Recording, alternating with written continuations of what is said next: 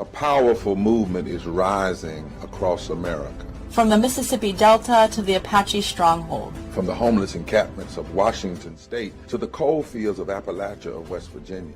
We are the 140 million poor and low-wealth people in this country, and we are building the Poor People's Campaign, a national call for moral revival. On June 18th, we will hold a mass Poor People's and Low-Wage Workers Assembly and Moral March on Washington to put a face and a voice on poverty and low wages in this country. This is a watershed moment for justice and democracy in America. Because the question should have never been, how much will it cost to address poverty? The real question is, how much is it costing us not to? Join us in D.C. on June 18th. Visit poorpeoplescampaign.org.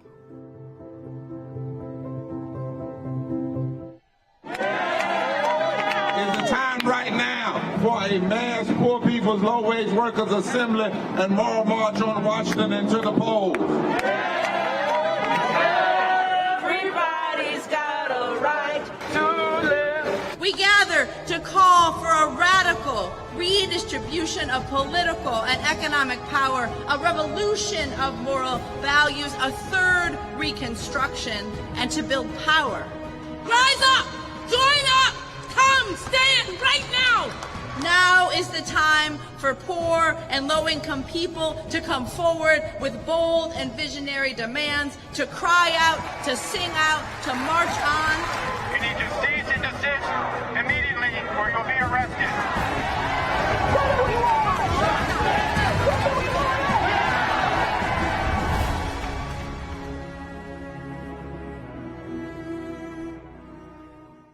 When the pandemic hit, I was an essential healthcare worker, but I also had no health insurance. Wow. And at $11 an hour, I made too much for Medicaid, but not enough to buy private insurance.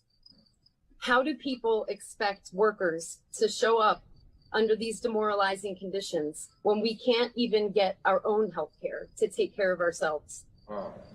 At the same time, the healthcare and home care CEOs are profiting off of our pain. People who need care and the people who provide that care are struggling just to survive, while people at the top are raking in record profits. Something is very wrong, yet our political leaders consistently blame the poor and tell us that we're lazy, looking for handouts and draining the system, when the truth is the exact opposite. Let us all now get quiet for a moment. I do want to ask in this section here that those of you that are holding signs, if you can bring them down some so people can see behind you. Those are the marshals. We need you to pass people placards. And we are together in our messaging, so we ask that you try to hold a sign that reflects this particular movement, because it's about all of us, not some of us. This is not a time to grandstand. We need to be one. We need to be one. So make sure you're holding a sign that reflects what we're talking about here today. Let us now be quiet for a moment for the blessing of the land.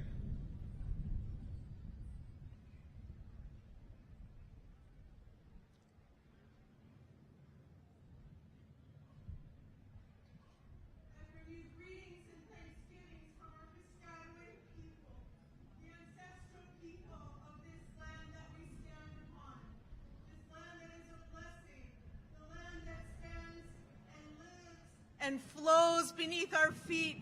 Feel that Mother Earth pushing you up, lifting you up as it has for our ancestors since time immemorial. My name is Gabrielle Tayak, and I am here to stand with you as our people have through the evils and onslaught of disease that came like a wave across the water and then almost wiped our people out, but we are still here. And we are all still here together. Through the wars that were unleashed, we know that our Mother Earth has suffered, but we are still here, and we are all still here together. Through the ecological destruction that we have all faced, that our people are still on the front lines protecting our waters, We know that we are still here, and we are all still here together. For all of our missing and murdered Indigenous women and relatives, for all of our people that have suffered, we know from this land, this water that flows, feel this air, feel this wind. It is constant, it is current, it is always giving us a breath of life. Take time to breathe and feel this earth beneath our feet as we march on together through time, always, all as one, all my relations. We offer this tobacco together as a blessing that the ancestors that came, that are all the ancestors that are new ancestors too soon because of what the suffering that has happened to us, that our ancestors stand with us and we remember them as they bless us, and they're part of this earth as we are. All my relations, Wanishi, Matakwiyase.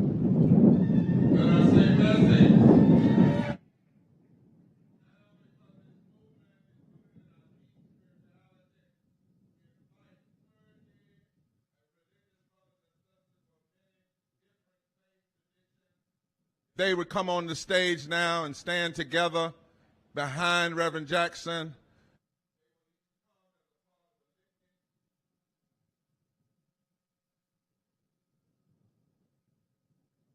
Good morning, Poor People's Campaign, a national call for moral revival. I'm now O'Neill Jackson, Executive Director of the Mass Poor People's Low-Wage Workers Assembly and Moral March on Washington and to the polls. We prepare now for a moral grounding as we receive the blessing of moral grounding from faith leaders across this land. I have the great joy of introducing our dear sister and friend, beloved, the Reverend Dr. Terry Howard Owens, General Minister and President of the Christian Church, Disciples of Christ, officer of the National Council of Churches, and just back from the World Council of Churches in Geneva, Switzerland. She comes today to lead these faith leaders in this moral framing and grounding. Welcome, Reverend Owens.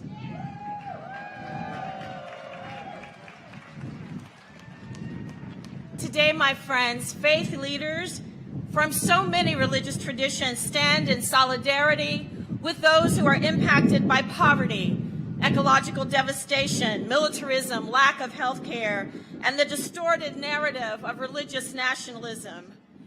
No matter how you call the holy, all of our sacred texts compel us to create a world in which there is enough for us all. The Poor People's Campaign is a moral call for national revival, a national call to moral revival, and we stand in the tradition of prophets of old as prophets in this time to call our country to account. We cannot simply preach or read from sacred texts and not join with others to demand action. We cannot simply gather in our houses of worship or offer only thoughts and prayers when people all around us are suffering and dying. So now is the time for action. Now is the time to join together as this movement for wholeness and justice. For silence is betrayal of all that we believe and hold dear. To be silent is to make hypocrisy of the faiths we profess. And so now we hear the leaders of our faiths. We join together today as moral leaders from across religious traditions to call the nation to mourn, repent, and reconstruct how it treats poor and low-wealth people. From across a nation with unprecedented wealth that continues to legislate evil and ignore the least of these. Thank you, Bishop Buddy. I'm Sheila Katz, CEO of National Council of Jewish Women. Shabbat Shalom. We gather on these streets in the spirit of the prophet Amos, who declared, "Hate evil and love good, and establish justice in the public square." Good morning. I'm Son Cities, Lorisha Son Cities Efuntayo from Ileyemu in Brooklyn. Look at me, you might know it also as Santeria tradition, Afro-Cuban. And for today, I would like to share these words. We raise our voices with love and we raise it with lament. We raise it with praise and we raise it with protest. We raise it with truth-telling and we raise it with prophetic witness. Amen and Ashe.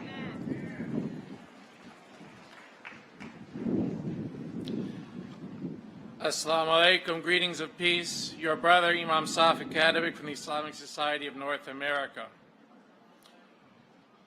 We heed the charge from the Holy Quran. Ya ayyuhalladhina amanu kunu qawwamina bil qist. O you who have believed, be persistent, standing firm in justice, witnesses for God. Surah An-Nisa, the chapter on the woman, chapter 4, 1 verse 35.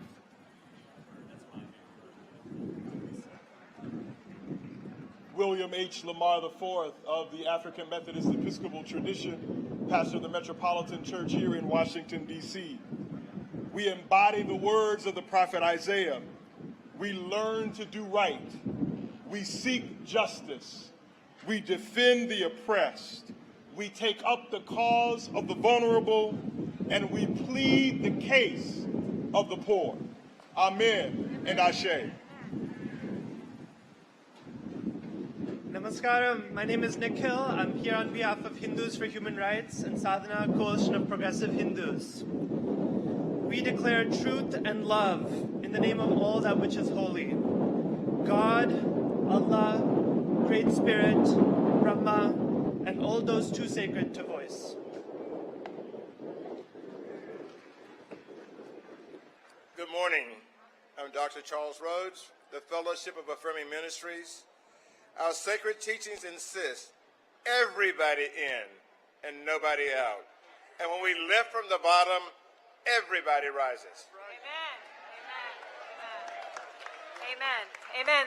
The Reverend Karen Brow, serving at Luther Place Church in Washington, D.C., and Evangelical Lutheran Church in America. God demands justice and fair dealing, reads the Holy Quran. Shane Claiborne from Red Letter Christians. Jesus says, if we don't care for the least of these, then we don't really love God, and we stand under God's judgment. Amen. Bernard Richardson, Howard University's Rankin Chapel. The prophet Micah reminds us, God has told you, O mortal, what is good.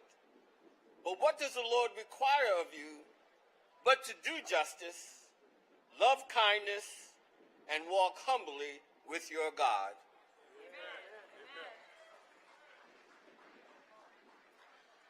I am Sister Anne-Marie Miller from the Sisters of Mercy of the Americas. And in the Catholic social teaching, the holy words of Deuteronomy are clear. Justice, justice shall you pursue.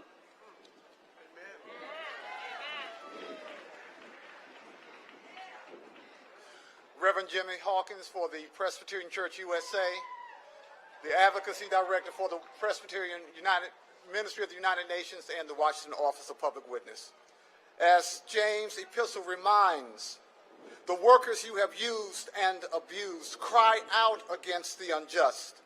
Their cries have reached the ears of God.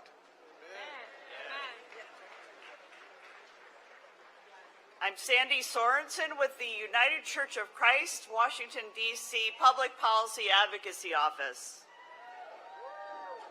Therefore, in this world of abundance, not scarcity, we cry out, there is enough for everyone's need.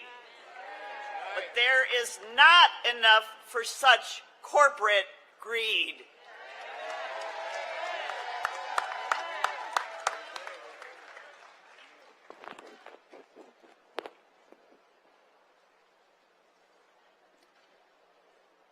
Namaste. Reverend Abhijan Amanchi, Cedar Lane Unitarian Universalist Church in Bethesda and Unitarian Universalist Association. As we cut at the earth, we hurt the spirit that binds us all. When we violate the river, the soil, the mountain and tree, we violate the sources of life that God provided for all, not just a select few.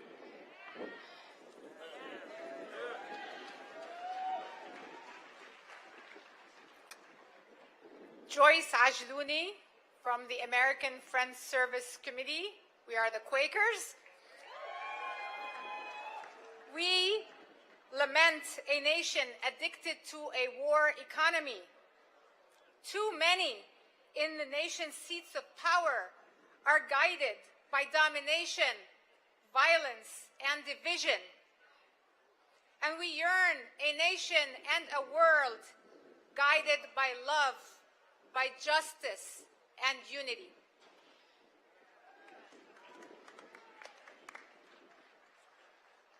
Reverend Adam Russell Taylor, President of Sojourners. We're an ecumenical Christian organization committed to peace and justice. We join together in prayer for the entire world with our hearts and our feet. I'm Frederick Douglass Haynes III, Senior Pastor of Friendship West Baptist Church in Dallas, Texas, co-chair of the Samuel DeWitt Proctor Conference. In the face of systemic racism, we declare that silence is betrayal. In the face of poverty, we declare that silence is betrayal. In the face of ecological devastation, we declare that silence is betrayal. In the face of militarism and a war-based economy, we declare that silence is betrayal. In the face of a lack of health care, we declare that silence is betrayal. In the face of a distorted moral narrative of religious nationalism, we declare that silence is betrayal. In the face of death because of poverty, silence is betrayal.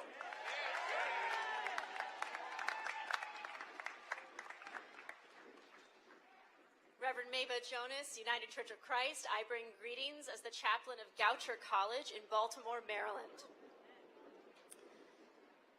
From the truth of our humanity and born from the lips of our many prophets, teachers, and sages, we solemnly commit to doing justice, to loving one another, and to striving until victory is ours. Reverend Dolimar Lebron Malavé, the United Methodist Church, representing the People's Church in East Harlem, New York, and Associate Director of IFCO Pastors for Peace. Today we pray for the elders that are still with us, for the children birthed in this movement now. We pray to the Holy One and to the ones of infinite name and reach. Shabbat Shalom. Shabbat Shalom. Shabbat Shalom. This is a beautiful day, Bishop Barber. You love it when I do the Hebrew. It's a day that God has given us because the God who is above is here with us on earth with the Poor People's Campaign, a national call for moral revival. We, all of us faith leaders, like the ones before us, are now the ones that we have been waiting for. We will raise our cry and we will call for change because nothing less would be a betrayal of our sacred commitment. Let us all say, Amen. Shabbat Shalom. Let us all say amen. Let us all say shalom.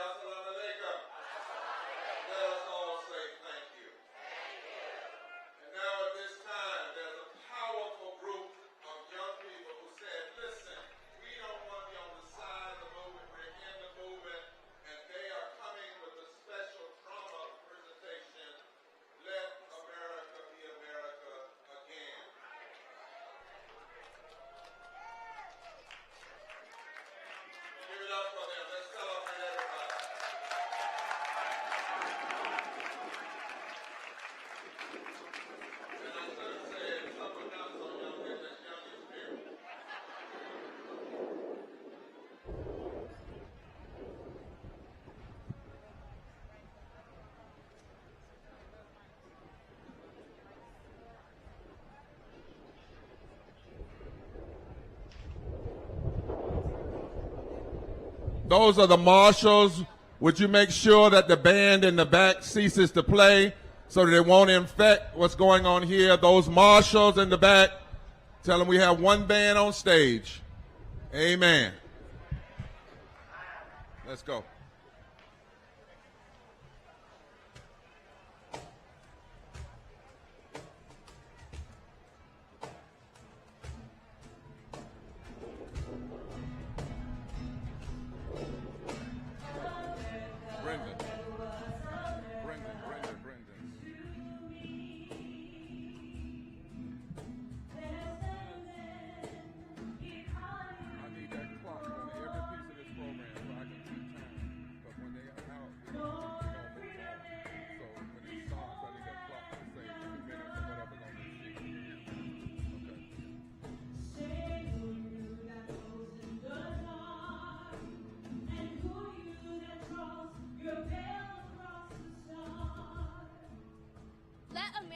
Be America again. Let it be the dream it used to be. Let it be the pioneer on the plane, seeking a home where we all are free. America never was America to me. I am the poor white, fooled and pushed apart. I am the young black man bearing slavery scars. I am the woman driven from the land. I am the people, humble, hungry, mean. I am the Negro servant to you all. The same old stupid plan of dog eat dog, of mighty crush the weak. Of owning everything for one's own greed, of profit, power, gain, of grab the land. I am the man who never got ahead.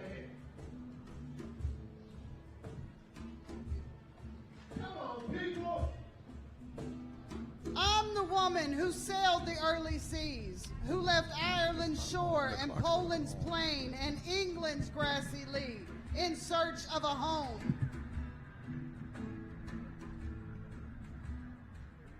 Brenda, To build, torn from black Africa's strand, I came. To build a homeland of the free.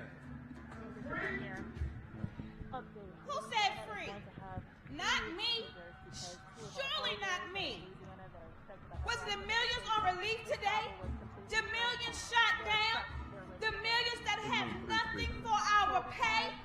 For all the dreams we've dreamed? And all the songs we've sung? All the hope we've held?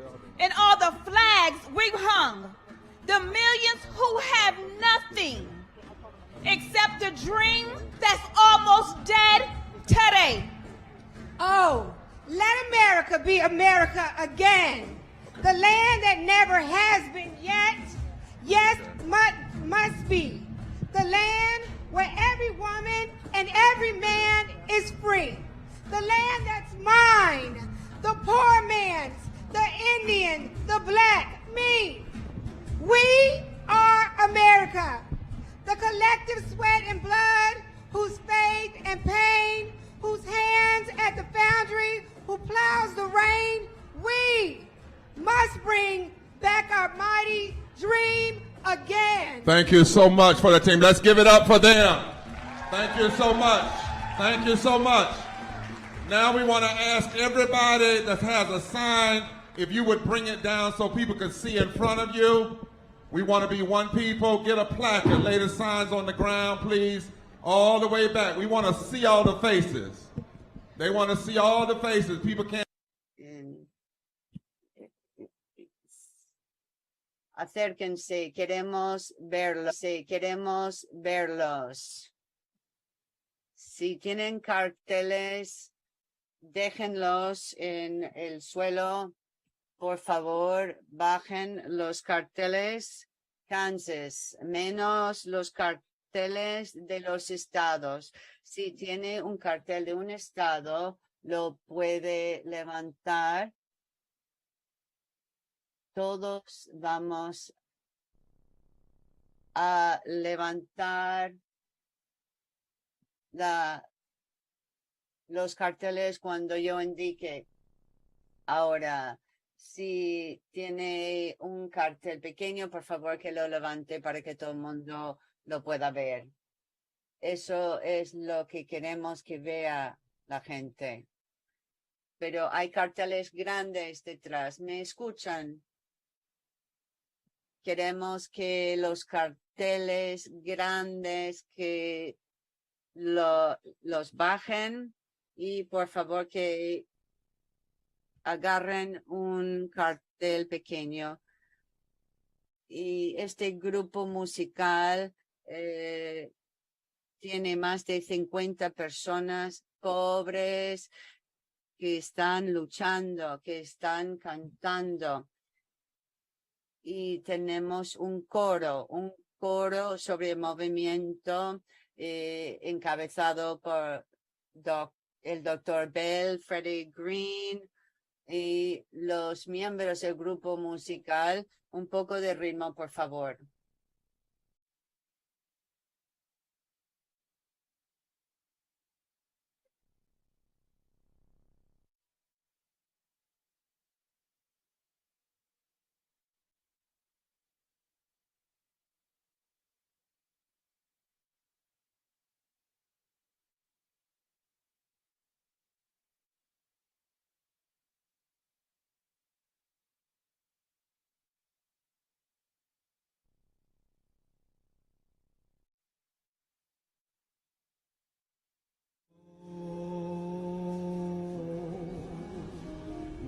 Oh, look at the people.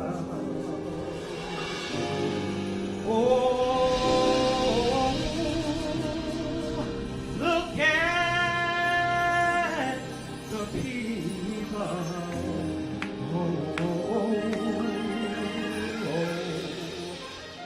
look at the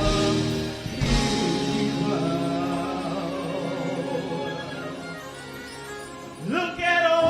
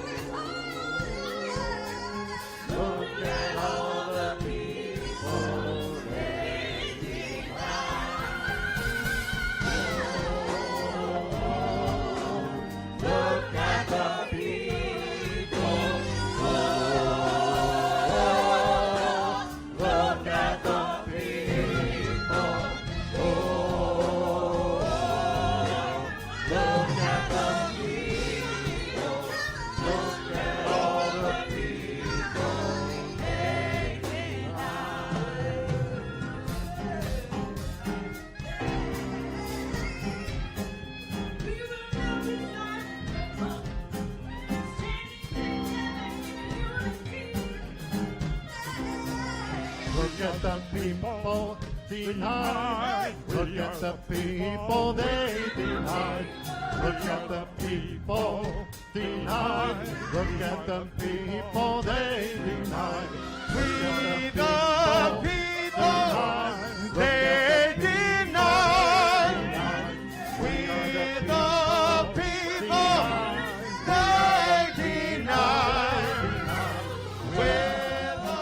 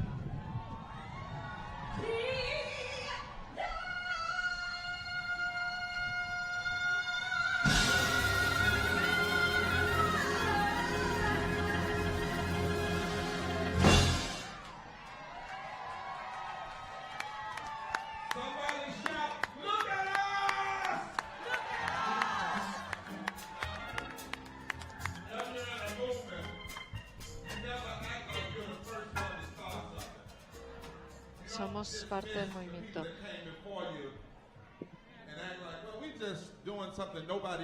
Estamos haciendo algo que nadie hizo.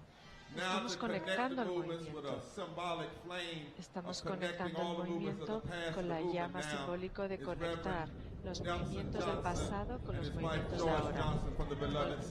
Ahora, Reverendo Johnson y su mujer.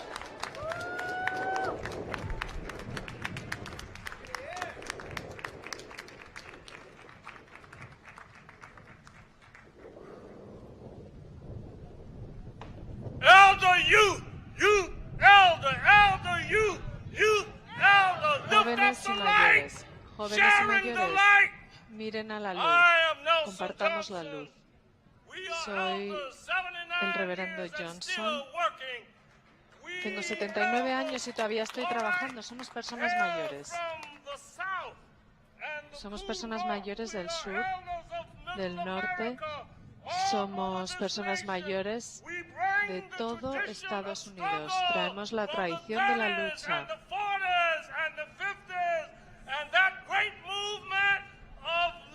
Un movimiento fantástico de los 30, de los 40, de los 50, de los 60. Vamos a mirar a la luz. Jóvenes y mayores, jóvenes y mayores. Yo me llamo Abigail Mosley de Cleveland, Ohio, y estoy muy contenta de estar aquí con todos ustedes. Muy contenta. De Maine a Miami, desde el oeste, California, a Washington, D.C. Somos la generación X, Y, Z y mucho más allá. Nosotros nos apoyamos en el movimiento de liberación negro y también hemos creado el movimiento de las vidas negras importan. Black Lives Matter. Yo tengo 75 años.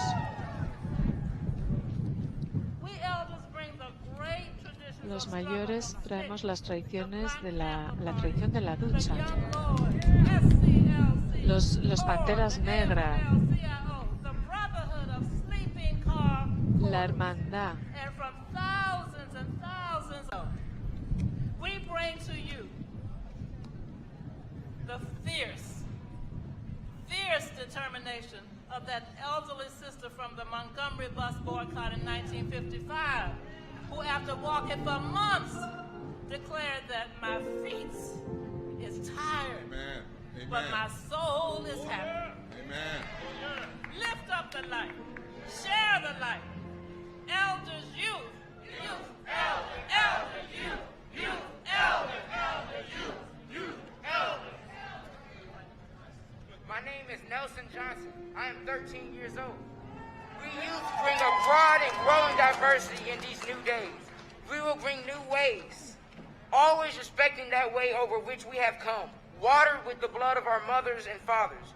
We will stretch across systems and culturally imposed lines of division as we strive to build a more powerful people's unity that can shape these United States and build a more perfect union. Lift up the light, sharing the light. Elders, youth, elders, elders, youth, elders, youth, elders, youth, elders.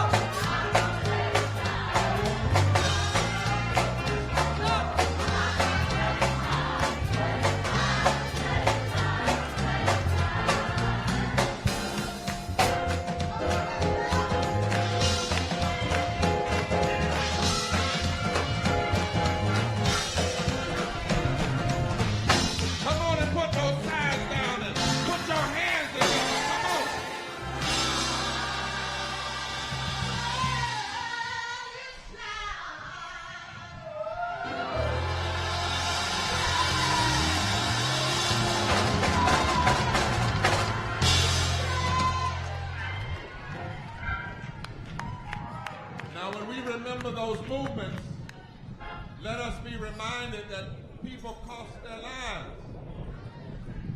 But it never stole our joy. We weren't always happy, but we always kept the joy.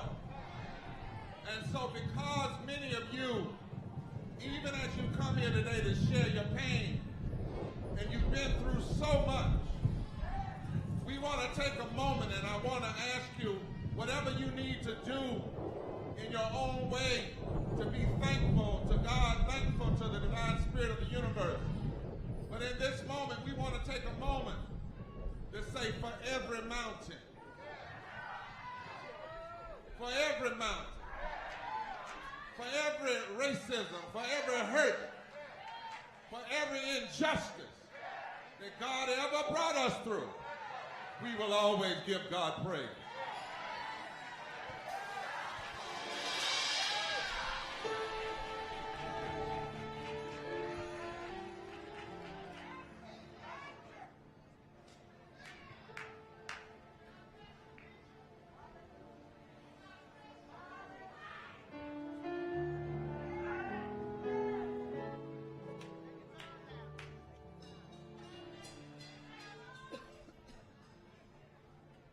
I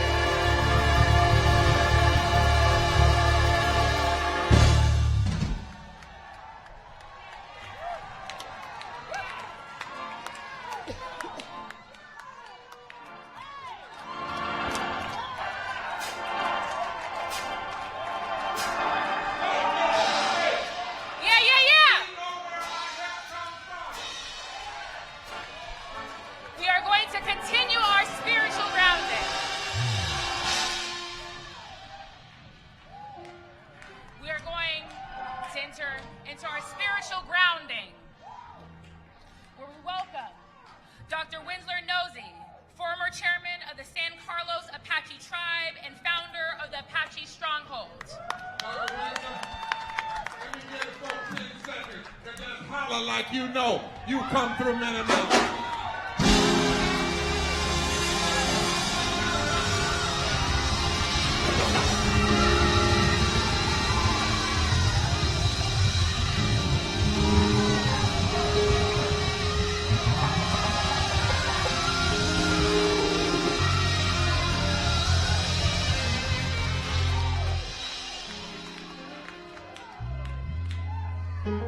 First, I want to thank all of you for being here today. I want to thank Reverend Barbara, Reverend Liz, and all of the Poor People's Campaign. Thank you so much. It's been over 500 years since our voices haven't been heard. And the only way we're going to do this is we come together. We need you as much as you need us, the first people of this country. Let me say this. There are those political issues that we face together that has harmed our people. Then there's the religious issue that I bring forward. In so many ways, we talk about what's really important. Well, one of the things that's so crucial to us is what colonization and capitalism has done to our people. So coming from the first people perspective, we've seen how it dismantles people's belief, people's spirit.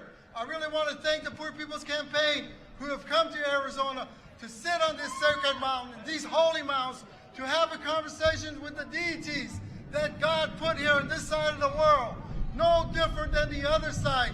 What our people say is that in the beginning, when Lucifer that you know of was on the other side of the world, he came on this side of the world. But on this side of the world, the native people had one drum, one prayer, so he felt us. So in this gathering that we put together today requires us all together to come as one. Because in one prayer, we'll be able to handle the problems that we have. Because that problem comes from us individually. What creates evil? So it's going to take all of us to come together. The importance of Mother Earth, the land, the water. In Arizona, water is being depleted. Congress is exempting foreign mining companies of all federal laws. This is the consequences that we face. So what our people say is that we are fighting the oldest evil. So in coming here today and talking with you is that it's a reminder that this march that you make, this work that you do has to be committed to the spiritual way, because that's one battle we have not used and we have to use to conquer this place here. People tell me when I come to DC, when we elect these people, they're good people, but when they get here, something happens to them. So they tell me, Mr. Nosey, we have to come together and fight the oldest evil. So that not only comes from our people, it comes from the entire people. So this movement is ready, but we have to be personally ready. From there, it's a personal journey to a sacred unity. So on behalf of the Native people across this country who are coming together spiritually, we pray and are with you in this journey, but we must keep it spiritually. Thank you. Thank you. Thank you, everybody. Thank you. Thank you. Thank you from our brothers and sisters, First Nation. Now, my brothers and sisters, we thank God and we praise for the mountains, but we also are required to know what it is that the Lord requires, because our praise can't be empty. We have work to do. Look at the screen as Yara Allen sings an original song of the movement. What does the Lord require? And look at the faces and the people. You, yourselves.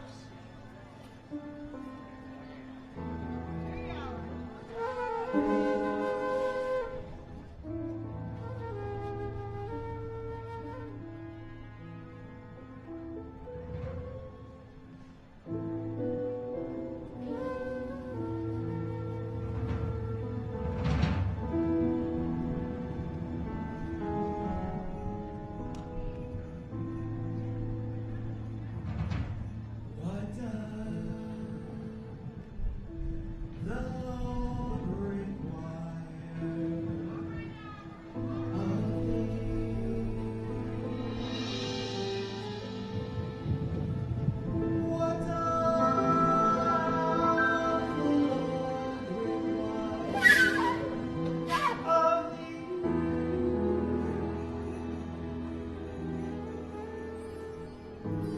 what to do.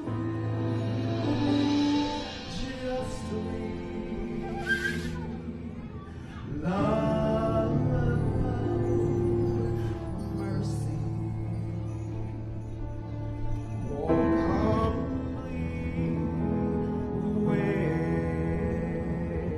walk humbly with God.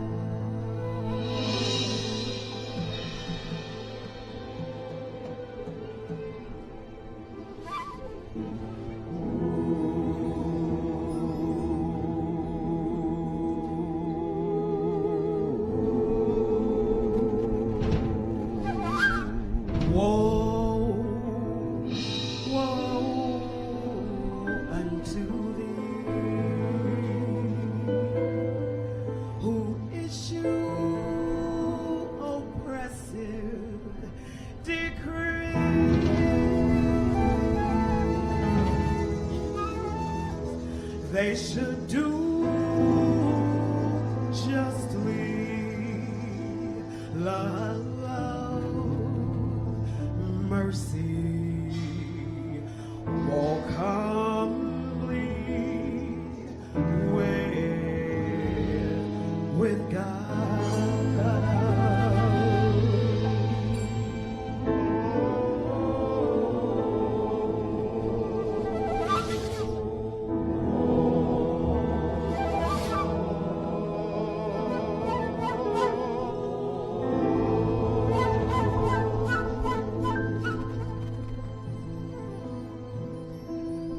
What does the Lord require of thee? What does the Lord require of thee?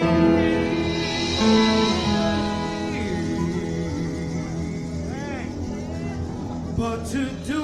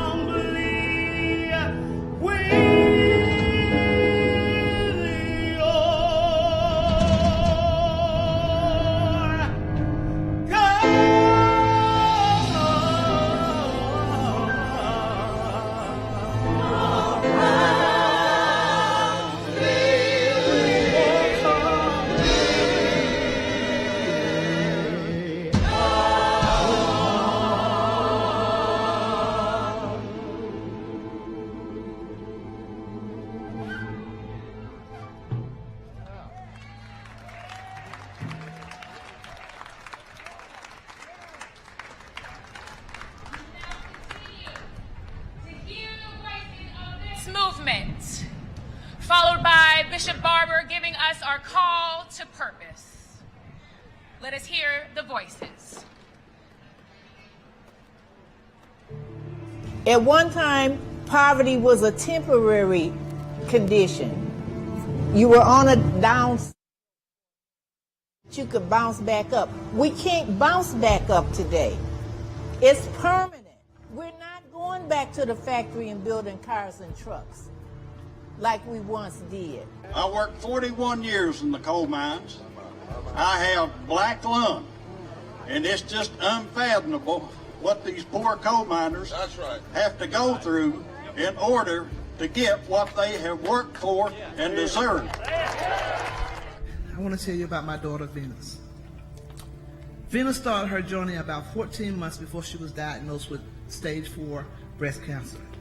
Having no primary care doctor and no medical insurance, Venus visited the emergency room in Montgomery so many times that we lost count. Venus had to wait to be approved for every medical procedure she received and was waiting for approval for a CAT scan when she relapsed into a coma, and she finally got the CAT scan that she needed, and they found 2 tumors in her brain. One had ruptured. The next day we gathered around Venus to say our goodbyes, and we unplugged 2 and Venus died. No parent should have, in America, should have to bury their child for lack of medical space. No person should be denied medical care because they don't carry a plastic card. I'm a Vietnam veteran. I was raised poor. My only chance of going to college was joining the Army. Now, I'm also a Kansas farmer's wife. Kansas farmers are committing suicide at a far greater rate than the national average. I'm the one of the many faces representing homelessness and poverty here in New York State.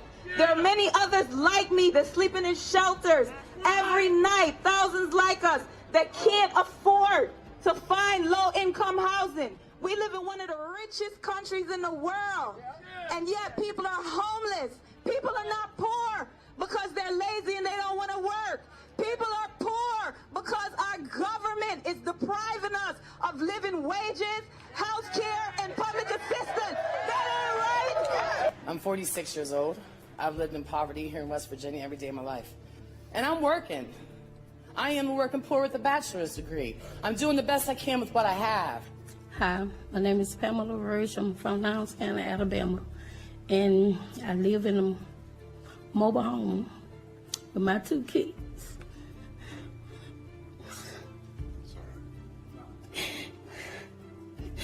They charged me over $114,000 on a mobile home. They're falling apart, and then all animals coming in my house. Possum, they trapped 4 possums in my house, cats and stuff. And I got raw sewage. I don't have no money on power. And I have to travel back and forth to Birmingham to take my daughter with the CPAP machine. Don't have a car and don't have no way to take her.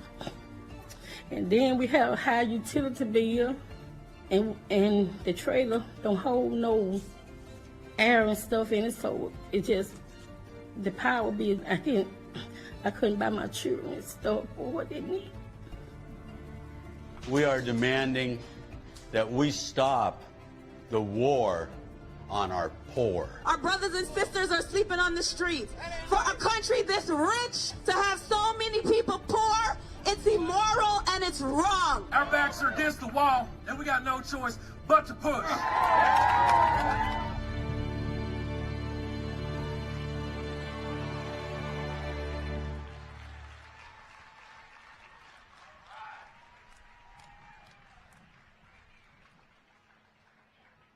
More than 100,000 people are in these streets and on the way. Buses are still coming.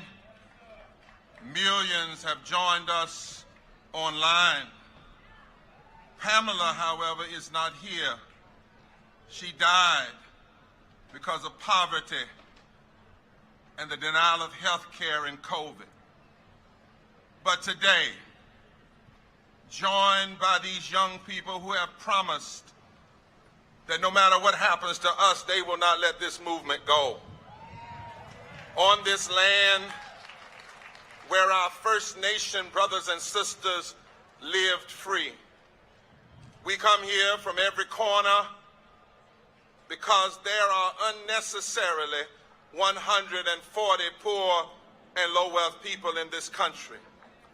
That's 43% of the nation, 52% of our children, 66 million white people, 26 million black people, 60.9% of black people, 68% of Latinos and natives, and more than 60% of Asians who are entangled in the unjust weeds of poverty and bound up by the interlocking realities of systemic racism, voter suppression, refusal to pay a living minimum wage, bad tax policy, ecological devastation, denial of health care, inequitable educational opportunity, the war economy, and the false moral narrative of religious nationalism. Here we are today.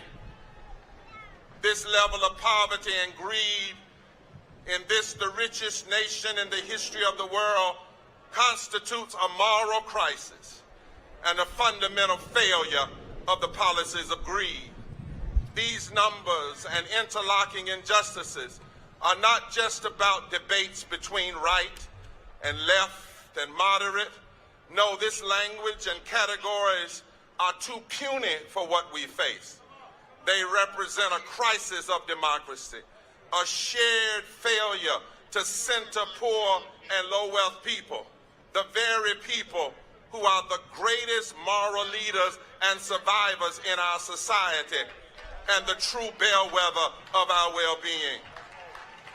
But there is something else that is even more grotesque. The regressive policies which produce 140 million poor and low-wealth people are not benign. They are forms of policy murder.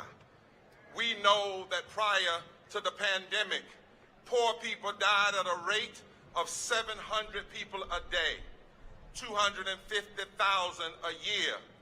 Poor people have been 2 to 5 times more likely to die from COVID during this pandemic so far.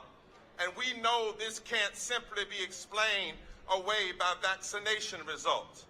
It's related to the discrimination in our policies toward poor and low-wealth people.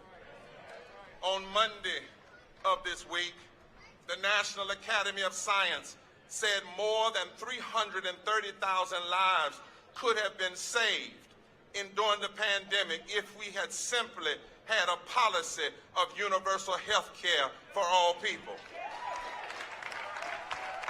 A policy which is a human right that should never be connected to your job, but always connected to your humanity.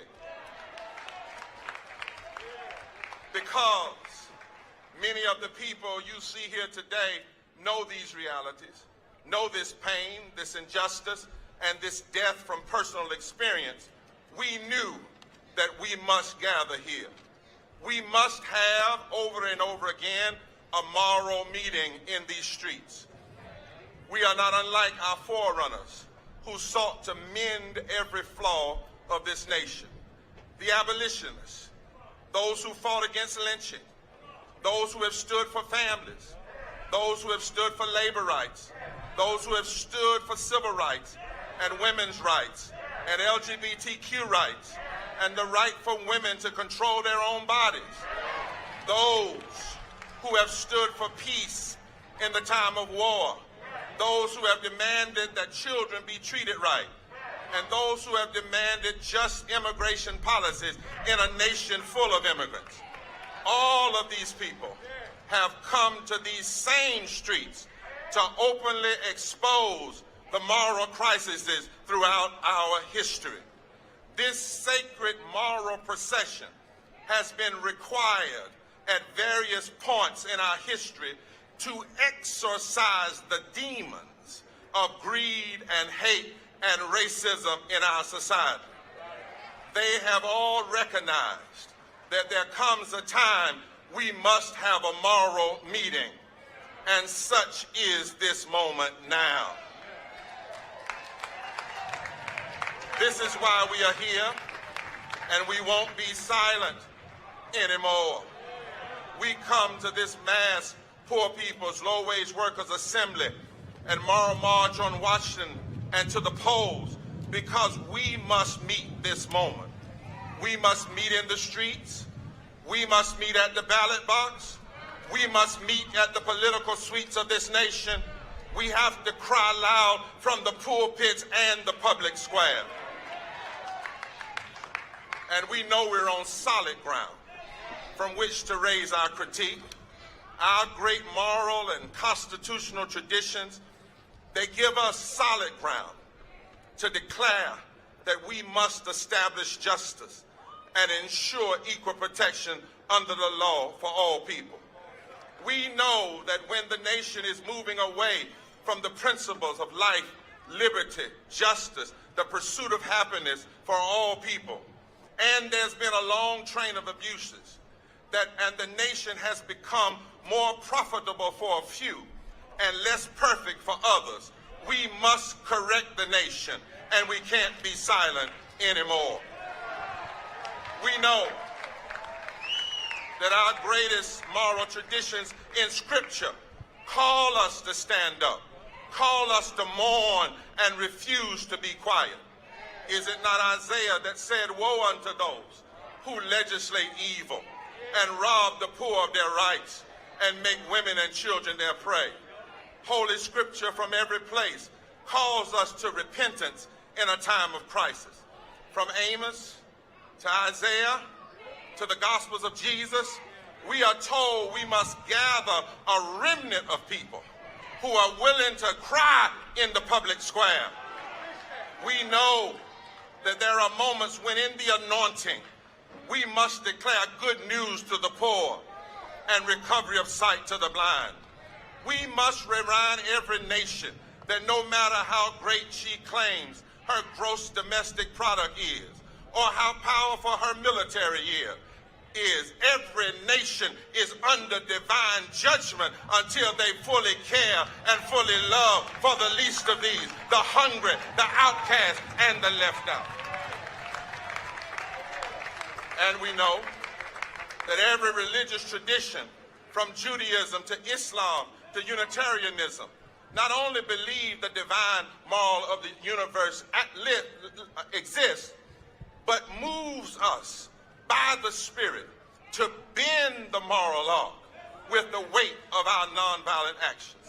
Today, make no mistake, America, we are determined to bend the moral law right here, once again, in America. We are resolved not to stop until we no longer have to fight. We are resolved not to stop until we no longer have breath to breathe or strength to give. We are the Poor People's Campaign, a national call for moral revival, and together with our allies, we won't be silent anymore.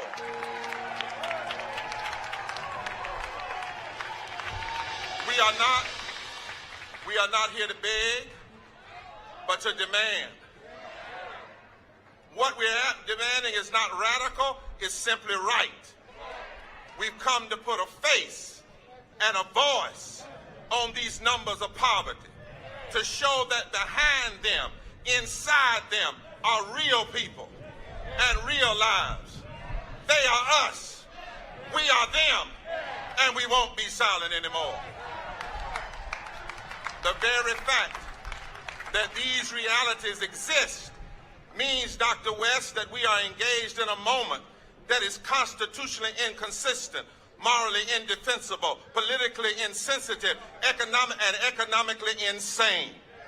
As the great prophet of the Harlem Renaissance declared, we must take back our mighty land again.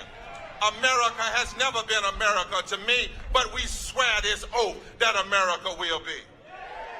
We must say with our bodies, with our voices, with our organizing, with our preaching, with our standing, even with our suffering and our sacrifices, that we won't be silent or unseen or unheard anymore. As long as there are 140 million poor and low-wealth people in this country, and we know it doesn't have to be this way, we won't be silent anymore. As long as there are 87 million people who are uninsured or underinsured, and everybody in the Congress gets free health insurance while they vote against us to have the same thing, we won't be silent anymore. As long as caving to the lobbying of the U.S. Chamber of Commerce, 49 Republicans and 2 Democrats refused to vote fairly and denied 32 million people just last year a $15 an hour minimum living wage, we won't be silent anymore. As long as we know this nation will never really deal with inflation and recession until she does right by the poor and low wealth of this country. As long as we have the hypocrites and their audacity to call people essential workers during the pandemic and then treat them like they're expendable when it comes to health care and wages. As long as 2 Democrats and 4 Republicans block child income tax credits, lift folk up for a few months out of poverty, and then drop them right back to hell in poverty, we won't be silent anymore. As long as people keep asking, how much will it cost? Rather than ask the real cost question, how much does it cost for things to stay like they are? As long as there are the lies of scarcity and the lies we don't know what to do, as long as we have the stealing of native lands and unjust immigration, as long as your health and your income can be determined by who you love, as long as people go to bed hungry, as long as millions of our neighbors are homeless or facing homelessness, as long as 4 million people can get up every morning and buy unleaded gas and can't buy unleaded water, as long as our military spends twice as much as Iran, Iraq, Russia, and North Korea combined, and we know that just 10% of that bloated military budget could provide health care and public education, we won't be silent anymore.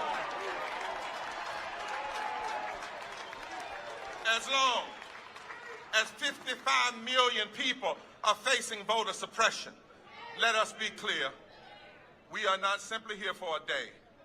This assembly is to declare the full commitment of a fusion coalition. If you didn't know America, you better ask somebody.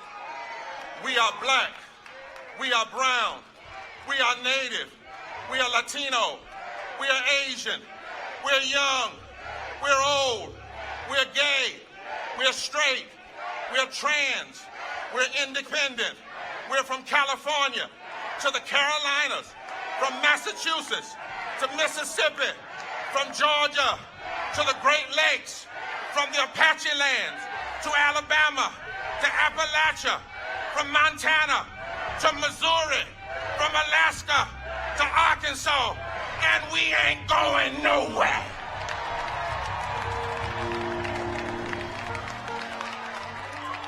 Now is the time for a third reconstruction. We are the rejected who've been rejected by the politics of trickle-down economics and rejected by neoliberalism. 150 years ago, black and poor whites built the first Reconstruction. Over 50 years ago, black and white people and Latinos joined people of faith and followed the prophetic servant leader, Martin Luther King, and took on racism, poverty, and militarism, and a second Reconstruction. But now is our time for a third Reconstruction. We are not an insurrection, but we are a resurrection. And this is the day that the Lord hath made.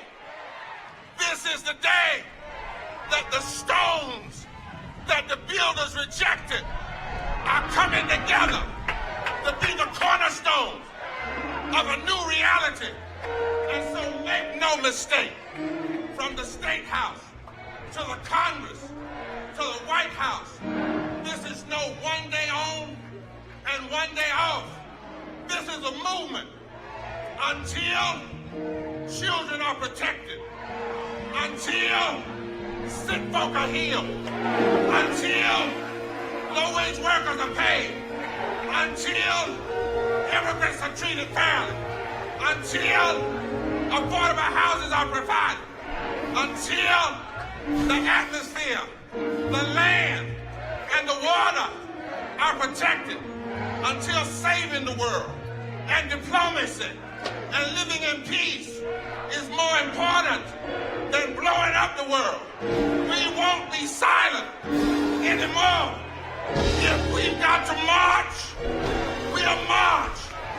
If we've got to engage in nonviolent direct action, we'll engage.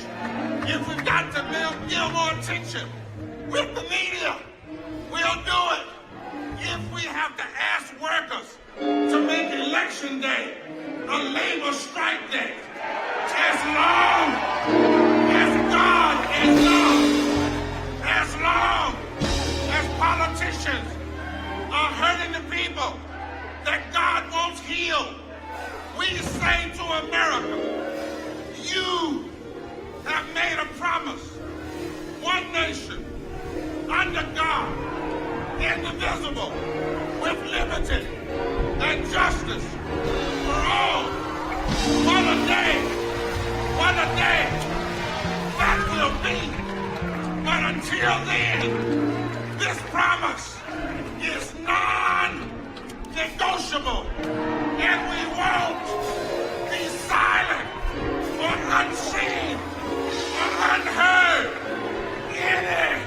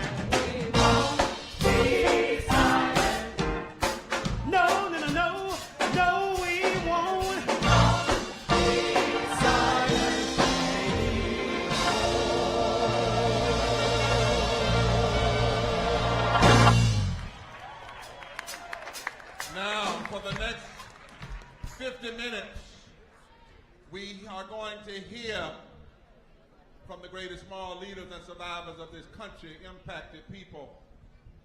We have coming to the stage Mark Deming from Wisconsin. They're all coming together. Then Pam Garrison from West Virginia. And then Linda Burns from Alabama. Kenya Alcacer from California.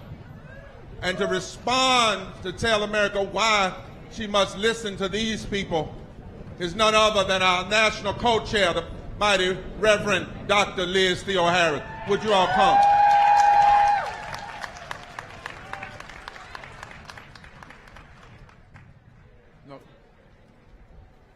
As we stand together. If you will notice at this podium, nobody ever stands by themselves. Forward together. Forward together. Duwe Nabushu and Duwe Maganaduk. Nadawe Benezi, Indigenous cause, the main no dem. Anishinaabe, Omenomene, Lenape, Delaware, Mohikanak, French, English, and now. Neopit in Donjaba. Mark Denning, Wisconsin. 3 Fires, Medewan Lodge. Our way is the way of the heart. Tomorrow is Father's Day. And to all the fathers that have lost their children, I grieve with you. We have lost all 3 of our children to suicide and pain and killing drugs. Our children should have been given a fighting chance had they gotten the mental health care we all deserve. Our first son, a law school graduate, the first to leave us. It was only 33 days later, his sister, a junior at UW-Madison, Wisconsin, completed her suicide. When she went for help, she was turned away. Too many visits, Isabel.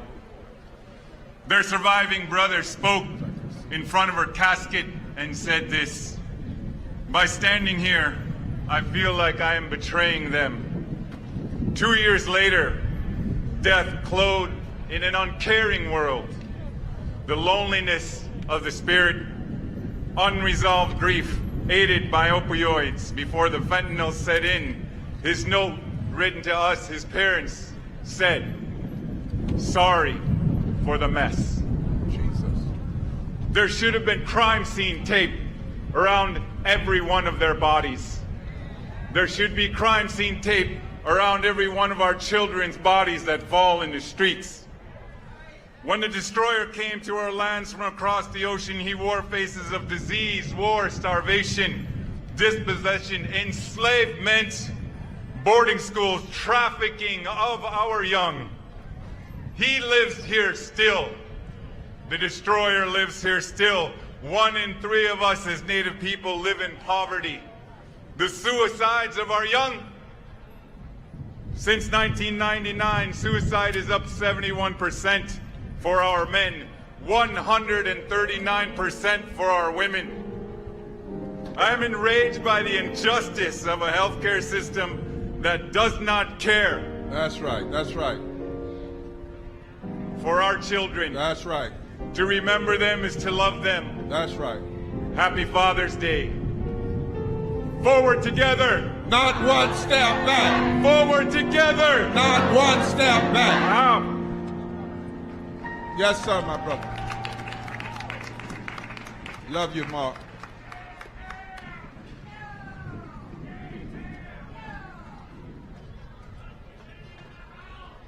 Hello, I'm Pam Garrison, Tribe Chair of the West Virginia Poor People's Campaign. I stand here with righteous anger.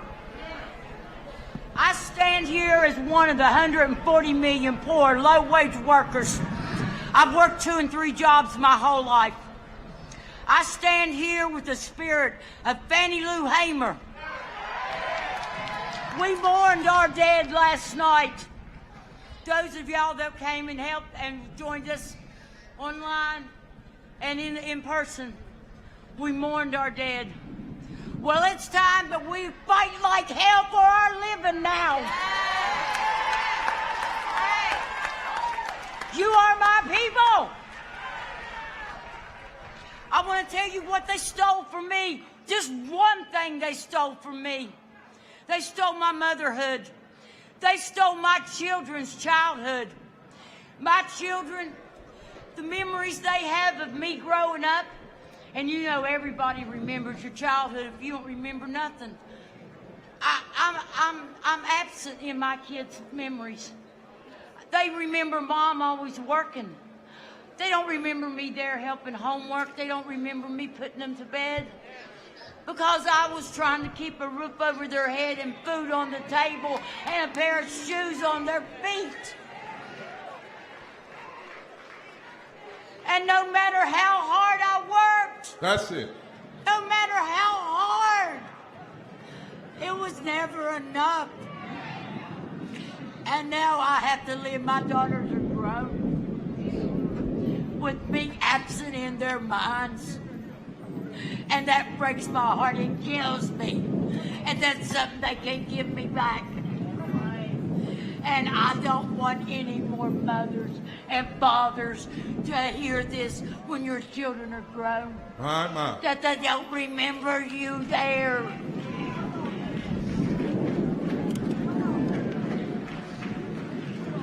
I gotta tell you, this is a declaration.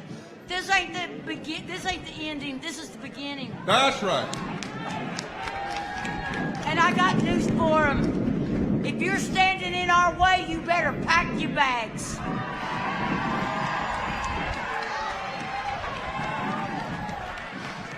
We are going to hold you accountable.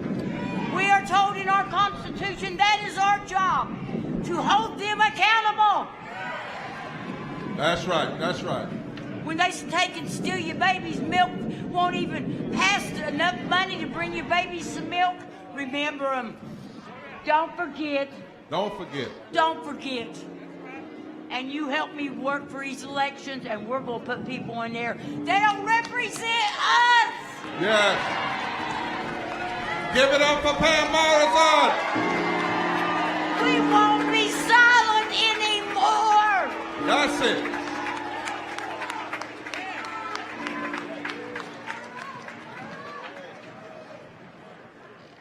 Hello, everybody.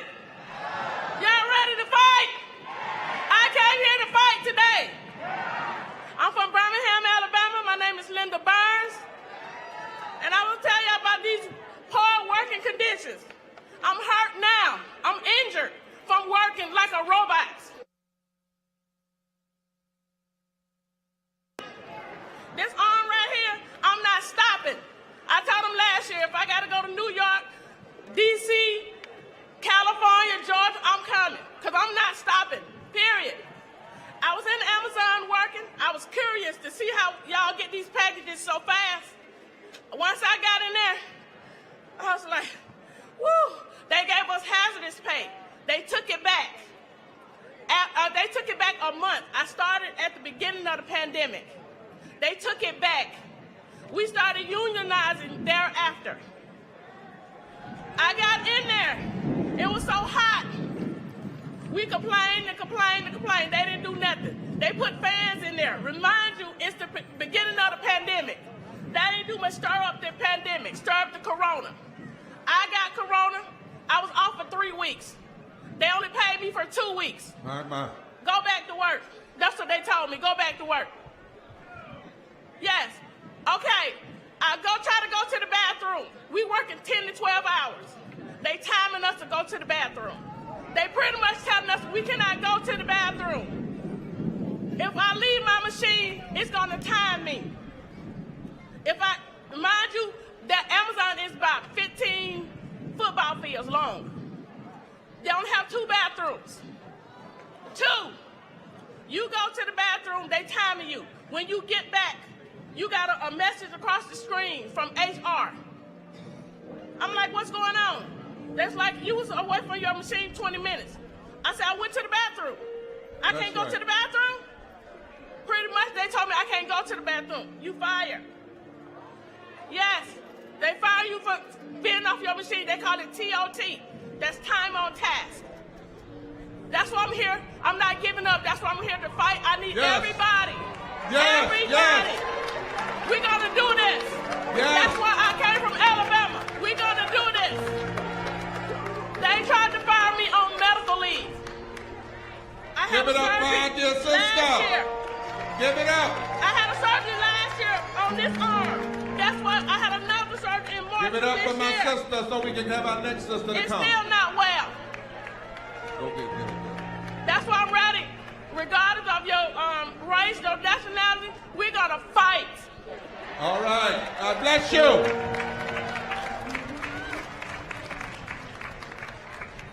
together? Not one step back. My name is Kenny Alcocer. I'm with Unión de Vecinos and the Los Angeles Tenants Union. I am here today representing the California Poor People's Campaign, a national call for moral revival.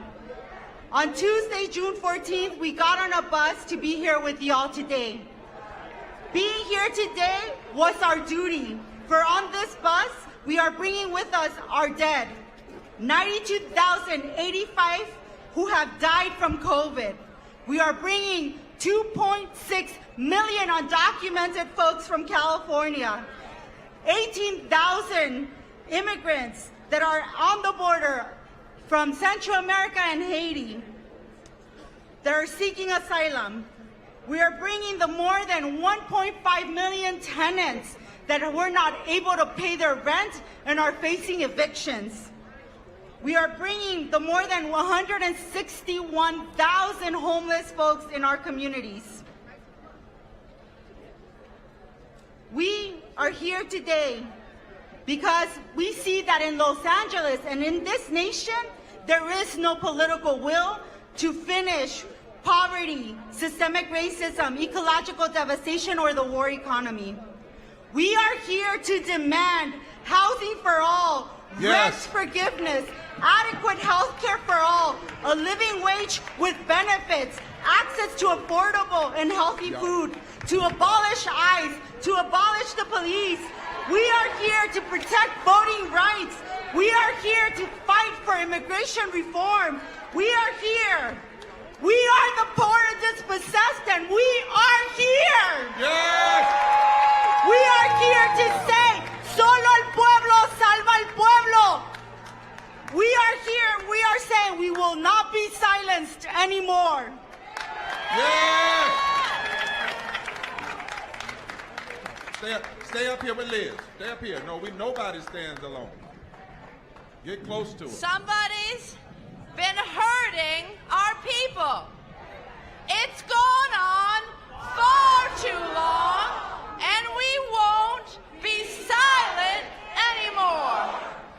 Now, Washington, D.C., these yet-to-be United States, it does not have to be this way.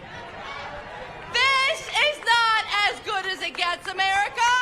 Poverty is not inevitable. We cannot accept abandonment amidst abundance.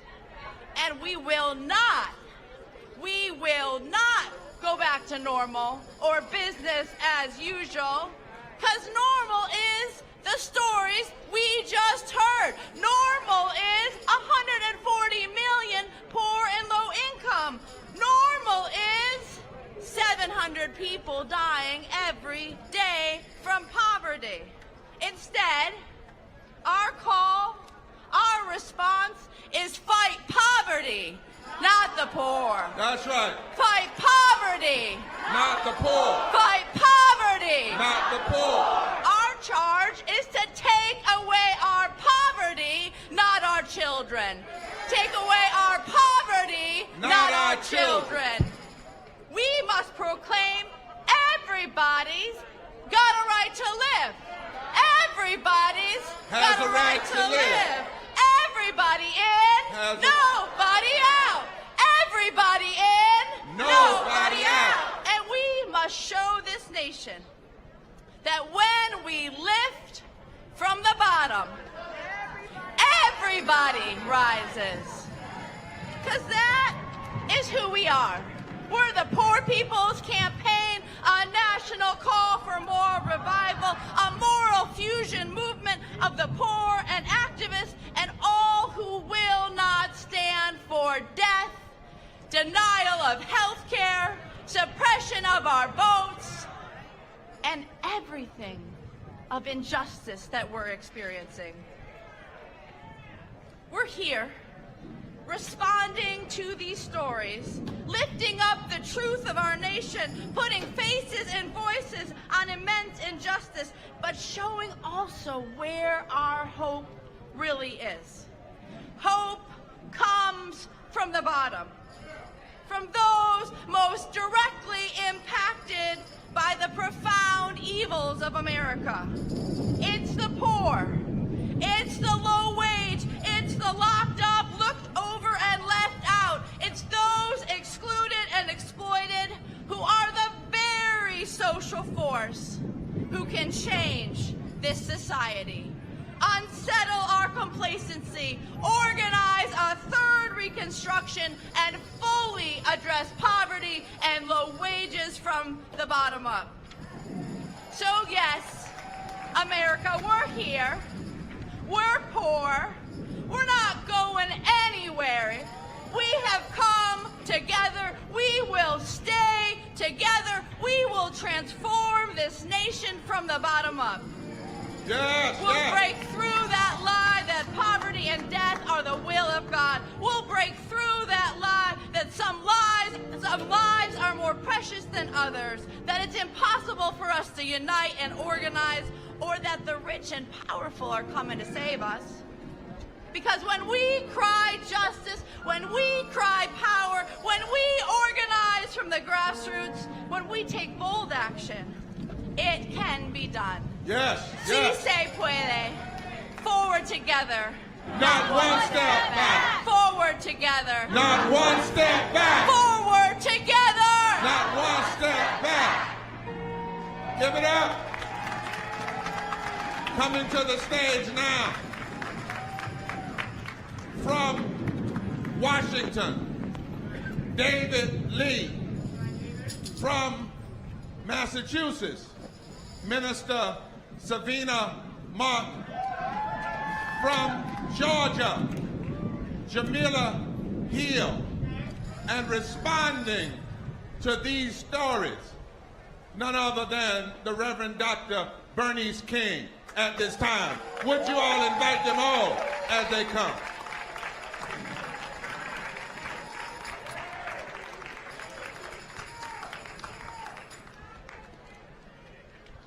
Forward together. My name is David Lee. I'm a Korean American immigrant, and I've been a substitute teacher for 8 years, and I'm currently a graduate student at Seattle University. Growing up, hearing the words alien, illegal, or go back to where you came from made me feel unwelcome in the United States. My parents, with English being their second language, also faced many discriminations in the United States. After 20 long years, my parents finally became a naturalized U.S. citizen. But even with their citizenship, my parents continue to struggle today. My father is 64 years old and is a sign builder with a meniscus tear on his knees. But because of our poor healthcare system, he has not been able to get his knees properly treated. My mother is 57 years old and works as a caregiver to assist with the bills. But because of my parents' financial debt, I do not know when they will be able to retire. Also, with the recent rise in Asian hate crimes, I have realized that regardless of my parents' immigration status, they are not safe in the United States. In response, I have heard our government advocate for the AAPI community. As a Korean American immigrant, I want to say to our leaders in government, true advocacy for the AAPI community begins by not only addressing the hate crimes, but by providing mental health resources and universal health care for poor and working class people. Student loan forgiveness for students like me who would like to pursue their dreams without being in debt. Finally, as a teacher, I want a better future and planet for our children by addressing gun violence and working together to solving our climate crisis. We are the Poor People's Campaign. We won't be silent anymore. We won't be silent anymore.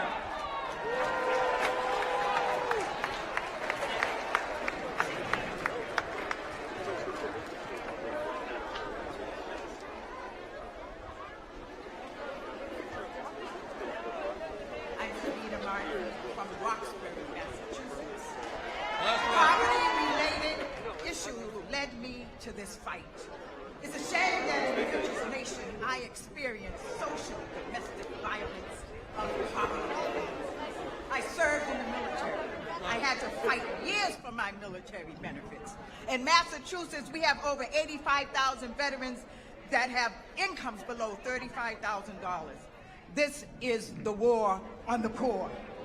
Domestic tranquility is not being secured. I felt cheated, thinking how this country would rather appropriate funds for national defense, having the power to declare war instead of providing funds to lift the load of systemic poverty. And this is wrong. A visible expression of homelessness or poverty is homelessness. That's not promoting the general welfare. It's promoting poverty. While the rich have a winter mansion and a summer home, I have no home. This is social violence in every form. No house, no health, and no hope equals death in the streets. The rich continue to exploit the poor. Unfair housing policies lock us out of affordable apartments. Rents are high and wages are too low. Teach him. We need to cancel the rents. This is why we are fighting. We may be homeless, but we are not helpless. This is why I am in this movement, the Poor People's Campaign. We are the hope of tomorrow. I am one of the 140 million. While vacant high-rise buildings sit empty, stomachs are empty. Where is the security and blessings of liberty, I ask? How can we go to church on Sunday and walk over a homeless person on Monday? No! We are the workers, and we are the people that built this country, and this is ours, and we won't be silent anymore! Thank you, Sabina.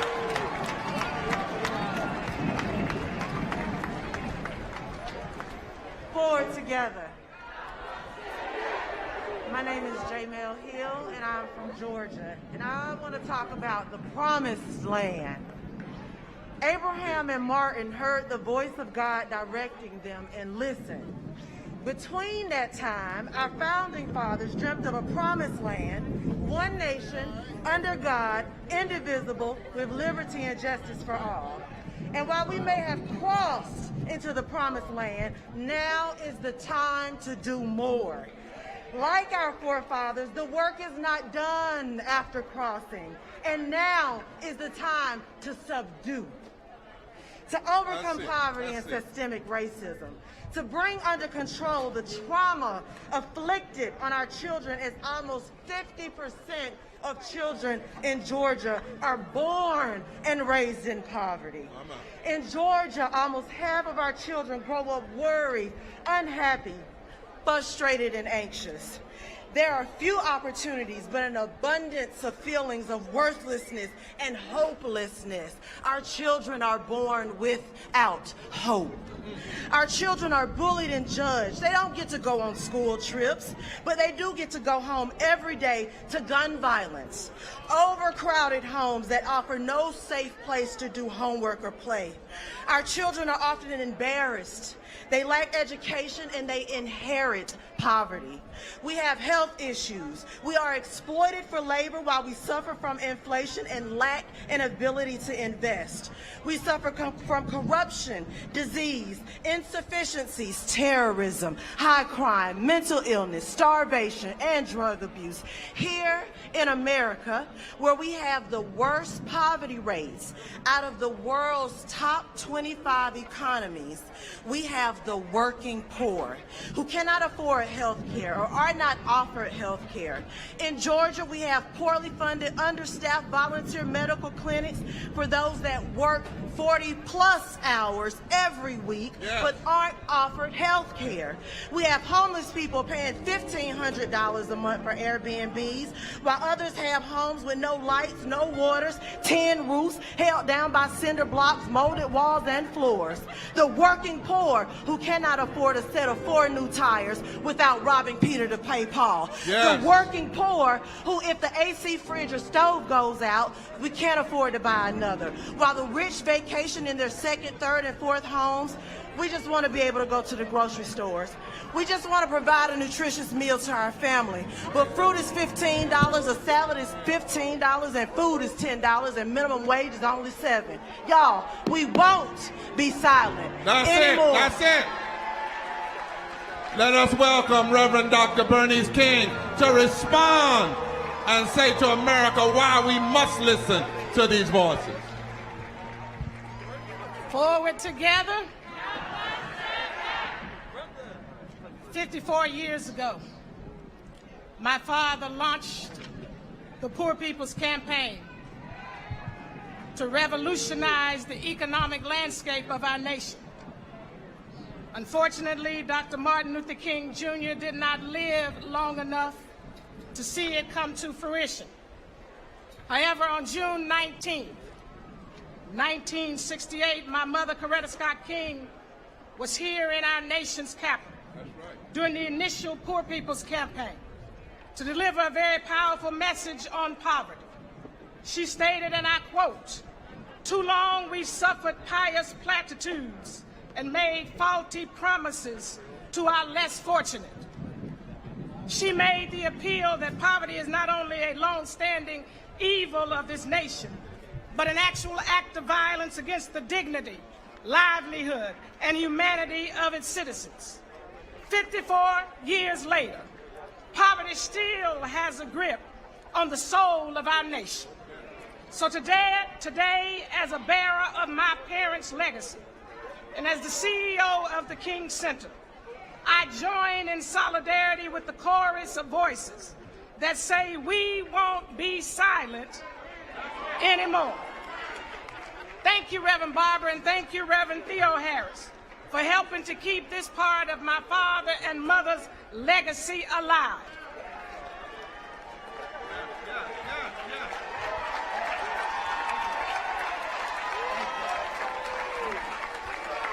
And thank you for keeping the movement going.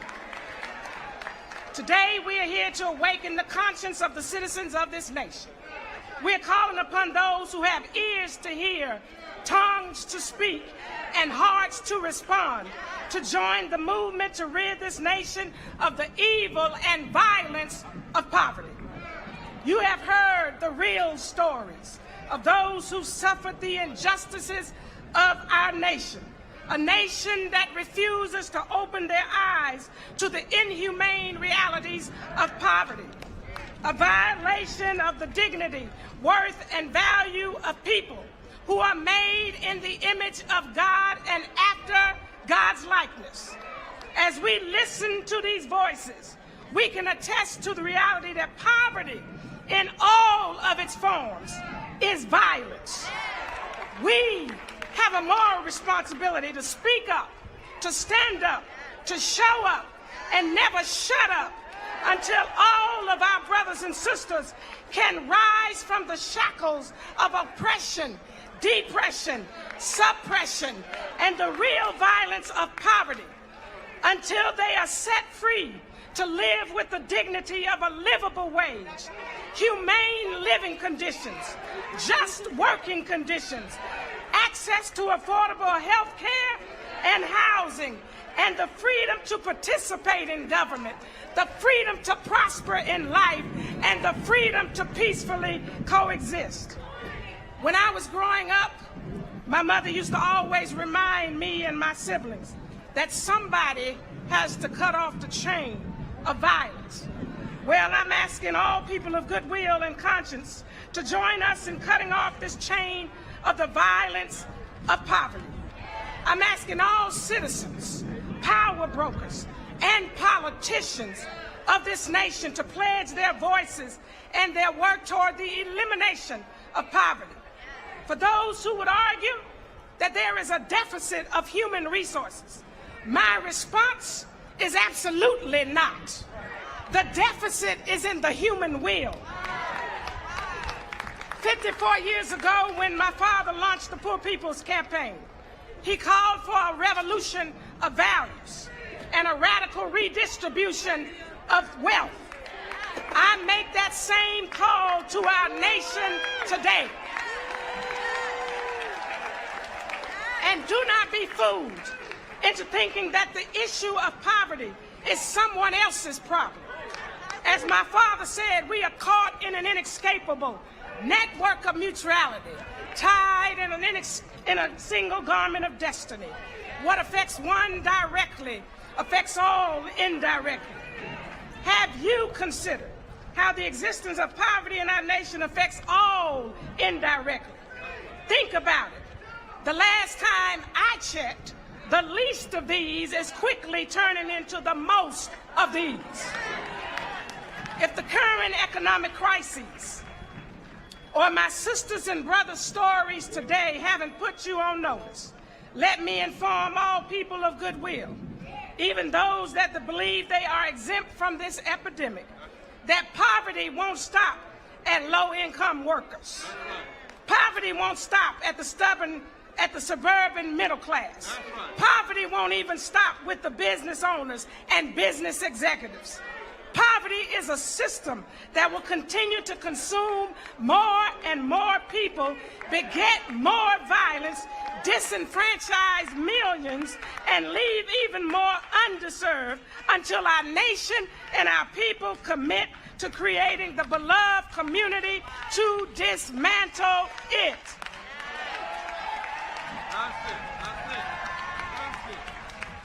And it's going to take all of us to do our part to make this happen. We must work from several different angles. While there are those in our society who are turning a blind eye and a deaf ear to the ever-increasing rent for poor and low-wage workers, stay tuned, because I'm working on a pathway to transition them from being renters to becoming homeowners without the requirement of a credit score. As I stand here today, hearing this pain and suffering that my brothers and sisters who are in the grip of economic injustices and inequities are enduring, the evidence is very clear that this nation is guilty of violence, of theft, of oppression, of exploitation, of abuse, of extreme neglect, and the absolute abandonment of the poor, and should be indicted on the misappropriation of resources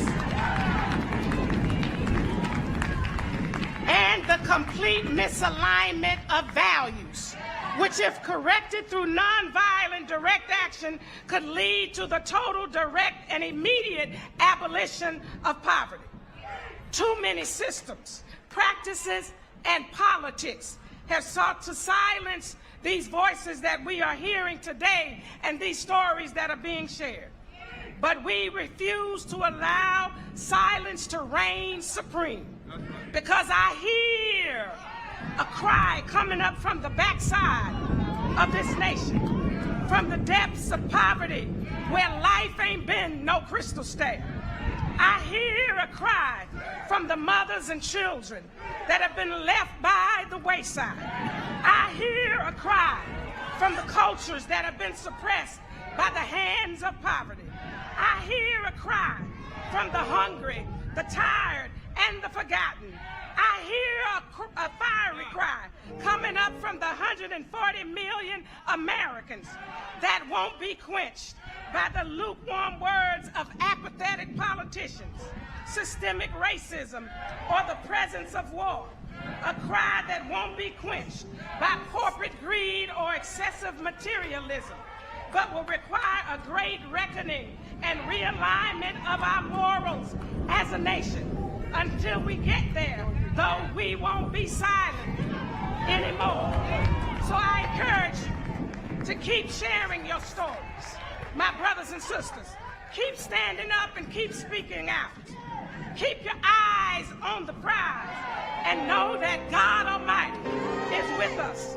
God's word reminds us that the darkest hour is always before the dawn. So don't you stop now. Don't you get weary in well-doing. Walk together, children. Don't you get weary.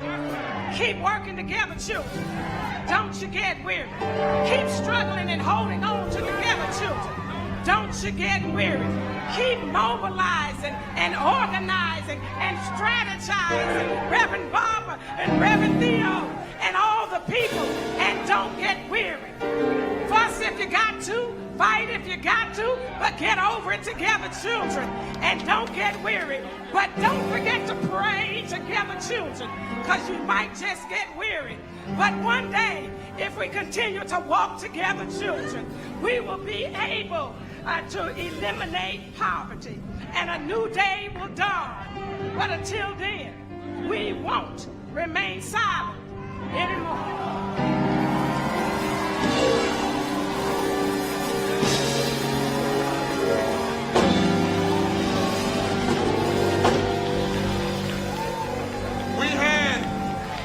We had to give Dr. King and Coretta Scott King's seed some extra time because we want you to know your father's death is our resurrection.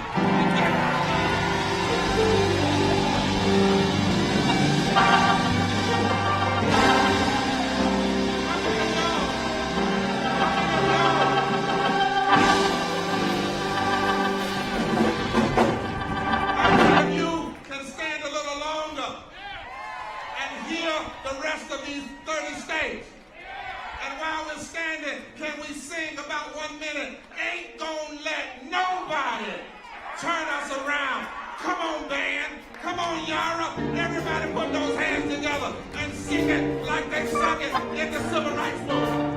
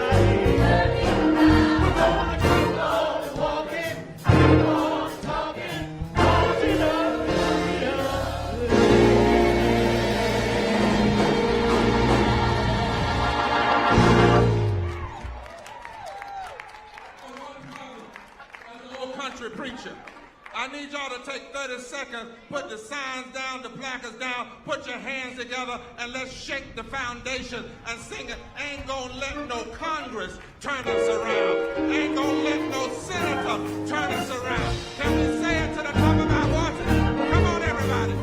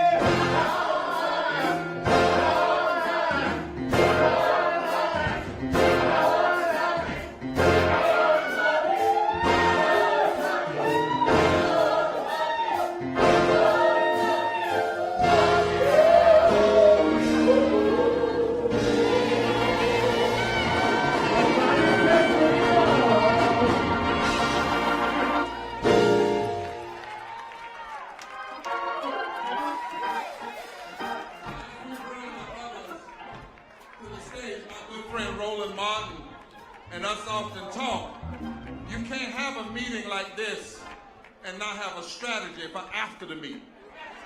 That'd be foolish. So let me tell you what we're going to do after the meeting. Number one, we demand that all congresspersons in the United States publicly acknowledge the reality and pain of 140 million poor and low-wealth people and stop lying and saying that it's only 39 million people. Number two, we demand every congressperson commit to creating and supporting legislation that reflects a third Reconstruction agenda. Now, we haven't heard, and I don't know what the problem is. I know the phones work and the emails work. So let me say it here. We demand, come on, Liz, we demand a White House Poverty Summit with President Biden to allow this administration to meet with a delegation of poor and low-wealth people, religious leaders, and economists now. Number four, the campaign will engage in massive mobilization and outreach through every means available to us. Number five, we pledge to return to Washington, D.C. in September and bring 5,000 poor and low-wealth people and religious leaders and 100 economists in a nonviolent direct action to walk all day in the halls of Congress. We won't be silent anymore. And today, this campaign announces its launch of a nationwide effort for the next 143 days to register and educate poor and low-wealth communities to vote in every election for candidates that commit to addressing poverty and low wage. And number seven, we declare that we are a movement that votes, a movement that fights, a movement that marches, a movement that uses nonviolent truth and love, and a movement that ain't never going nowhere no time soon. Coming to the stage now, at this moment, to speak to us, because we want America to hear herself, we're bringing Guadalupe de la Cruz from Florida. And you probably see numbers of poverty on the screen. It should be. From New England, Nebraska, Angela Montalvo. From D.C., because we wouldn't come here and not talk about poverty in D.C. and the need for statehood. Akula Ali. And responding to them will be Latasha Brown of Black Voters Matter.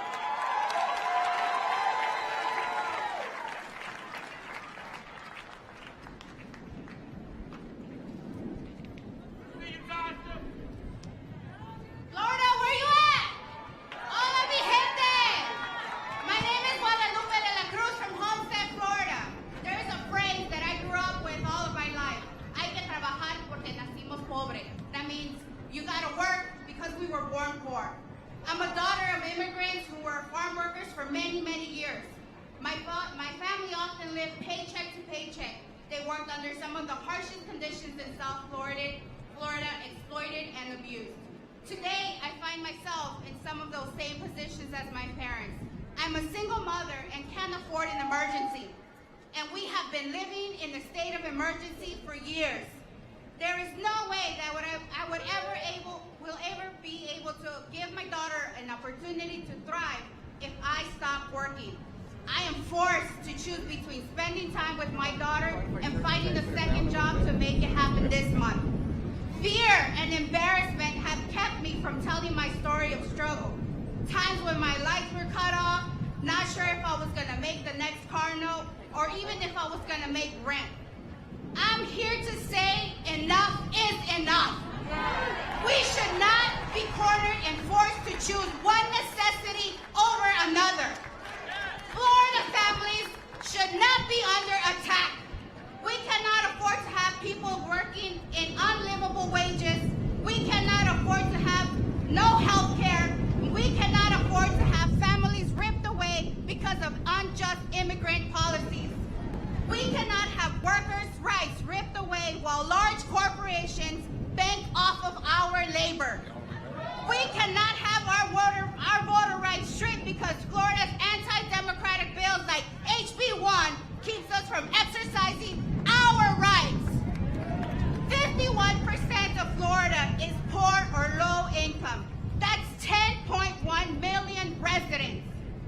I'm here today because our stories need to come out of the shadows of shame.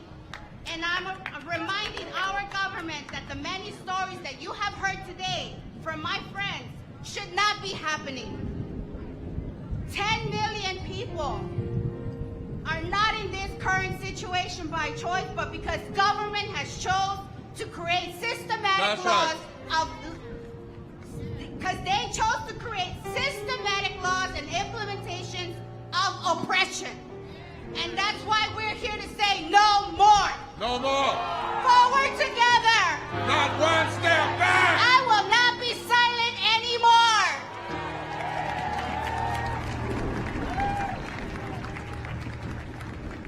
My name is Angela Montalvo. I'm one of the tri-chairs of the Nebraska Poor People's Campaign.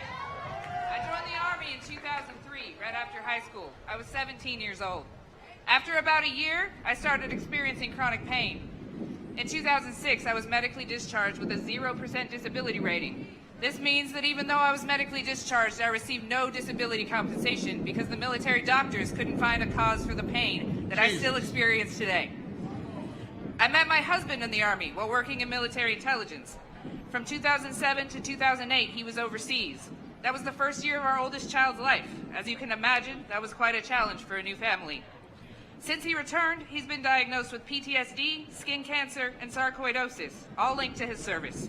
He's unable to work because of this. Just 2 months ago, the VA began withholding his disability compensation because they made an error in his GI Bill calculations, and now say that we owe the VA more than $20,000.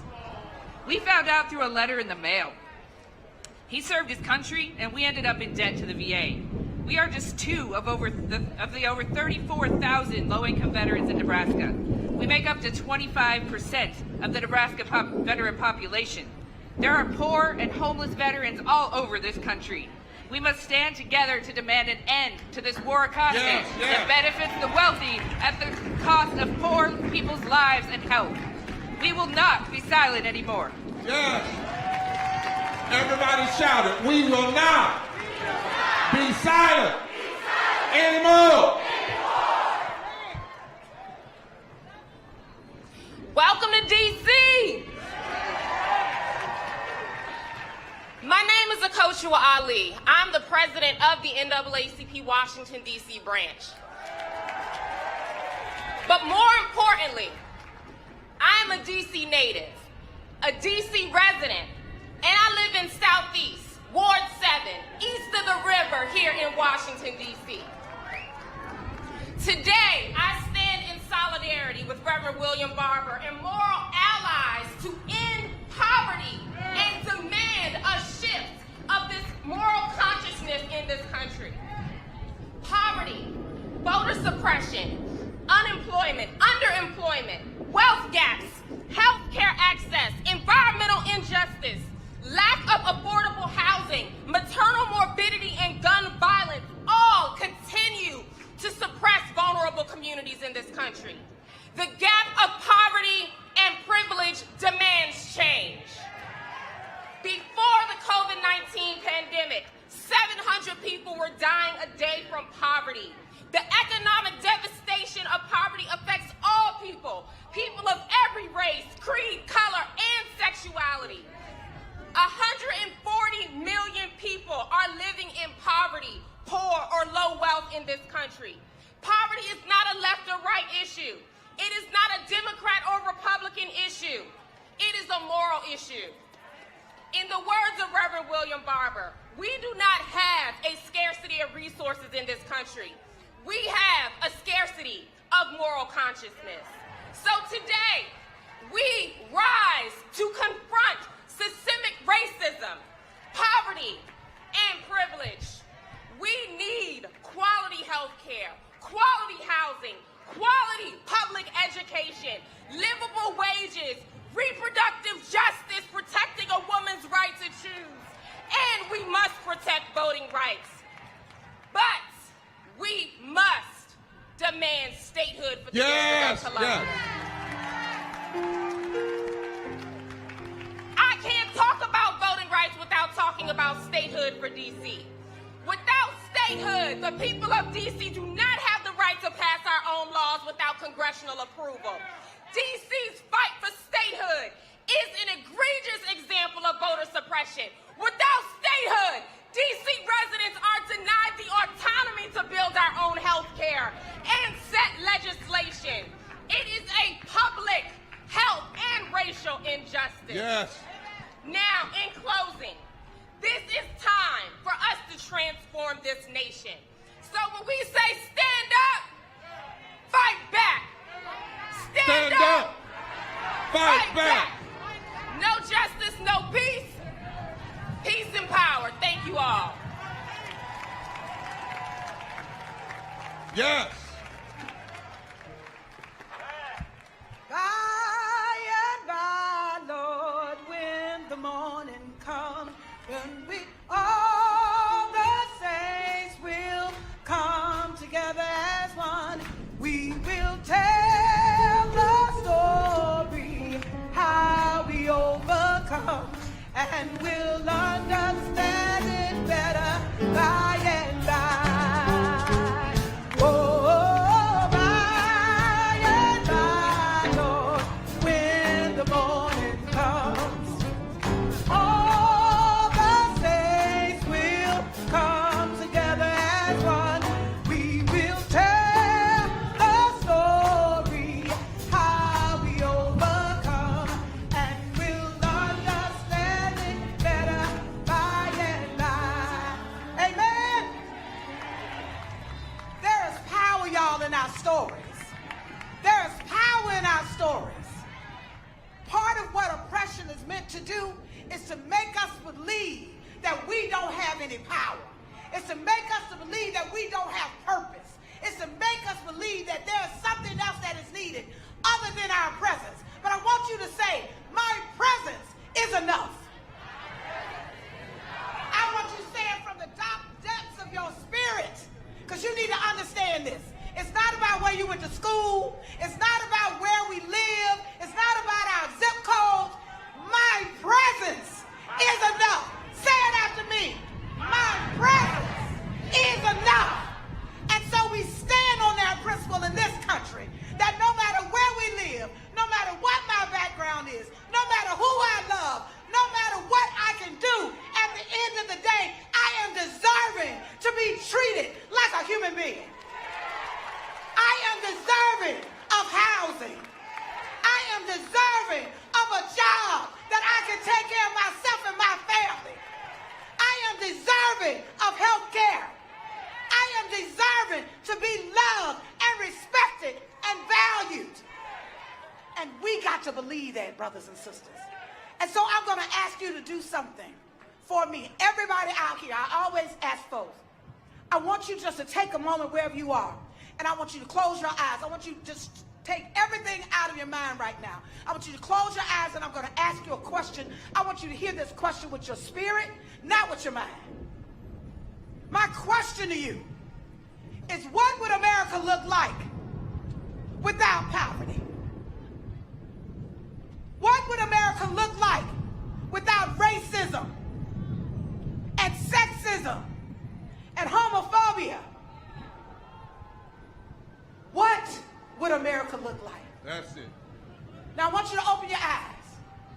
I don't know if you were able to see anything, but that is the America that we desire and that we deserve and that we're going to stand for and that we're going to fight for and stand in this space with you. And so in that, as I get ready to end, even in this weekend, as we're coming here in Juneteenth, like this is the Juneteenth celebration will be on tomorrow, where there were enslaved Africans that came to this nation, like in our bodies were sold, our bodies, all of our labor. It has been in that same spirit that this country has exploited the bodies and the work and the wealth and the wisdom of all of us. But no more. No more. Because God said that the last shall be first and the first shall be last.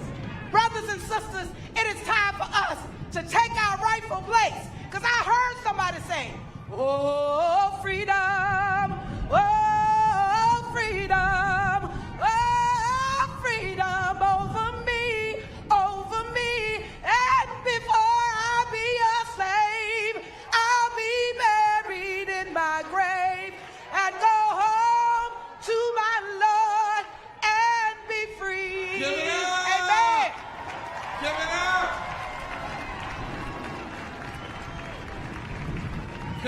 still, this nation doesn't want to listen to us, but can't we listen to us?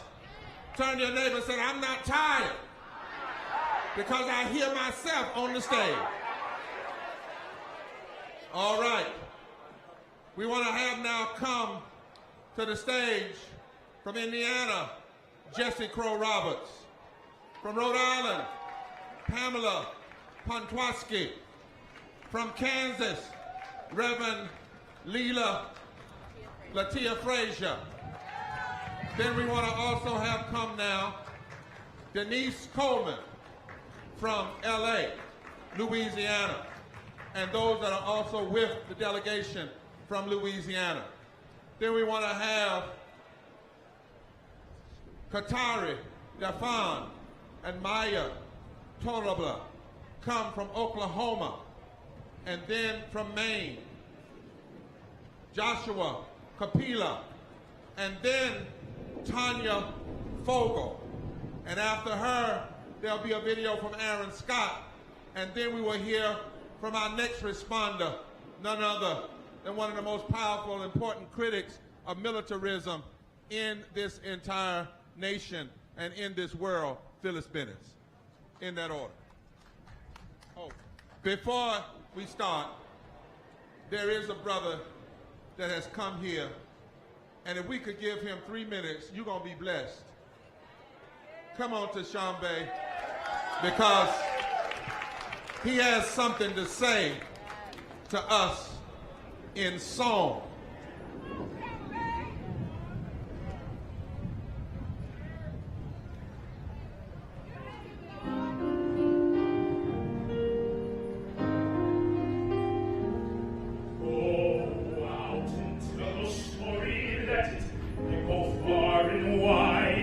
Make them hear you.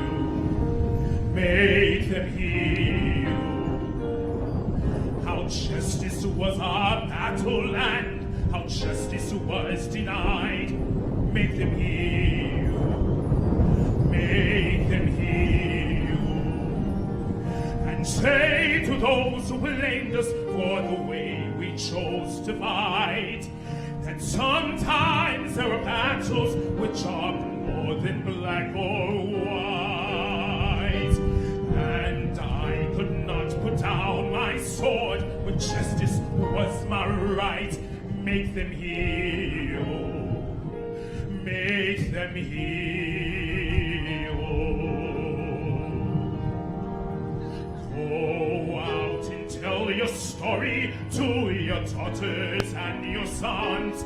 Make them hear you. Make them hear you. And tell them in our struggle we were not the only ones. Make them hear you. Make them hear you. Your sword can be a sermon or the power of the pen. Teach every child to raise his voice, and then, my brothers, then will justice be demanded by 10 million righteous men. Make them hear you. When they hear you,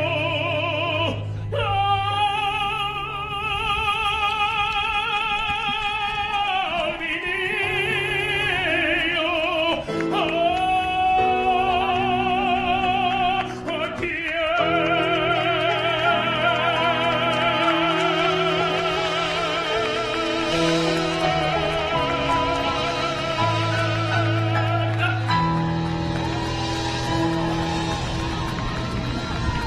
Somebody shout, make them.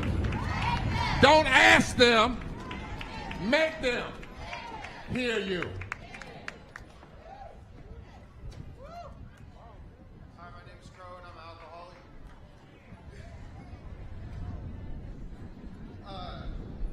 I'm here representing Bloomington, Indiana, and Indiana as a whole. By way of Memphis, Tennessee. And as I stand here before you all today, I come here as I was born. I was born poor. I grew up poor. And even today, in the eyes of our government, I am poor. The only difference now from when I was growing up is now that I have kids to look after. How many parents are in the crowd today? God bless y'all. I have 2 daughters. One is 3, the other one due in August. I'm building a family. It's supposed to be the American dream, right? That's right. But as most Americans know, you got to be asleep to believe it. Because as most Americans know, it's expensive to raise youngins, man. Have y'all seen the price of diapers lately? And for those of us who have problems feeding our kids, what do? We sign up for WIC, right? So tell me why the fine folks at the WIC offices have decided to take baby formula off their coverage list. My. They are taking food out of our children's mouths, and they expect us to be silent. We ain't gonna be silent ever again. Yeah. Our government finds it necessary to ban abortion, to say that they are saving our children, but more children die as a result of poverty in this country. Tell the truth, Jesse. They are taking food from our children's mouths, and they say that they will take our children from us if we are not able to feed our kids. So they make it harder for us to feed our kids, and that ain't right.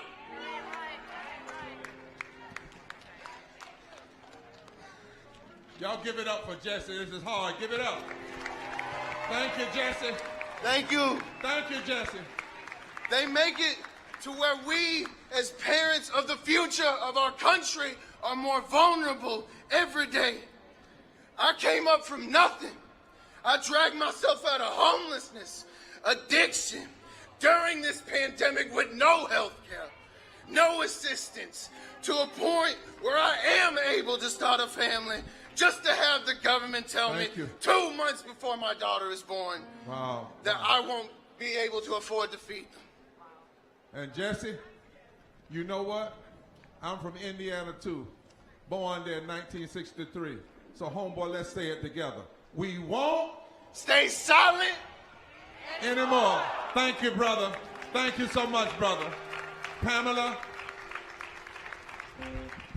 Hi, I'm Pamela from Rhode Island. Oh, forgot that. I am one of the millions of people that was $400 away from losing financial freedom, even though I have been working my whole adult life because of a disability, which resulted in my being homeless for 3 years. We have no safety net for those of us who need one. And in a country as rich as ours, that is morally reprehensible. I want you to know what we don't have if you become disabled. We don't have a safety net, the one that I was naively sure we had. When you become disabled and unable to work, we don't have a safety net that helps you pay for your rent as you recuperate.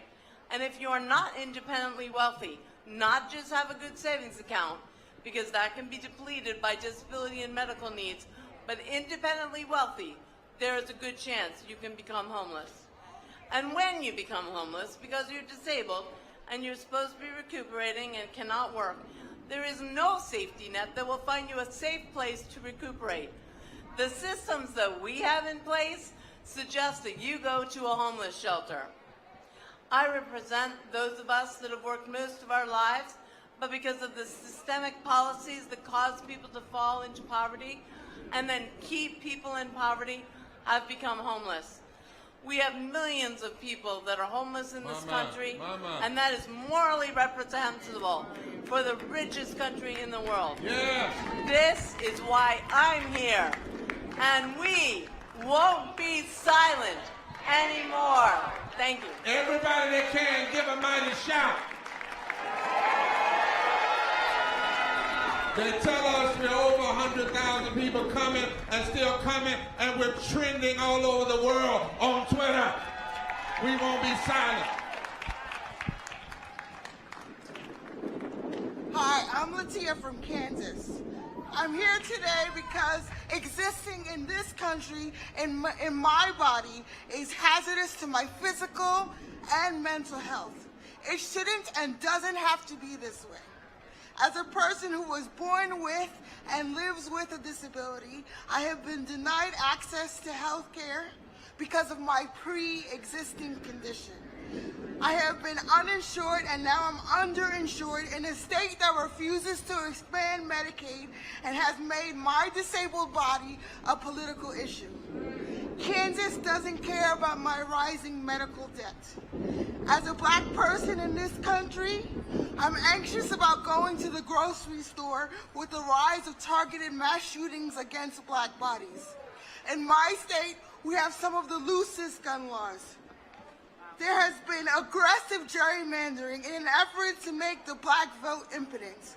I can't help but conclude that America wants to silence my black disabled voice by any means necessary. I am among the 540,000 women in my state who are poor and low wealth. Kansas cares more about legislating away a woman's autonomy over her own body than it does about preserving benefits that will enable access to food and housing. Wow. This is legislating death. That's right. To be a black woman in my state and in this country is a death sentence. I'm angry that this country's policies have caused me at times to be disgusted with my body and hate myself. My disability, racial, and gender identity is not the problem. This country's lethal policies are. Enough is enough, and we won't be silent anymore. Let's shout to our sister and say, Sister Frazier, we are not ashamed of you, and we love you, and the millions of others like you. At this time, we have a special video from Aaron Scott, and then those that are on the stage will stay there, and Phyllis Bennett will come at that time. Can we listen to one another? You know, if we can't listen to one another, they will never listen to us. How many of you are not tired of forcing America today to hear these voices? How many of you are hearing your own story? Let's see that video as others come on stage. 9 years ago, I lost the most important man in my life, my grandfather. He was a veteran of the United States military who fell into a mental health crisis. It was easier for him to get a hold of a gun than it was for him to get the mental health care that he needed. And I am here today to ask, where was the support from this government that my grandpa proudly served his whole life when he needed you? And I'm asking you to honor the memory of my grandparents, Leland and Ivy Scott, to honor poor and abandoned young people all over this country by making it possible for everyone in this country to get the health care we need, including mental health care. A lot of our people die young. Overdoses, being homeless in the winter, police brutality, suicide, all of which ties back to poverty and to lack of access to health care. I do the work that I do because I don't want people left on their own to battle with this system the way my family was. Yes. Now, at this time coming, just before Phyllis, excuse me, Denise Coleman from I keep saying LA, from Louisiana, but there are some others that are standing with her. Would you all come to the podium now, and they'll introduce themselves. They live in a place called Cancer Alley. What? Cancer Alley. And they are not, they are refusing to quit fighting for lives. Then after, Katira Daffin and Maya Torlaba, and then Joshua Kupalaya, is that right? Kapala, and then the mighty Tanya Fogel from Kentucky. Greetings, I'm Denise Coleman, a native from New Orleans, Louisiana. I am here. I have survived, I am alive, and today I thrive. Why? because I was sentenced to a concurrent double life sentence. I served 38 years under the old law. That meant that I should have been out after serving the 30 years. And they kept me for another 8 years. Why? Because they lost my file. How many more incarcerated are serving needless time because their files are lost? We are forgotten people. We are poor people. And we are suffering. While I was in prison, my mother died. My husband died. My daughter died. Had the prison system let me out when my time was up under the old law, under old policies and rules, I would have been there. I would have been there to see my daughter, my mother, that's right, my husband. They would not let me see her. She passed, and I could not see her when she died. Why? Because I was poor and wrongly kept in prison for an extra 8 years. I am a mother, and I was devastated. I am here to tell you, incarcerated lives matter too. On top of that, I received a letter from Washington, D.C. to the Mississippi Parole Board saying, terminate parole, case closed. The Mississippi Parole Office did not tell me. 9 months had passed, and I still didn't know. Why am I still paying today supervision fee? That's why I started organizing inside. That's why I came outside organizing. And that's why I stand with the Poor People's Campaign. I am resilient. We as a people are resilient. And we won't be silent anymore. Yes. Forward together. Not one step back. Now these two people that are coming, I know somebody says, well, every other state had one speaker. But let me tell you, these two people have literally faced death and fought against death. We had an issue with the buses. Would you all be kind enough to let each of them have a minute to tell why this campaign will not abandon the people in Cancer Alley? And we say that anybody that doesn't go to Cancer Alley doesn't deserve to sit at 1600 Pennsylvania Avenue. Good afternoon. My name is Sharon Levine, and I'm from St. James, Louisiana, a little town in the middle of Cancer Alley. Cancer Alley is an 85-mile stretch between New Orleans and Baton Rouge, and I have 12 industries in my neighborhood within a 10-mile radius. Two members of my organization died with cancer. There's an area in St. James called Burden Lane. It's bombarded with 2 industries, and they are sandwiched in. The industries will not buy them out because they are black. They bought out the white neighbors, but not the black neighbors. Our air is polluted. Our water, we can't drink the water. And people have cancer, other illnesses, and we are dying. We need your help because we need help in St. James. We need help all through the corridor of Cancer Alley. Our politicians vote for industry to come in. They sacrifice our lives to make a profit. So we will not be silent anymore. Thank you. Hi, I'm so proud to be here. I'm from the adjoining parish in what's called Cancer Alley. Cancer Alley, worse than that, in their quest, I think, to commit genocide against the poor black people of that 80-mile strip, we have been deemed a sacrificial zone.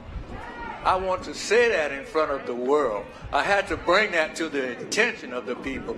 Not only have they dubbed us Cancer Alley, they have actually officially said that we are a dispensable people. They came into our community in St. John and put this horrible chemical plant. The DuPont Corporation, along with the Japanese people, Denka, 1,500 feet away from an all-black elementary school. That ain't right.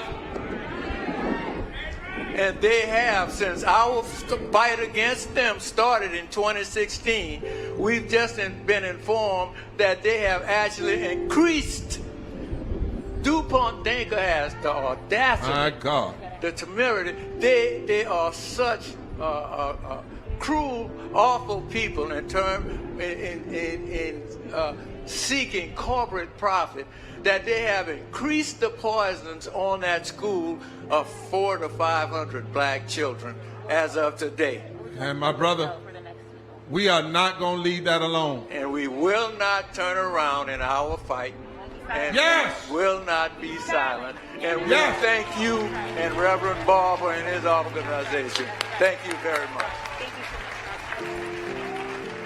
From Oklahoma.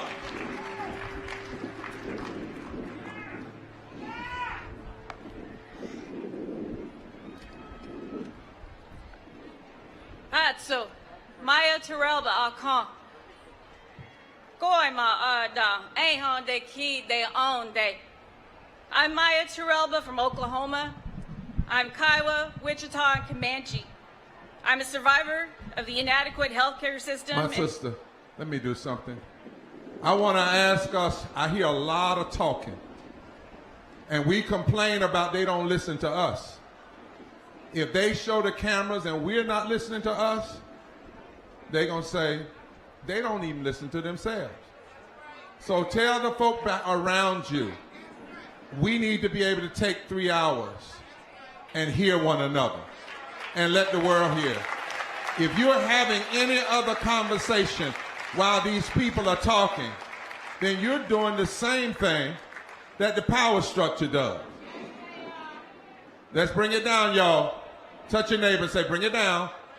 Let's have attention for at least 3 hours. Can't we do that together? My dear sister.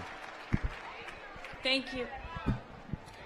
I'm a survivor of the inadequate healthcare system and failed social services in this country. I'm a survivor of physical and sexual violence.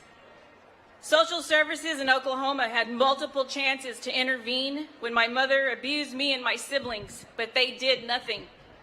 Later, my sister was killed running away from an attacker.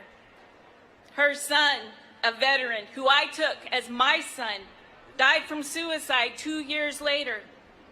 When we begged for help during their mental health crises, policies in Indian healthcare and veteran healthcare systems prevented them from receiving immediate care.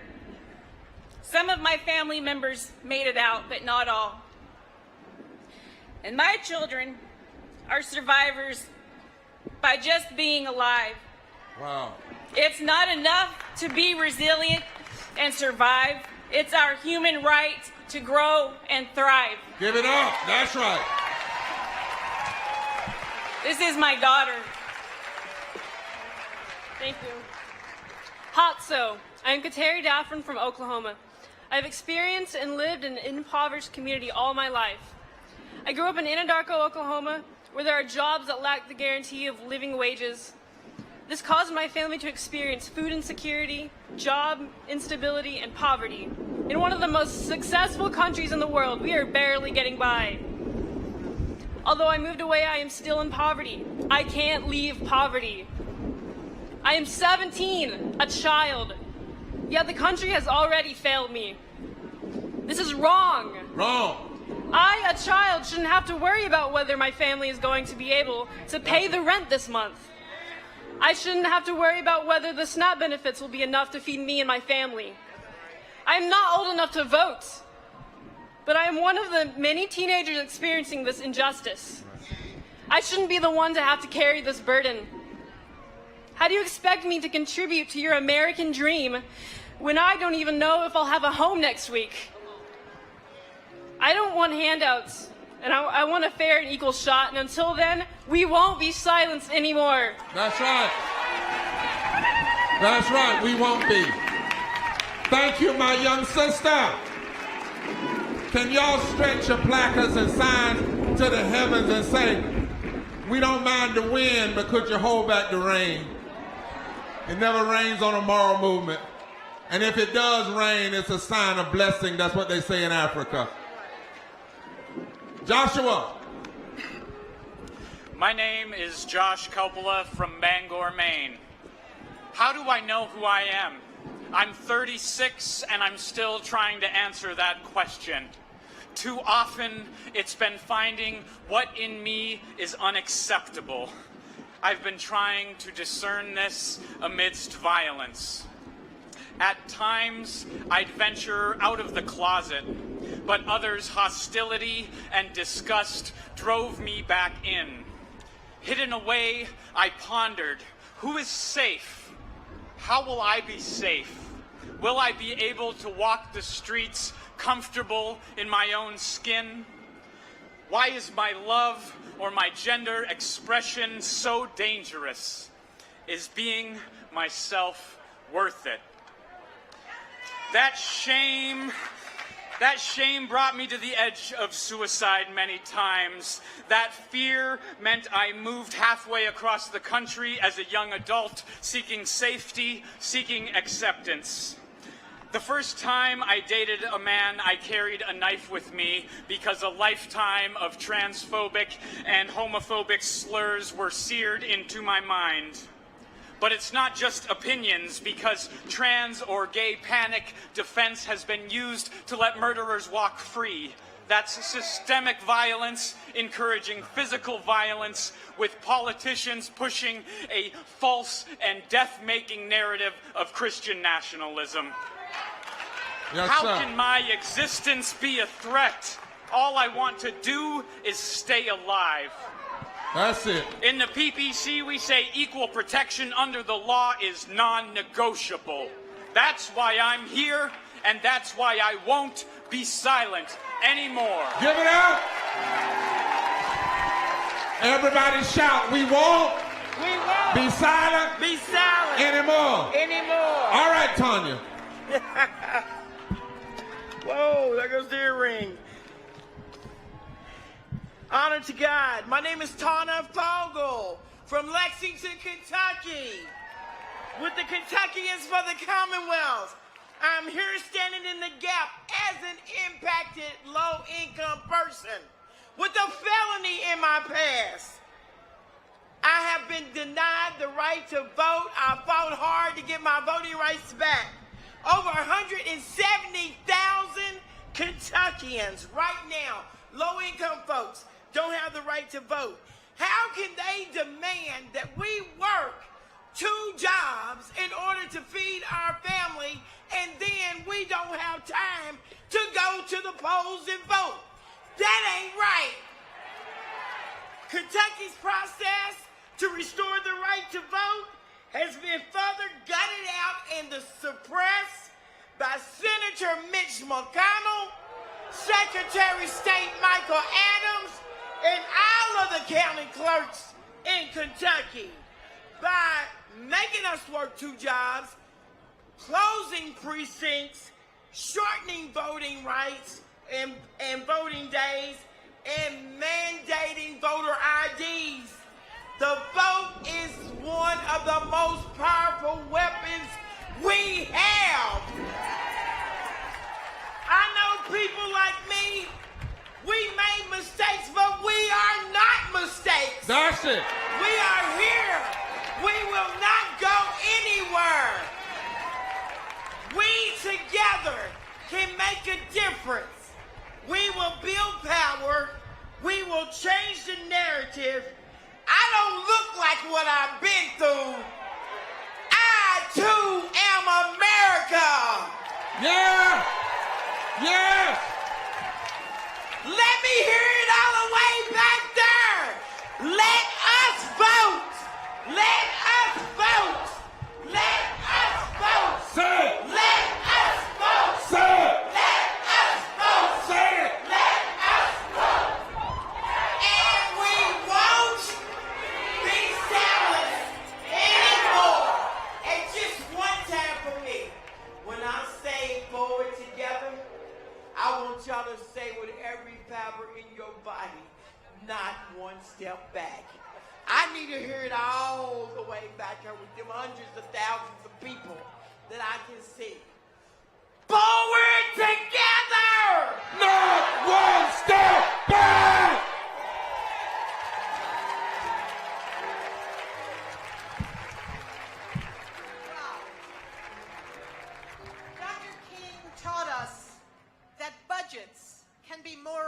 documents. What we have heard today shows us that U.S. policies towards the poor, budgets are also immoral. Responding to all these injustices, everyone is told there's no money to solve poverty. The 140 million poor people are told there's no money to end poverty, to provide health care and deal with the climate and jobs and education and all the things that we need. It's not true. It's a lie. There is money, but where is the money going? The money is going, 52 cents of every federal dollar is going to the Pentagon. The money is going to war. And next year, it's going to be $847 billion. That's a crime. That's a crime. It's a distortion of everything this country says that it stands for. And for what? We heard somebody say once, war, what's it good for? Absolutely nothing. But the cost. The wars don't make us safe, but they kill people. They kill Afghans and Iraqis and Palestinians and Somalis and Libyans and Syrians and our U.S. soldiers as well. It doesn't make us safe. It militarizes our communities, militarizes our borders, and the wars show us why we need to cut the military budget. To cut the military budget. If there were no war in Afghanistan, we would have no leftover weapons that were in the streets of Ferguson when Mike Brown was shot down by police. If there was no war in Iraq, there would be millions of civilian Iraqis still alive. And if neither of those wars happened, we would have $6 trillion to take care of the poor in this country and around the world. We need to cut the military budget, fund people and the planet, not the Pentagon. Fund people. Say it. Fund people. And the planet. Not the Pentagon. Give it up for these sisters and brothers. And in this movement, we write our own song. So we got one for you right now. No war.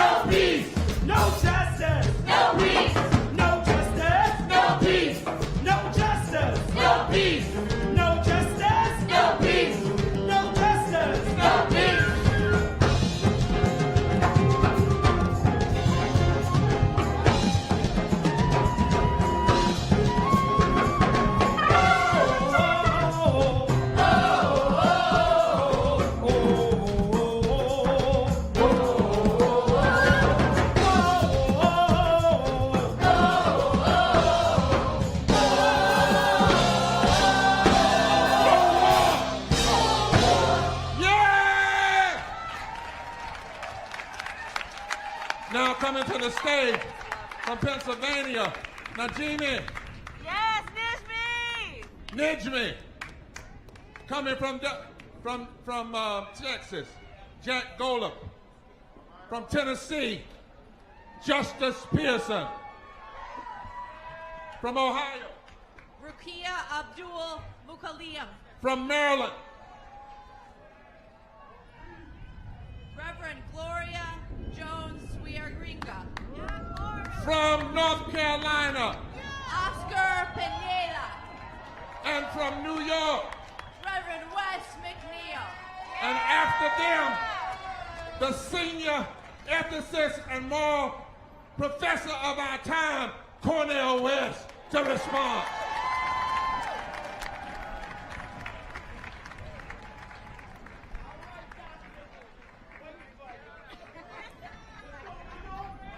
My name is Nijmi Zakia Zarinko, and I am from Pennsylvania. I come to you this morning humbled and grateful. And I also come to you angry for all the people I've lost to this poverty-producing system.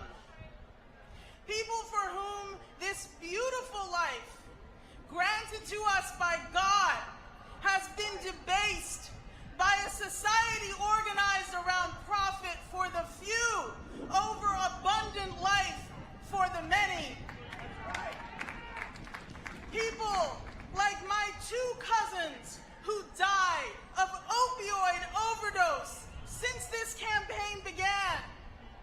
This system doesn't provide health care or living wages, but it wages chemical warfare. That's right. I know when I held my cousin as a baby, she never could have imagined how her short life would end. She didn't choose to be born into a society that makes war on the poor. People like my father, who was murdered while I was in my mother's belly. Another casualty of the struggle for what Styles P calls a green piece of paper. People say I'm a lot like my father, and that's nice. But it would have been better to have actually known him if he had lived to see me here right now.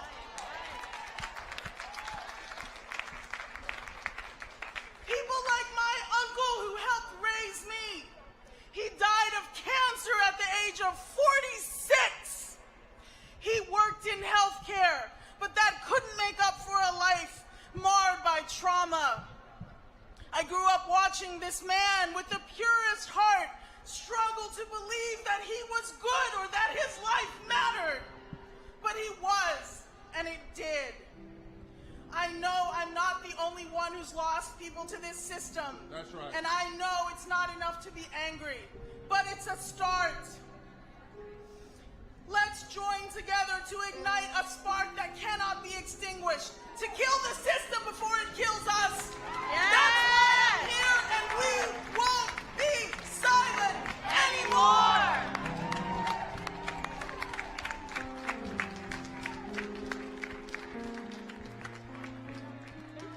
Delaware.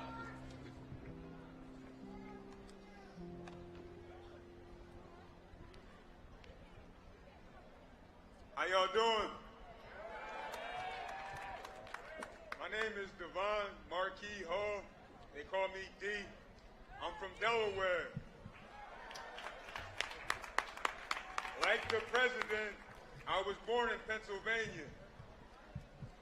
Like the last speaker, I know what pain is. I know what poverty is. I know what this plight means. My mom was pregnant with me in jail. I was down here at the urging of Farrakhan in D.C. back when we were here protesting justice or else, 10-10-15. 7 bloody years ago. Since then, there have been 5,000 fatal shootings by police law. There have been 1,053 people shot and killed by police just this past year.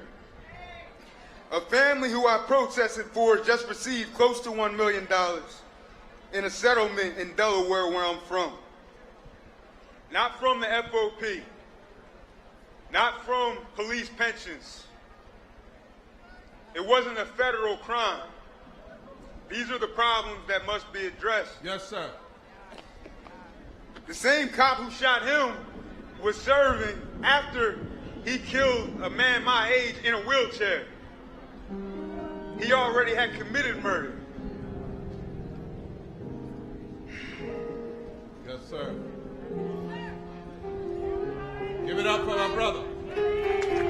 But Delaware, one more thing. All right. Delaware has a Democratic governor, a Democratic Senate, a Democratic House, but we're actively working against poor and working class people by killing cannabis legislation, housing rights bills, environmental justice bills, and police reform. We need to elect better Democrats because the ones who have been representing U.S. people don't represent poor people. Thank you, my brother. God bless you. Thank you, Brother Hall. Jack Golub, and then Justin Pierce. Thank you, brother from Delaware. Thank you. Bring that mic up some for him so he can speak tall. There you go. Go ahead, brother. I'm Jack Golub, a teacher in Texas. This is a story about our students. Raise your hand if you think our students are heroes for bravely going to school each day. All right, I see a lot of hands. Our students are brave. They are brave because some of them can't be their true selves in school. They get bullied. They don't get the support they need. Students like mine are brave because the second they walk in the door, their cultural knowledge, their language is invalidated. For too many of our students, school is a place for survival, not success. Heroes choose to fight. Our students didn't choose. They didn't choose for standardized tests to label them as inferior. They don't choose a school budget with no nurses or counselors. If they make it to college, they don't choose for debt to cripple them financially for years. On May 24th, 19 children in Uvalde didn't choose to die. On May 25th, I chose to lie. A student asked me, "Are we safe in school?" And I said, yes. I looked them in the eye and told them I would protect them no matter what, knowing all the time that my body would not beat an AR-15. That's right. My students do choose to dream. They dream of creating art and starting local businesses, and I kneel next to their desk and declare it's possible, as if by saying it seriously I can make it true. Yes. I'm willing to give my time, my money, my life for my students if that is what it takes. But I am unwilling to tolerate a society where that is what it takes. Give it up for my brother. I won't keep lying, and we won't be silent anymore. Would somebody say with me, as we look at that brother, that teacher, and say, our children shouldn't have to be brave. They should only have to be children. Justin Pearson from Tennessee. How y'all doing, Poor People's Campaign? I am Justin J. Pearson from Memphis, Tennessee. And I wish my grandmothers were at this beautiful gathering. I wish they'd be able to assemble here, but they're not. See, they, like many poor and low-wealth people, have died from the systemic injustices that have disrupted our communities for too long. Pollution, environmental racism, and injustice killed both of my grandmothers in their 60s. and now it is continuing to plague our communities. But they didn't die only as martyrs. They were witnesses to the possibilities of our country. Yes, sir. They were witnesses to a faith, Bishop, that the folks who built that Capitol who were enslaved had. They were witnesses to a faith that we now carry forward, that they will try to crucify us. They will try to have systems that destroy us. They'll try to build pipelines through our communities. They'll try to poison our waters, but we know that there's resurrection possible. We know that there's a resurrection of people who care about the last, the lost, and the least possible. There's a resurrection of the 140 million happening. But not only that, they let me know that there was a divine intervention possible. It's a divine direction that they gave us, a divine direction that we have in our bodies. And that direction is this, is that the last, the lost, and the least will be first. It's a divine direction that says we will have clean air and clean water and clean soil. It's a divine direction that has the shouts of 140 million people saying we've got one way to go.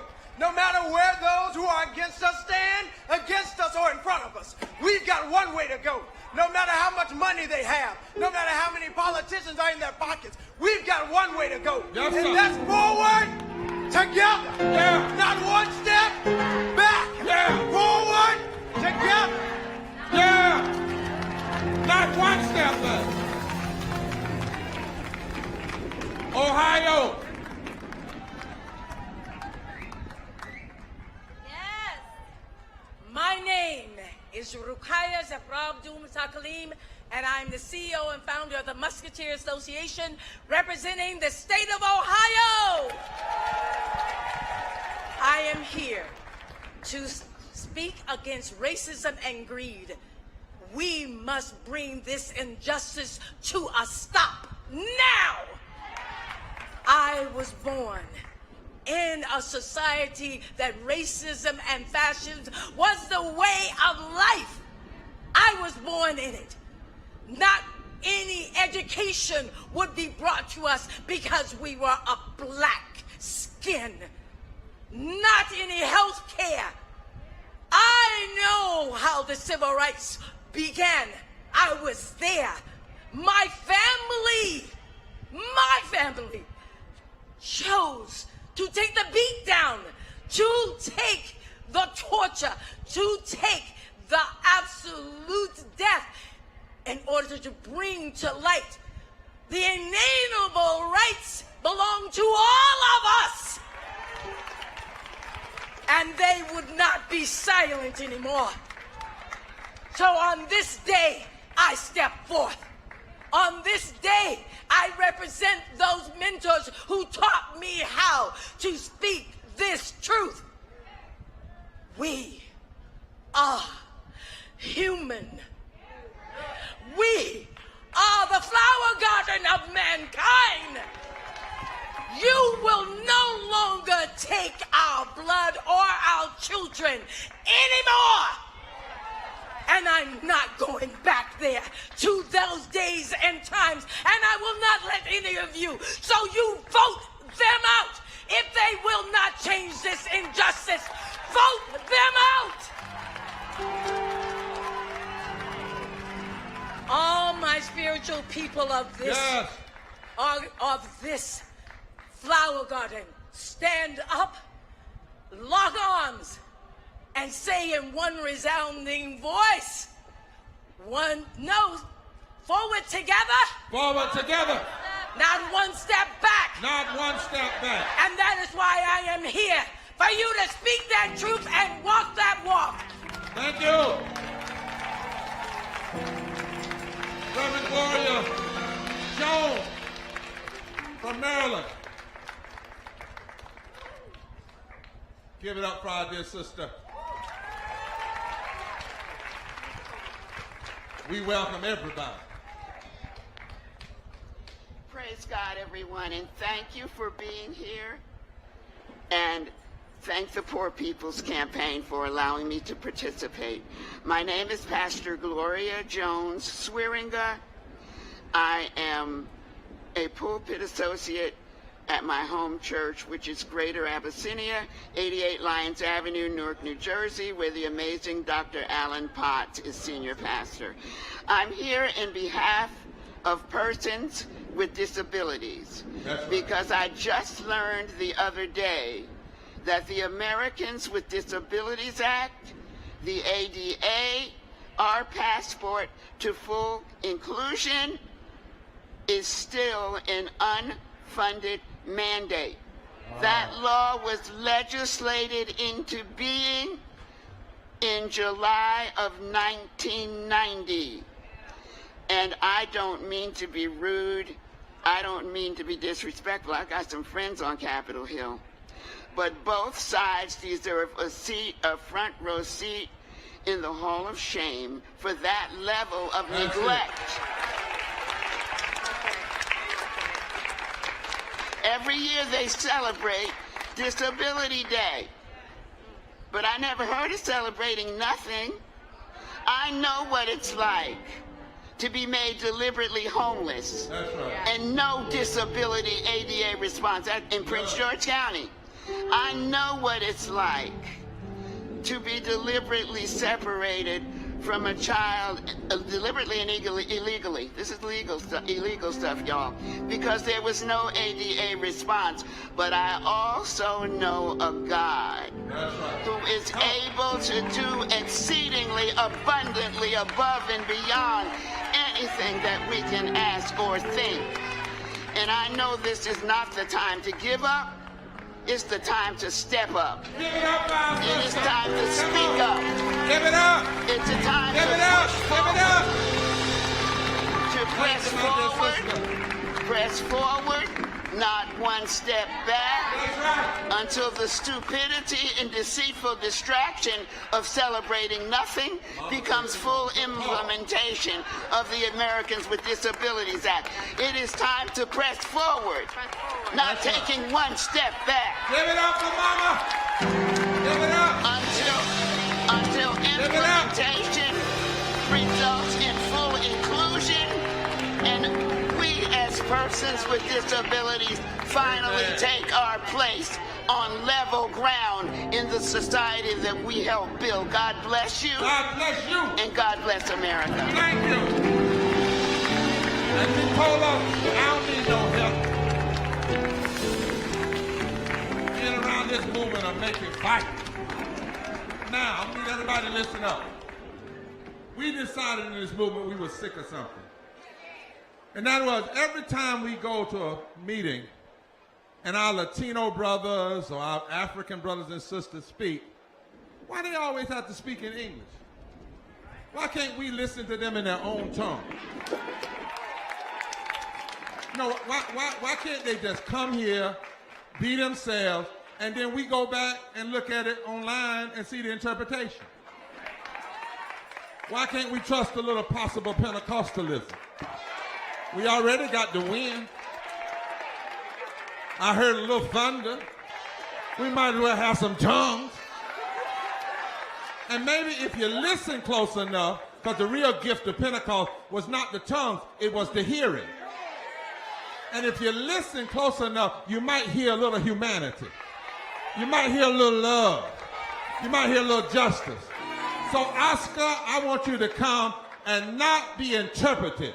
I want you in your own language to speak your heart. We'll hear the interpretation in the power of your voice and the strength of your body.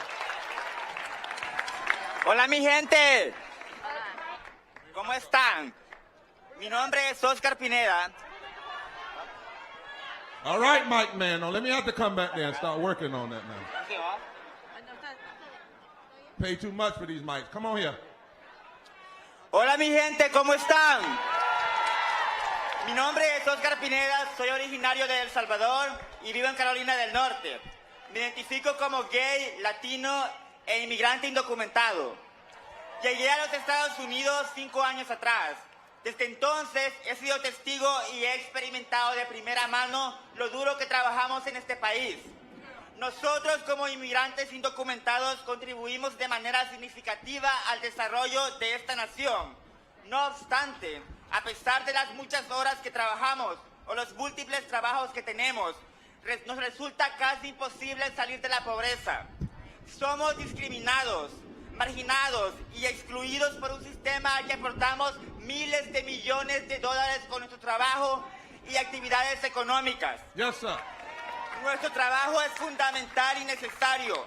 No existe una sola casa en este país, restaurante, campo de cultivo, fábrica o construcción que no hayan sido trabajados por inmigrantes indocumentados.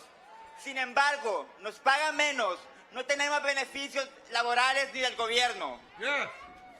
Tampoco acceso a seguro médico y oportunidades de crecimiento como cualquier otro trabajador. Estoy aquí hoy, orgulloso de lo que soy y represento.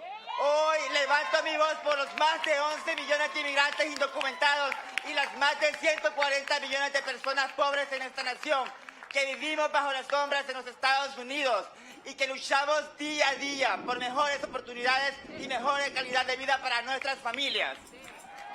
No estamos dispuestos a seguir viviendo oprimidos y privados de derechos fundamentales, mientras somos señalados y perseguidos como perros. Basta de separar a nuestras familias, basta de arrancar de los brazos a los niños de sus padres. Merecemos respeto, merecemos una vida digna. Todos nosotros, cada uno de ustedes, somos esenciales. Merecemos una reforma migratoria digna y justa, sin distinciones, sin excusas, sin demora. No guardaremos silencio un minuto más. Exigimos respuestas, exigimos cambios y los exigimos ahora. ¡Adelante juntos! ¡Ni un paso atrás! Oscar. ¡Adelante juntos! ¡Ni un paso atrás! Oscar, teach us how to say forward together, not one step back in Spanish. Teach us. Forward together. Forward together. No one step back. Say it in your language. Forward together. Adelante juntos. Adelante juntos. Ni un paso atrás.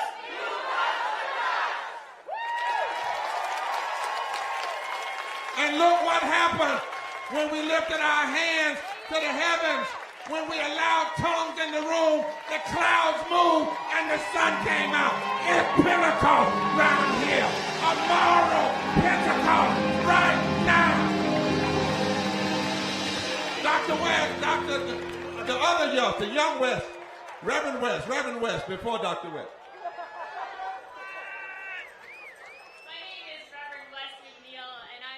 From the New York Poor People's Campaign and the Labor Religion Coalition.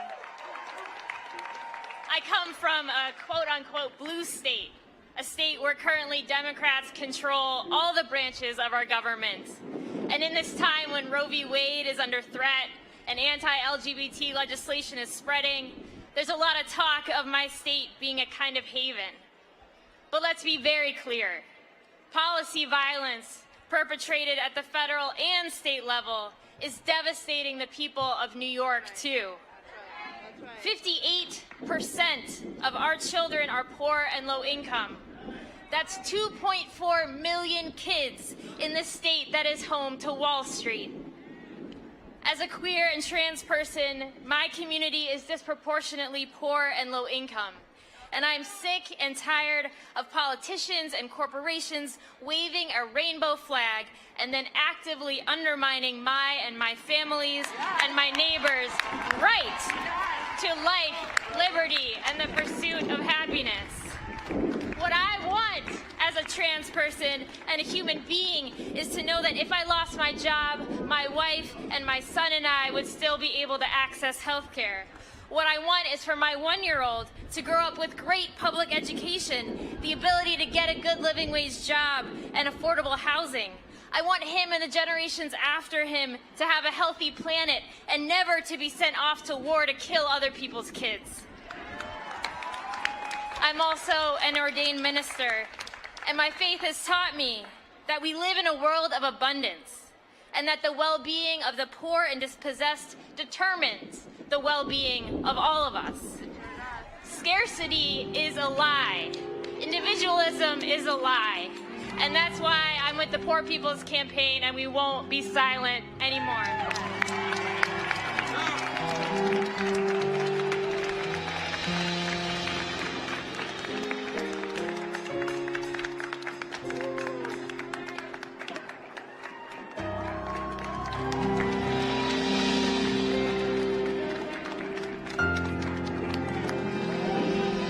the word go forth here and now that the Poor People Campaign is on the move.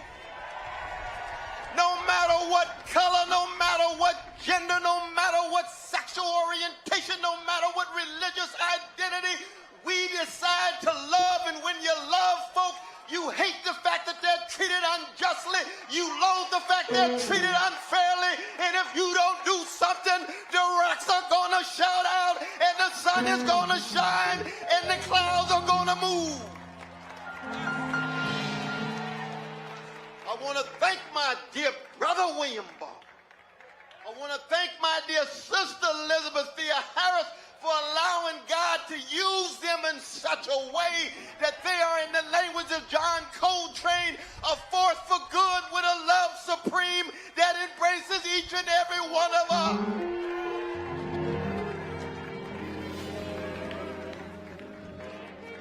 And when you hear these voices, and I come from a people, a great people, a black people, who in the face of 400 years of chronic hatred keep dishing out love warriors every generation.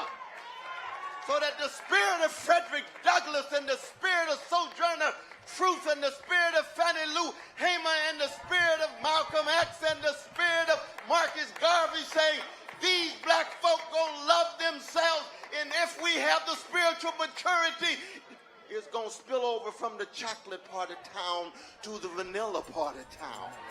Oh, yes.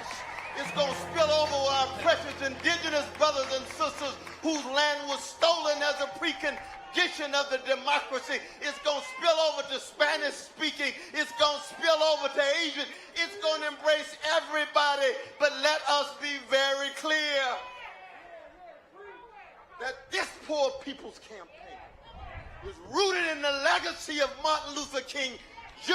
and Fannie Lou Hamer and James Lawson and Diane Nash in the 1960s, where we tried to break the back of a barbaric Jim Crow and Jane Crow and American apartheid, with the lynching on the one hand and the discrimination and degradation on the other. And what that means, that we say to America, not just to Congress, we say to the White House, we say to the Pentagon, we say to the neo-fascists in the Republican Party, we say to the milquetoast neoliberals in the Democratic Party, that we got a standard bigger than your politics. Somewhere I read, God is not mocked. You're going to reap what you sow. Malcolm X reminded us, chickens will come home to roost. And so when you hear the magnificent voices of such dignity in all parts of the country, and we are international, we in solidarity with oppressed people in Africa, in Asia, in the Middle East, in Latin America. How come? Well, I'll tell you why I am, because I'm a product of Shiloh Baptist Church. Just like my brother's a product of the black church. I was told in vacation Bible school that if the kingdom of God is within you, then everywhere you go, you ought to leave a little heaven behind. And when you leave some heaven behind in a hellish world of organized greed and institutionalized hatred and routinized fear and overwhelming hypocrisy, you're going to have to be in the world but not of it. And so what we constitute is precisely that attempt to be in this empire, but not of it. We have moral and spiritual greatness that behooves us. That's why we're here. And let us never forget the rich humanity of the voices that we heard. That would straighten our backs up. And Brother Martin used to say, anytime everyday people in the language of Sly Stone, anytime ordinary people in the language of James Cleveland straighten their backs up, you're going somewhere, because folk can't ride your back unless it's bent. Let us forever move forward together and never ever, not one, not two, no step back. Thank you for both of the work that they have done. Let us work together, struggle together, go down together. And in the language of Duke Ellington, go down swinging because it don't mean a thing if it ain't got that love swing in it.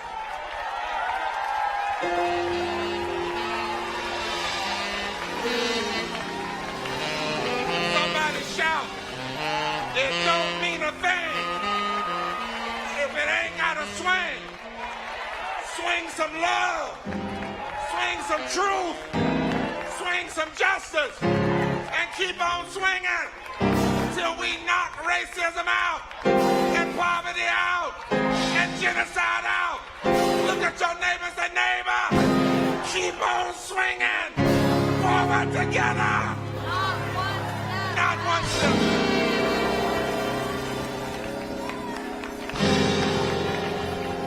We've got one more set of states and then two more sets of speakers. But go to the video. You all know Erica Alexander, who was the great producer of Good Trouble, who used to be on Living Single but is an activist par none, a voice that will not ever be quiet or stop speaking. She's a queen among us. And she sent a word. She had to go back to LA, but she wanted to send a word. And she said, you know, Reverend Barber, this is what we have not done. We've not put the stories. We talk about the numbers, but only when we put the stories and the faces can we change the moral direction of this country and build power and build a third Reconstruction. Listen up on the screen.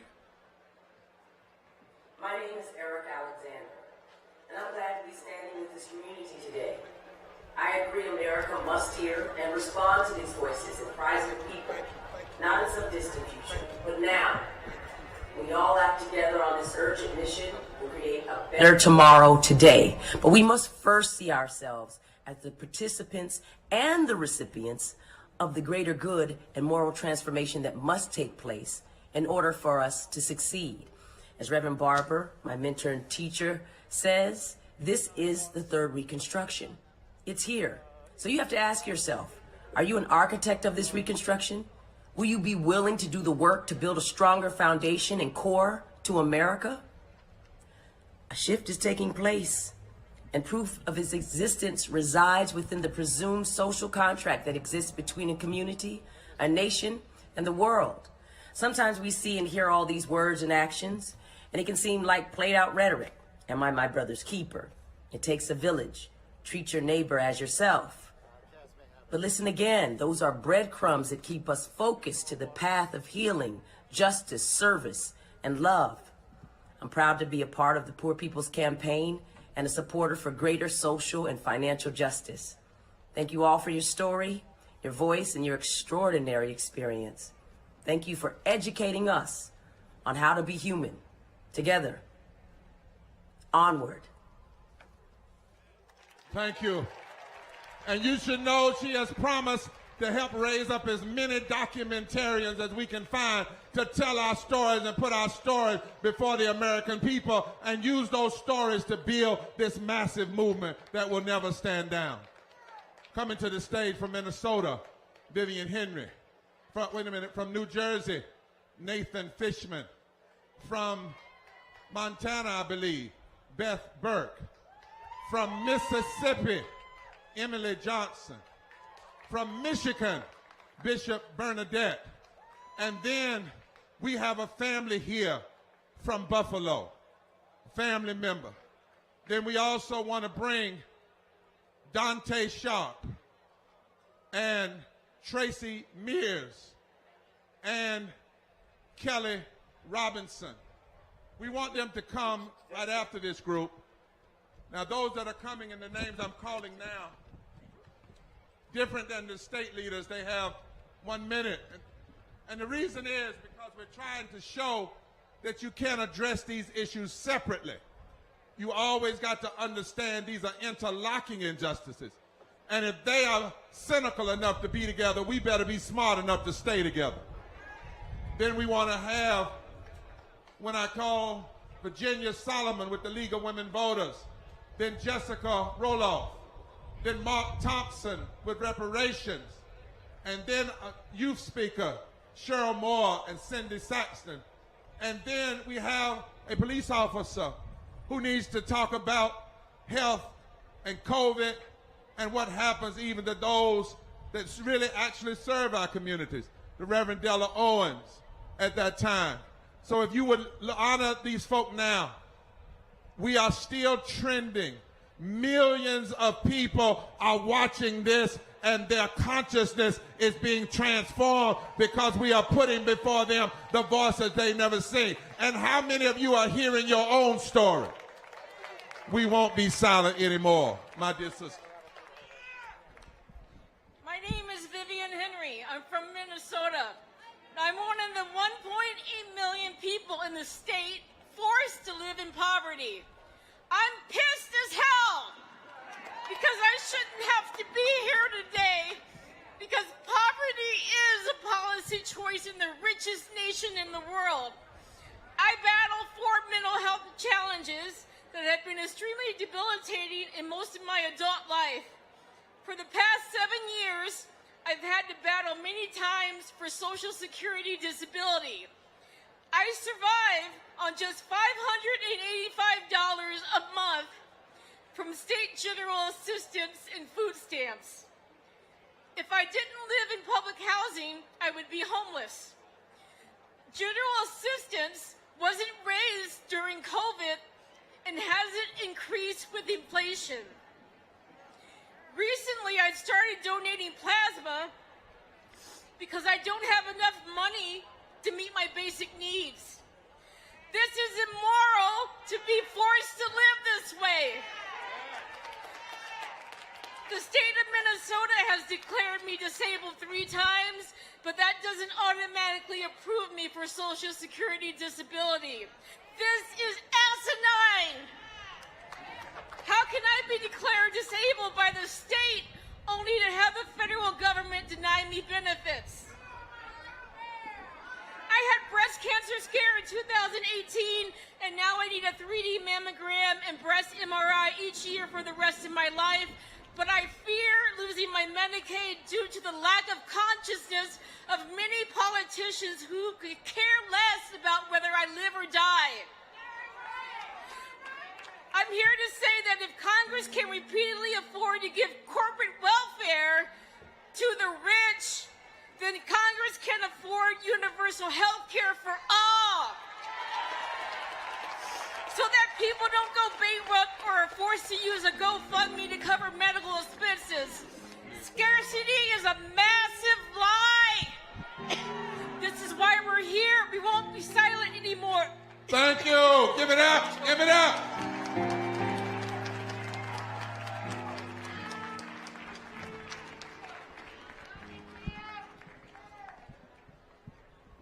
Powerful, sister, powerful. My name is Nathan Fishman. I'm from stolen Lenape land, New Jersey. I feel a crushing and devastating sense of shame when I say out loud that I'm poor.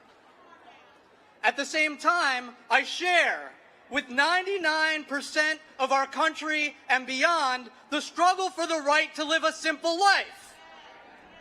My individual struggles include, like some before me, mental illness. I live on a fixed income. I'm diagnosed with bipolar disorder. And I have lived for 9.5 years in crowded and inhumane residential mental health programs. People in my life and in my community are consumed by pressures from overwhelming debts and risks of debt, and thinking they have to compromise their values to maintain their job security or their social statuses. Personally meaningful to me is the fight of New Jersey mental health workers to unionize. And in turn, to provide more humane care and advocacy. The people of New Jersey are in winning bottom-up community-building battles. We've won legislation that bans our facilities from holding immigrant detainees, and legislation that makes it harder for fossil fuel plants to be built in our environmental justice communities. Now we fight for the Values Act, which will further protect immigrant rights, and we march Thursday, June 23rd in Trenton at 10:30 a.m. to get our state off of fossil fuels. It is a myth that there's a scarcity of resources preventing all people from living a simple and safe life, with jobs, with justice, with clean air and climate justice, with peace and solidarity. We're all busting that myth, and we won't what? Be silent anymore. Give it up, my brother. Thank you, thank you. Hello, I'm Beth Burke from Butte, Montana. Talk to us, Beth. A copper mining town in the Rocky Mountains. I grew up in a very large family of 13 children, and we lived paycheck to paycheck. There were strikes every 3 years, some stretching many months without income. We didn't always have food nor clothes for school and the brutally cold Montana winters. When I was home with my family, I felt safe and secure, but at school or church, it was obvious we were different. Kids are cruel, and being poor made me a target for teasing and bullying.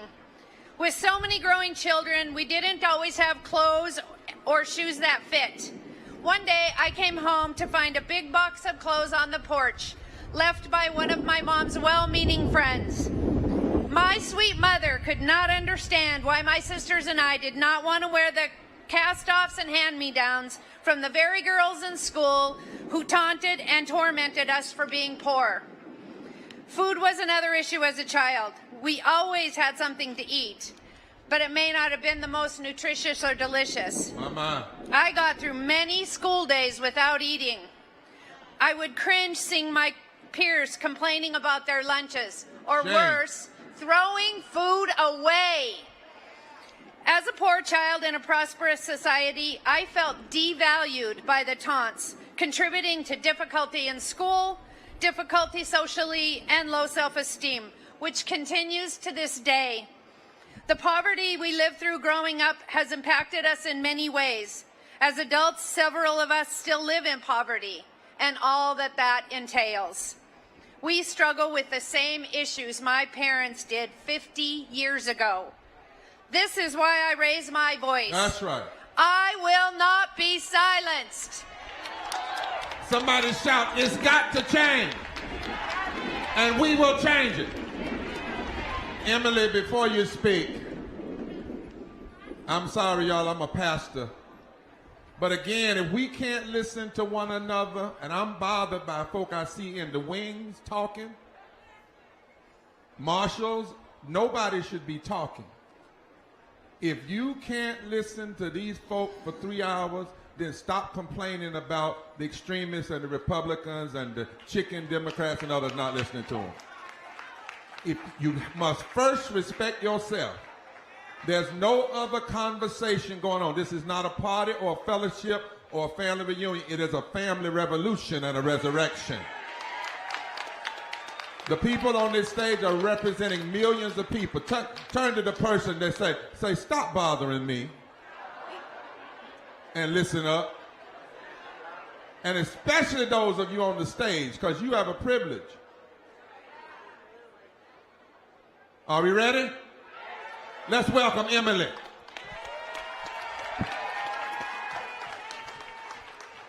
My name is Emily Johnson with the Mississippi Poor People's Campaign. I want to emphasize that exploitation does not have a color or a party. I'm here as a survivor of sex trafficking, formerly incarcerated, and I'm a low-wage worker. I had to live in a homeless shelter for over a year, due to not being able to afford housing after incarceration. After release from jail, I was basically told to go be productive with no resources. I've been denied employment and housing on numerous occasions due to systemic racism. When I was blessed enough to get a minimum wage job at $7.25 an hour, SNAP benefits dropped me to $9 a month. I had no rights to health care. Victims of sexual violence need access to health care. Yeah. As I transitioned out of the shelter, I worked beginning of the pandemic, working in a healthcare facility and being exposed to COVID repeatedly, I risked the livelihood of mine and my family's life trying to earn a living. I'm a single mother of 4 who works 3 jobs, 7 days a week, and I have for the last 5 years, and I barely make ends meet. I am tired. Teach us, Emily.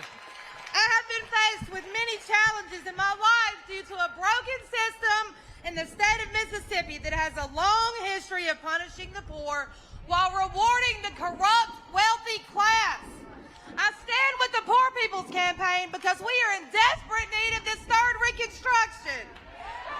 We must do more. We are coming for a fusion moral movement. Yeah. This is why I'm here, and we won't be silent. And we will move forward together. If you notice, in the country, they try to make out like poverty is just a black issue or a brown issue, and then they try to pit white against black. They say a state like Mississippi, they think it's going to automatically be a certain color, but this movement, you can't figure us out because we all together.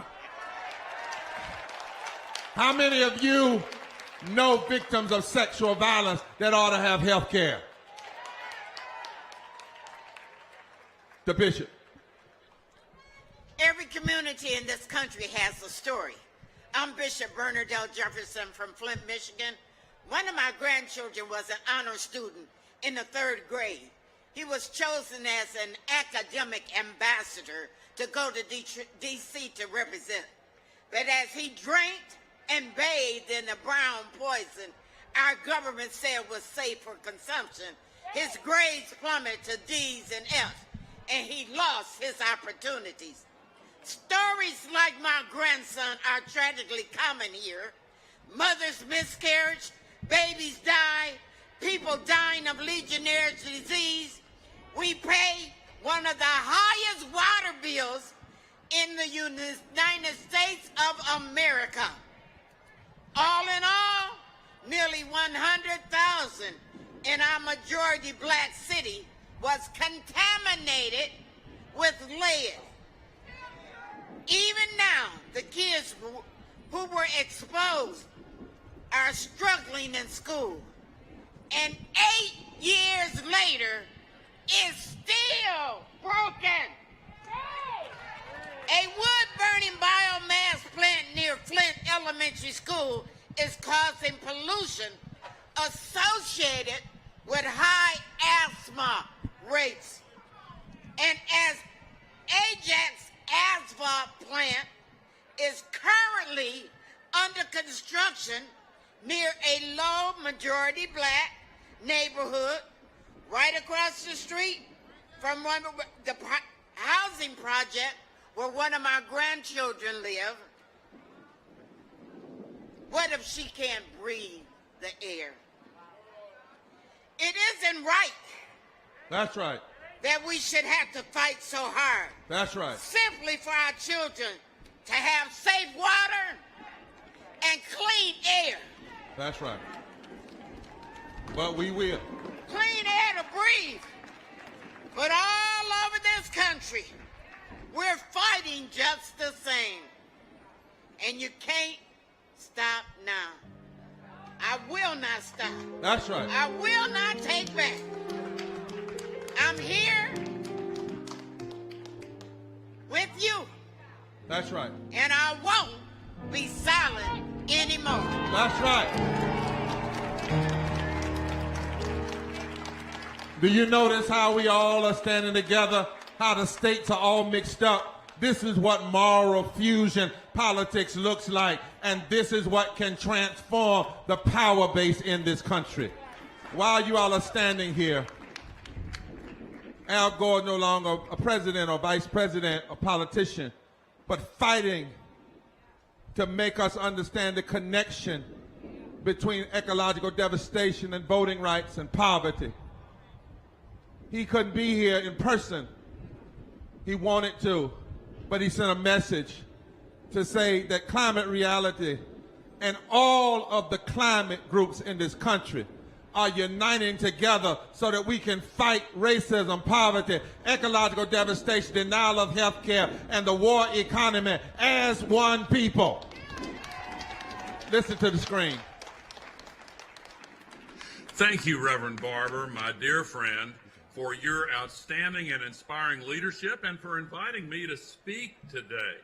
It is a privilege and an incredible honor to join with all of you in this righteous cause. I want to express my deep gratitude to all of those who have shared their words with us here today. The people who are hurt first and worst by pollution and by the increasing climate-related extreme weather events have a distinct moral authority to speak to the urgency of the crisis we face. In the truths they share, we hear and understand that the issues of systemic racism, wealth inequality, environmental degradation, the scourge of bigotry and of violence, and the devastating impacts of the climate crisis do not merely intersect at a singular point. They are layers of injustice that build upon one another brick by brick to form a wall that separates the voices of the poor and of Black, brown, and Indigenous communities from the platforms of policymaking. If we treat these evils as distinct and isolated from one another, they will continue to undermine our solutions, seeping into this work like toxins, poisoning our progress. Instead, we must join together to lift up the voices of the poor and of those who are on the front lines of the climate crisis over this wall of injustice. We must ensure that these voices ring out in the streets of our communities. We must ensure they ring out in city halls, county commissions, and state legislatures. We must ensure they ring out here in Washington, D.C., in the halls of our great democracy, where they should reverberate so loudly that our elected officials have no choice but to listen. That's right. And I would be remiss if I failed to note that in order to ensure that all voices continue to hold their power in our democracy, we must stand firm against attacks on voting rights and join together against efforts to purge people from the polls. Just as our challenges are cemented to one another, so too are we bound together in fighting for their solutions. Indeed, there can be no climate justice without racial justice, and without economic opportunity, there is no just transition. It is only by joining together the same chorus that we will be able to achieve lasting change. Thank you. Thank you so much, and it is all connected together. Now, brother who is always making it plain, the Reverend Mark Thompson is coming now to introduce somebody who just has experienced the pain of racial violence. But we wanted, and he wanted his voice to be here. Tamika Mallory was supposed to be here, and she couldn't because she got sick. But this is a family member of someone who was shot because of racism and because people in this country, far too many, love their guns more than they love God's people. Mark is going to bring him up. Then Mark afterwards is going to talk about the connection between reparations, and then Dante Sharp will come. We have 8 speakers after them. Each one of them will take a minute and a half. But before they ever say anything, because they've been through so much recent violence, just stretch your hand toward this family and say, all of us in this crowd. Take that mic down out there. Let us, all of us in this crowd, this family, we love you, and we will show our love by joining you in the fight against racism and the proliferation of guns. Sisters and brothers, God bless Tamika Mallory. I'm standing in for her. We pray for her recovery. God bless Dr. Barber, Dr. Liz Theo Harris. When Dr. King called for the Poor People's Campaign, he described America's triple evils: poverty, racism, and militarism. In Buffalo, we saw each of these evils manifest in one place at one time. Evil number one, poverty, was manifest in Buffalo, and at the Tops grocery store inhabits a food deserts, the only place where people can buy groceries. Evil number two, racism, was manifest in Buffalo, and that the shooter was a disciple of the white supremacist great replacement theory. He went to a grocery store in a black neighborhood for the express purpose of killing black people. And evil number three, militarism, was manifest in Buffalo, and that since the Vietnam War that Dr. King decried, America has become the international capital of militarism and gun violence and militaristic assault weapons, AR-15s, like the one the Buffalo shooter used. These assault weapons have become the rule rather than the exception. The eldest person killed in that store was 86-year-old Queen Mother Ruth E. Whitfield. Her sons are here. Brother Raymond is here, but her son, Brother Garnell, will speak to him. Speak now. We will hear him now. God bless you.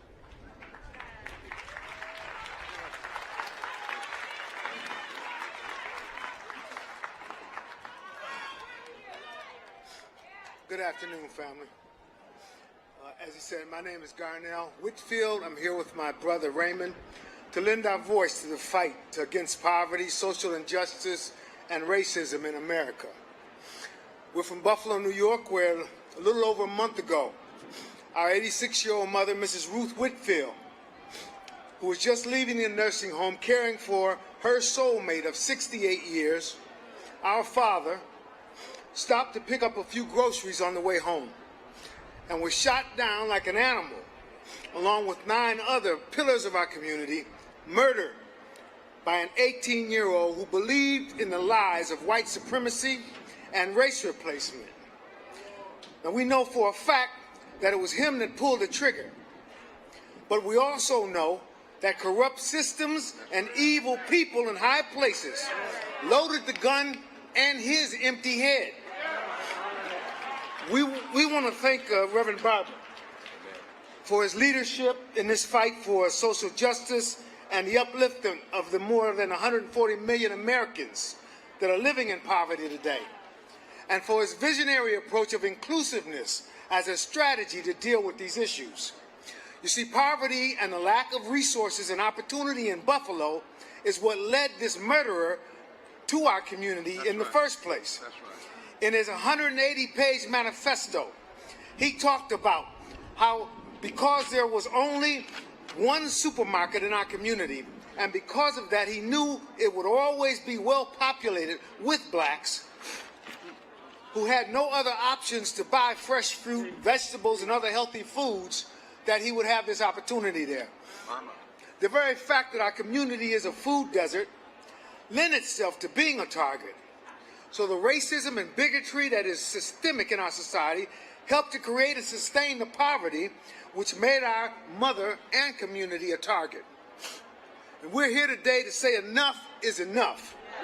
Enough is enough, brother. Enough is enough. We waited too long for their better angels to treat us as human beings, deserving of equal access and opportunity in health care, education, employment, and the rest of the so-called American dream, which, for us poor people, is an American nightmare. As a Christian, we were raised as Christians by our parents. I'm reminded of the Beatitudes, which are part of Jesus' Sermon on the Mount. Blessed are the poor in spirit, those that mourn, the meek, those who hunger and thirst after righteousness, those who are merciful, those who are pure in heart, those who are peacemakers, persecuted, falsely accused, and insulted for his name's sake, for they shall be rewarded. But what I'm taking from this is this. It's time for us to stop being passive Christians. We got to get up. That's it, bro. We got to get off of those comfortable pews. That's it. We got to get out of these churches. That's it. We got to get out here and we got to advocate for the least of these. That's my understanding of the Word of God. Prayer is not a noun. It's a verb. It requires you to get up after you pray and walk the walk, talk the talk. We're here today to lend our voice to this effort. We're thankful for the opportunity. We're thankful for your prayers, but we need more than your prayers. That's right. We need action. God bless you. That's right. Stay right there, bro. Somebody say action. Action. Say we will put legs and bodies and voices and votes and protests and marches on our prayers, in our prayers, until change comes. I want you all to hear, he said that boy identified the community as black by the level of poverty. 60.9% of black people are poor and low wealth, 26 million. 32% of white people, that's 66 million. None of these things are separated, just like these brothers are not separated. It was hard for them to come. We wanted to give them a little extra time. I'm honored that you would come, and I'm honored that they would say that while they're still crying, there is a kind of crying that after you're broken, it starts strengthening you. That's what the scripture means when it says, blessed are they that mourn. And what it means by there's a sound of Rachel mourning because her children are no more. She will not, or he will not be satisfied. And we will not be satisfied. As we come to, I want you for a moment to look at this sign, put it up on the screen. You see the text message. We need everybody while you're here to text to this number. Read it up here for me. Let me hear you all read it. Say it. 3. Say it one more time. 3, 8, 5, 4, 2. Say it one more time. 3, 8, 5, 4, 2. And what do you text? Moral. M-O-R-A-L to what, everybody? 3, 8, 5, 4, 2. Because today we are organizing too. You mobilize to a moment like this, and then you organize from the moment like this. As these others come, each of them is going to take 1 minute. And the reason we're doing this part of the program, and we'll have 2 more sections, don't leave. You don't want to leave the end because we got something to do. But it's to show how it's all connected. So they're going to come with their best Gettysburg Address. You know, the Gettysburg Address wasn't but 1 minute, but everybody has to read it in history. And it was some of the most powerful words ever.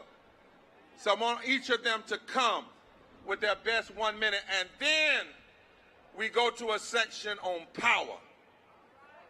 Because there's some lies being told about how much power poor and low folk really have. Well, today, the cat's coming out of the bag.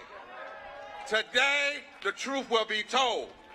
And you will leave here knowing that we have more power than it has been told. And when they say the midterms or an election are settled, that's a lie, because they ain't felt us yet.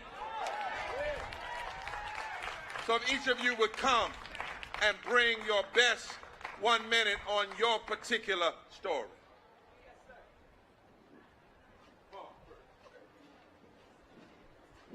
Mr. Barber has asked me to talk about the legislation H.R. 40 reparations, which is a bill in Congress, amen. With 215 members supporting, you may have heard of it. It would establish a commission to study reparations proposals to address transgenerational poverty and the transgenerational loss of opportunity in the African American community, from the period of enslavement through the ongoing vestiges of enslavement, Jim Crow, lynchings, land loss, segregation, voter suppression, mass incarceration, police violence, gun violence, and loss of livable income. Why should a multiracial coalition support reparation?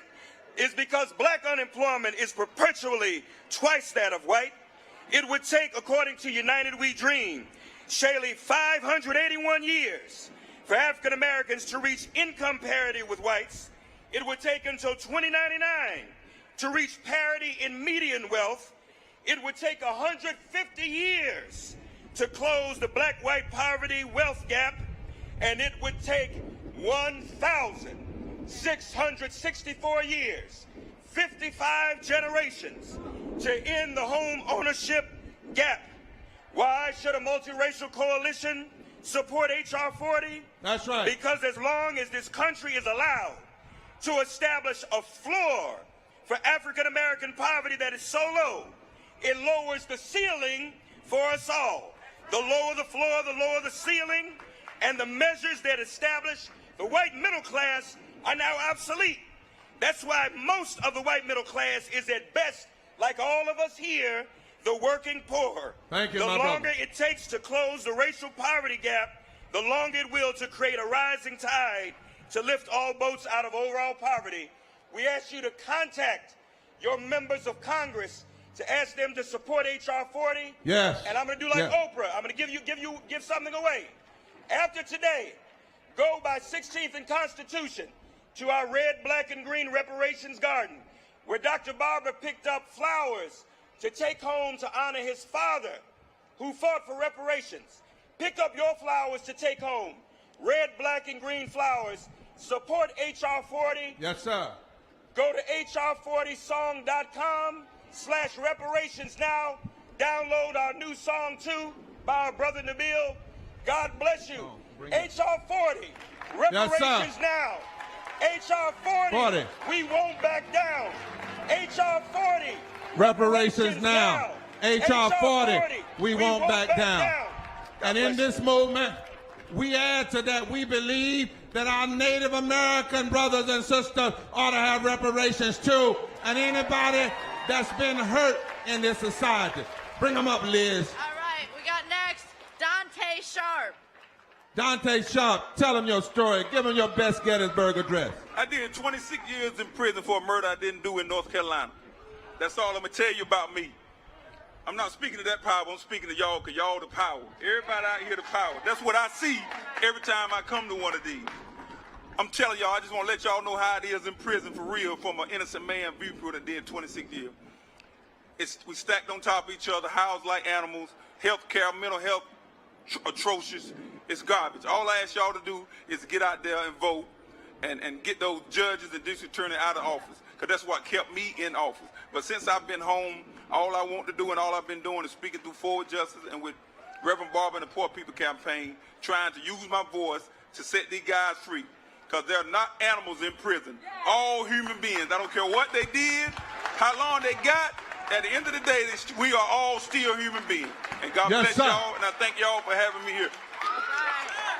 When I visited Dante Sharp in prison, he told me the day he got out, he would start fighting to change. He was in jail longer than when they first arrested him at 19 and lied on him, and he's a fighter. Give it up!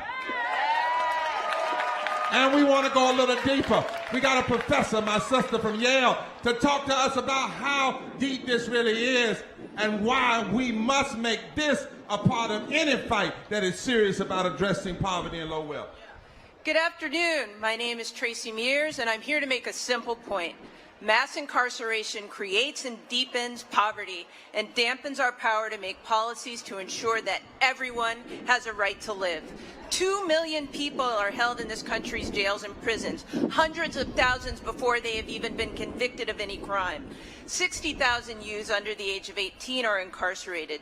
2.7 million children have at least one incarcerated parent. And people who are incarcerated are 10 times more likely to experience homelessness. They're less educated. They attain GEDs and high school degrees rather than college degrees. And we know these credentials are critical for jobs that pay living wages and access to health care. For those who are incarcerated, the prison health system is often the first time in their lives they receive any kind of treatment for chronic conditions such as diabetes or asthma. All of us should have access to the goods of citizenship, education, health care, housing, clean water.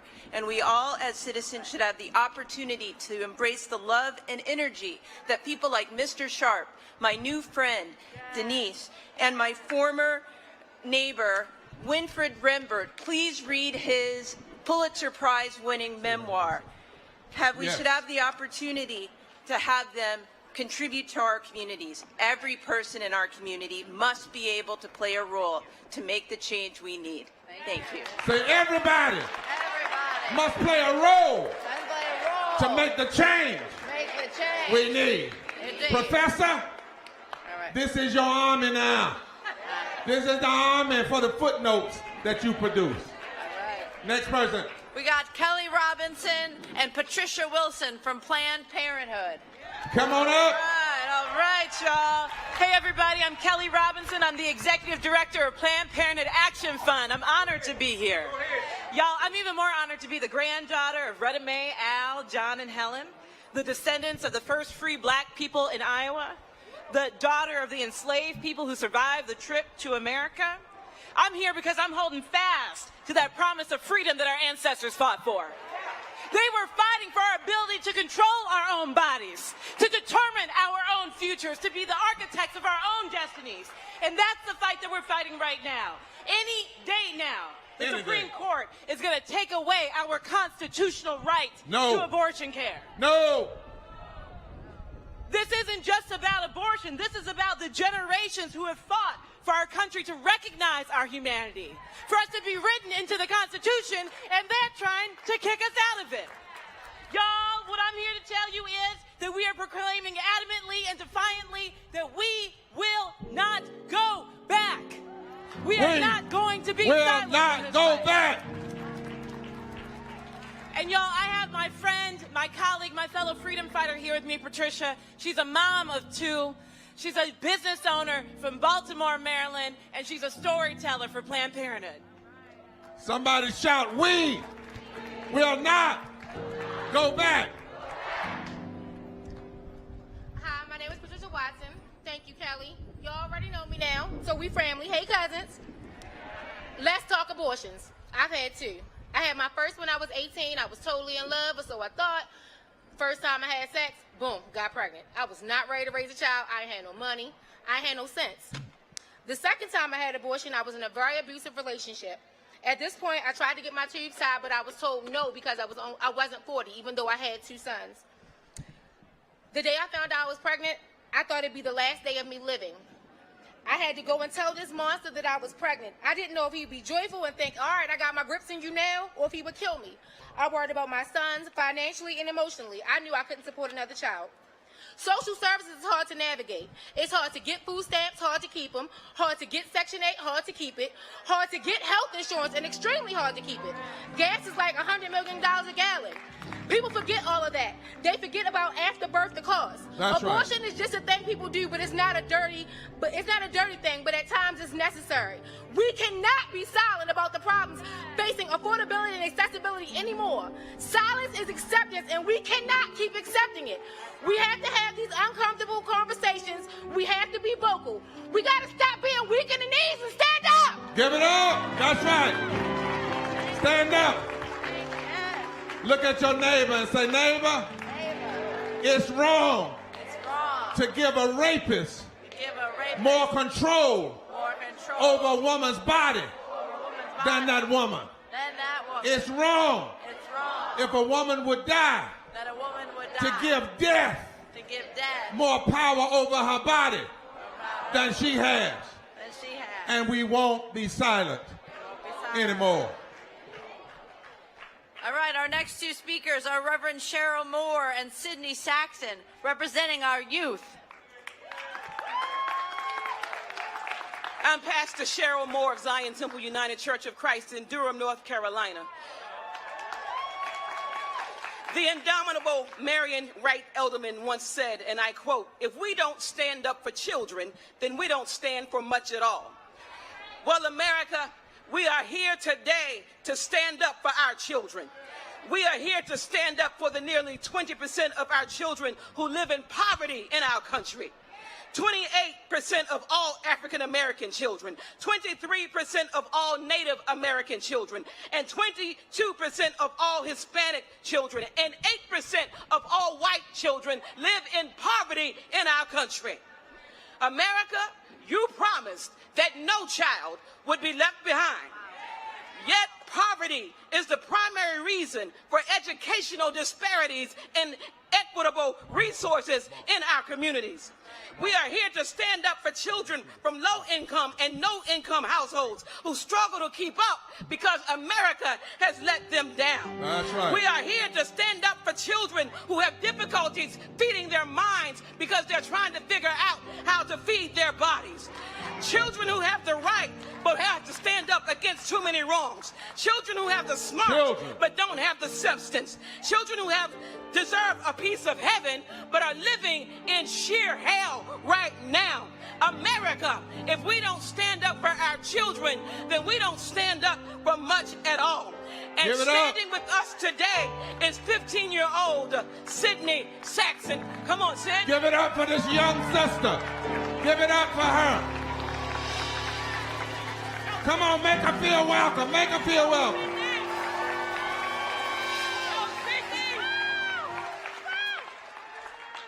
In his I Have a Dream speech, Dr. King said, instead of honoring this sacred obligation, America has given the Negro people a bad check, a check which has come back marked insufficient funds. I'm tired of the clear funding divide we can see when we visit other schools, and I'm tired of having to teach some of my friends things because their schools cut it out of the curriculum. America loves to talk about how children are the future and use children as examples when they want to fight for change, but they still have us begging for change. That's right. I'm tired of begging for fair treatment in this great country. I'm tired of begging for my life in active shooter drills. Aren't we tired of the thoughts and prayers that you gave my mother's generation when Columbine happened? Then why are we still giving them to my generation now? I wonder when America is going to get their own stimulus check to give kids the funding they deserve. I'm tired of picturing my future being me on the street with a dirty cup and a ripped up shirt that says, you can keep your coins, we came for change. Yeah! America! Our children are not our future. They are our right now. So stand up right now. Stand up. Right now. Stand up. Stand up right now. And we want you to know that while we challenge every rogue, every police system that would kill people, we have people in our community that are firewomen and firemen and policewomen and policemen who try to do the right thing. Many of them don't even make a living wage and are put to suffer without health care. Representing that is Reverend Dr. Della Owens to tell our story and to call this nation to listen.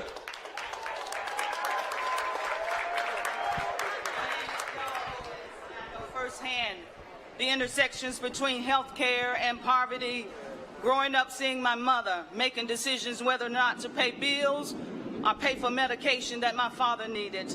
And having worked as a city employee with the North Carolina, you're not considered vested until after working 5 years with the agency. And as serving as a police officer after 2 years, I was diagnosed with systemic lupus, which makes it difficult to continue your medical insurance without paying a very high cost because of premiums. Because of my illness, I was transferred to a civilian position, losing my police commission, which meant that I could not receive full benefits when I retired from the department. I was denied disability, which can force some people to live from check to check.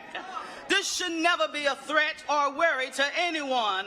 And as police and as first responders are protecting our citizens, we must demand that our government protect all citizens by providing universal health care for the 87 million people who are living underinsured or without health care.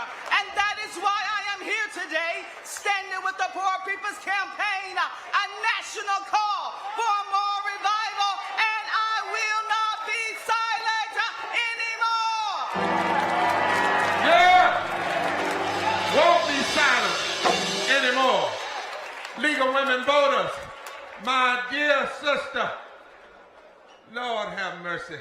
We're going to have all the women and all the brothers working together fighting for change.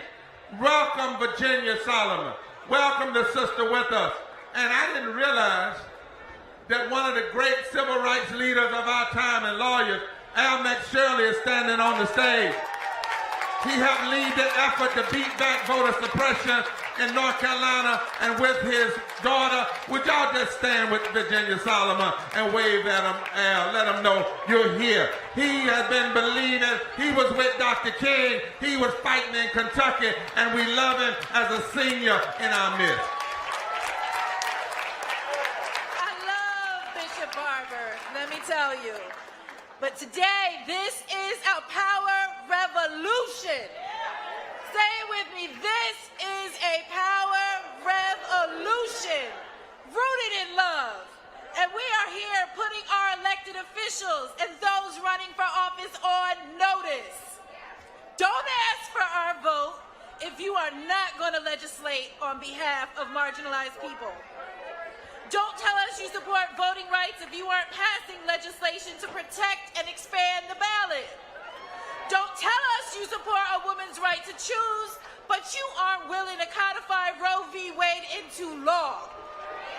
Don't tell us you believe every person deserves equality health care, but you aren't fighting to make that a reality.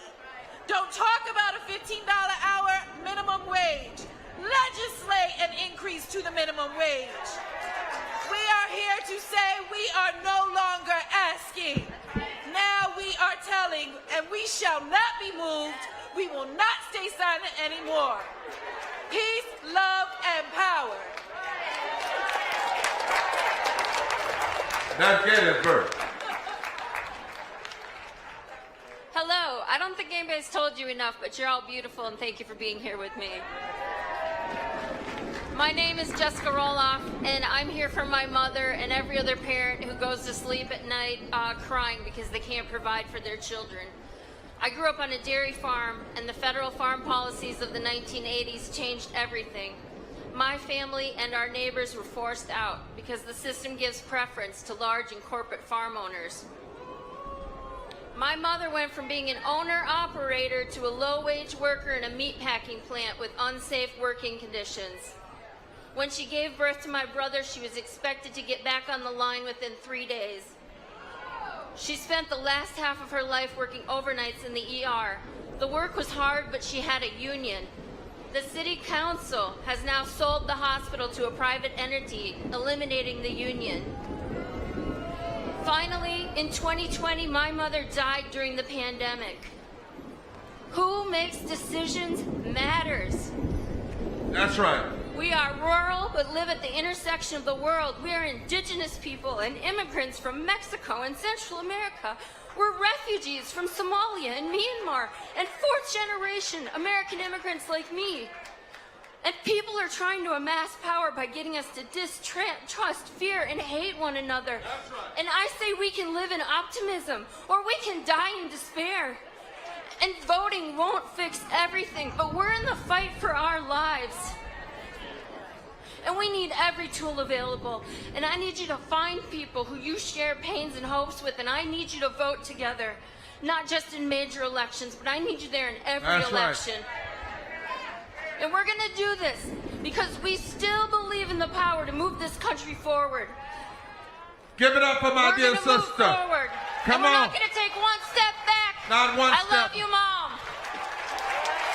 I want you all to look at this picture on this stage, because this is the kind of coalition that can fundamentally change. That's why they work so hard to keep us from one another. Dr. King said in 1965 that the great fear of the aristocracy in this country would be for the masses of poor Negroes and the masses of poor white folk to come together and build a political voting bloc that could change the economic architecture of the country. Well, today, if we can get white farmers together with black folk and Latinos and Asians and Natives, that's what this is all about. One more to the stage. Where's my dear sister Fernandez? She has 8 children. She's taking on children, others throw away. I want her on this stage and these babies from West Virginia. Her and her husband are fighting. And we said that we would stand with this sister in West Virginia. She's taking on children, others would. When we get this kind of coalition together, Liz, invite somebody to the mic now to tell us what kind of power we really have. We want to call on the policy director of the Poor People's Campaign, a national call for moral revival, Shally Gupta Barnes.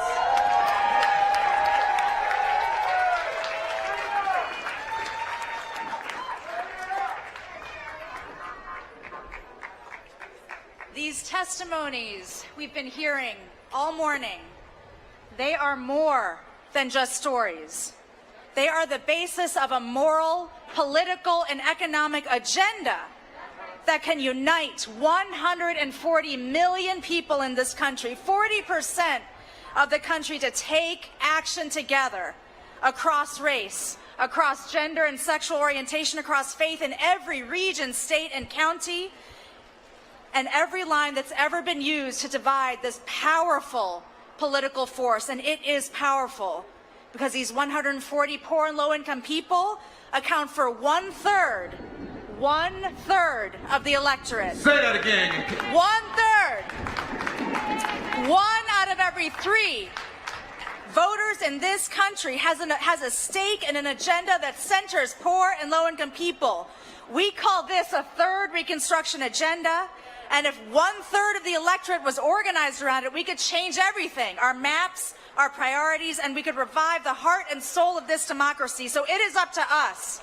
It is up to this campaign and anyone who is suffering from injustice and knows that this does not have to be, who knows that we are all deserving of the best and most of this country, no matter what we look like, where we live, who we love, what language we speak. It is up to us to organize and mobilize this new and unsettling force of poor and low-income people and poor and low-income voters to the polls. That's right. For those of you who may not know this campaign yet, you will, because we will be in the streets, at the legislature, in the courts, and at the ballot box. This is our promise. We won't be silent anymore, and our deadline is victory. Our deadline is victory. Charlie, before you leave, is it also not true that in battleground states, poor and low-wealth people represent 45% of the electorate? It is. Is it not true that in 15 states, if poor and low-wealth people would just vote between 1 and 25% higher than they did in 2020, they could determine every election from the State House to the Congress to the White House? They can? And they will. How many of you will join us after this to organize and knock on doors and demand that people hear our agenda? Touch your neighbor, say, neighbor, don't sit on the power that we have. Now say it loud, the stones that the builders have rejected now have the power to be the chief cornerstone in building a third Reconstruction. And this is the day that the Lord has made. As they leave, I feel justice ringing in my soul. I feel justice ringing in my soul. 1, 2, 3, 4.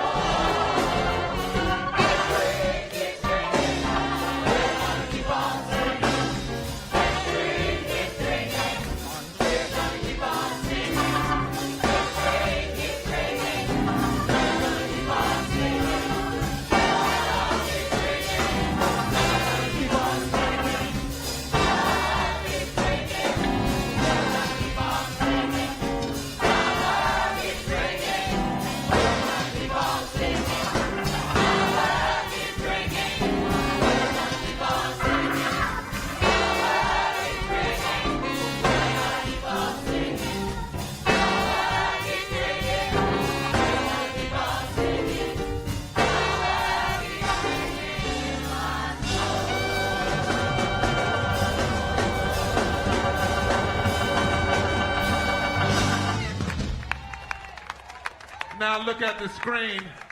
This lady was over 90 years old. She's gone on now. But when we got in the fight for voting rights, she said, they think I'm going to die, but I'm not dying till we win. And we won. But listen to what she has to say. And then immediately after her, we have the Panhellenic Council coming and emerging unions. And the reason I'm bringing them together, we're bringing them together, is because we can't separate this stuff. Each one of them will have 1 minute and will introduce an impacted person. In this movement, if you've come to grandstand or stand at the stage by yourself, you're in the wrong movement. It's all of us and not some of us. Listen to the screen. I woke up this morning with my mind. Come on, y'all. Stay on freedom. Now we need to commemorate, we need to motivate, and we need to educate for the good of the people. The other night, when they announced something about some fraud, I said, why they keep lying? Because, and I want to tell you what I got up there in the hot seat for time after time, is that they were doing that to set us back. That's right. And we should get interested. Everybody, go home. Tell the people, you're on the street.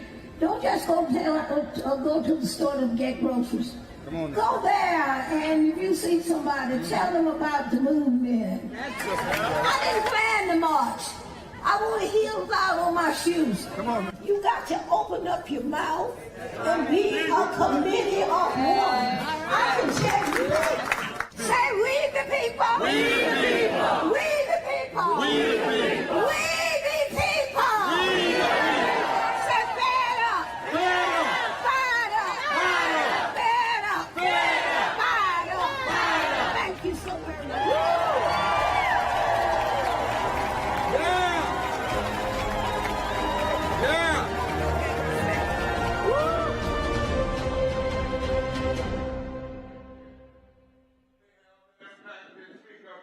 Of the Fratters and Soras, they are coming together with emerging union fights at Dollar General, at Maximus.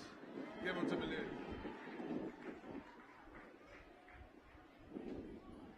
At Fight for 15, One Fair Wage, Starbucks. Do you know that people who serve us in restaurants today only make $2.13 an hour before tips, and many of them could not even qualify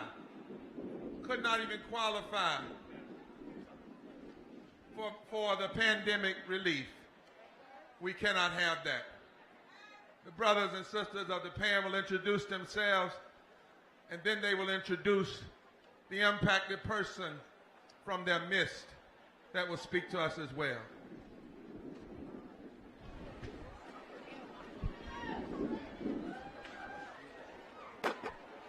Good afternoon. Any Greeks in the house? All the Greeks, let me hear you Greeks. All right. My name is Spencer Bruce. I'm the Executive Director for the National Panhellenic Council. My job merely is to introduce some of these fabulous people that are on the stage behind me. So let me be short to the point to let you know that we support all of the activities and we support all of what we're doing here today. I'm going to introduce now the National President for the National Panhellenic Council, Ms. Donna Anderson. Thank you very much. It's such a beautiful day. It's a beautiful day to come out. Thank you for having us here today. I represent the 9 majority fraternities and sororities that make up the National Panhellenic Council, or affectionately known as the Divine Nine. Divine Nine, Alpha Phi Alpha Fraternity Incorporated, Alpha Kappa Alpha Sorority Incorporated, Kappa Alpha Psi Fraternity Incorporated, Omega Psi Phi Fraternity Incorporated, Delta Sigma Theta Sorority Incorporated, Phi Beta Sigma Fraternity Incorporated, Zeta Phi Beta Sorority Incorporated, Sigma Gamma Rho Sorority Incorporated, Happy Centennial Sorors, and Iota Phi Theta Fraternity Incorporated. On behalf of the Council of Presidents, Chairman Reuben Shelton, Esquire, I bring greetings to you from the Council of Presidents, the Divine Nine, and NPHC. We are stronger together. And, okay, my time is up. I have so much I want to say, but we have to cut it short. But you'll hear more from NPHC. Go to nphchq.com. Love you all. Love you. We're all together. I'm Dr. Willis Lanzer, General President of Alpha Phi Alpha. Much like our brothers, Brother King and Bishop Barber, all of the Divine Nine stands behind the concept of the Modern Poor People's Campaign. We believe in universal health. We believe in a $15 minimum wage, immigration reform, and we stand with the restitution of convicted felons' voting rights and the end to voter suppression tactics. Today, we are proud to bring forward one of our own, a member of Zeta Phi Beta, Ms. Tasha Powell, who will share her experience. But just know, the Divine Nine stands in support of you, and we will not relent. Ms. Powell. Yeah. Good afternoon. I bring you greetings from Zeta Phi Beta Sorority Incorporated, Beta Zeta Chapter, Washington, D.C., with the international president being Valerie Hollingworth Baker. I come to you today to let you know I have worked over 6 years with displaced families, and the reason why they're being displaced is because of low wages, and that plays such a big part with homelessness and being displaced in the District of Columbia. I see all over the District of Columbia where developers are building all of these buildings, but yet they're not making it affordable for people like myself and my counterparts to be able to afford living in the District of Columbia. The average house for one bedroom runs for $1,800 a month. Now, how can we, as a people of the District of Columbia, be able to afford this? We cannot afford this. My sorority, Zeta Phi Beta Sorority Incorporated, along with the Divine Nine, stands firmly against high wages. Minimum wages need to be $15 or more, and affordable housing needs to happen not next year, not the year before, not the year to come, but right now.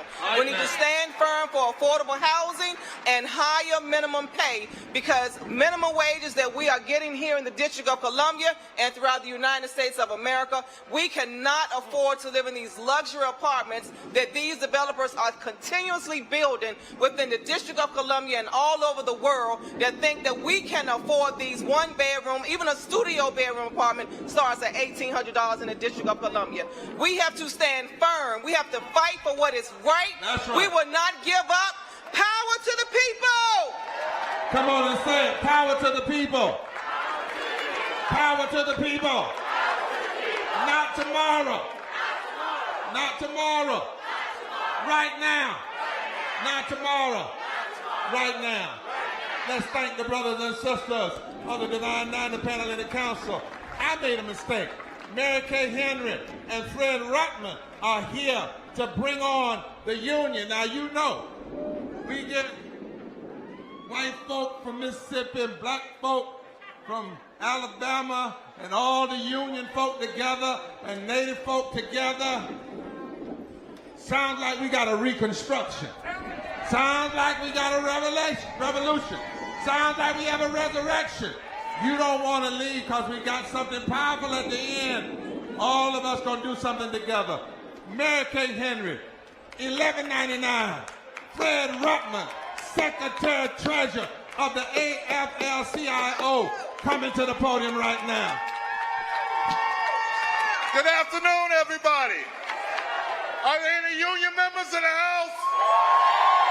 All right.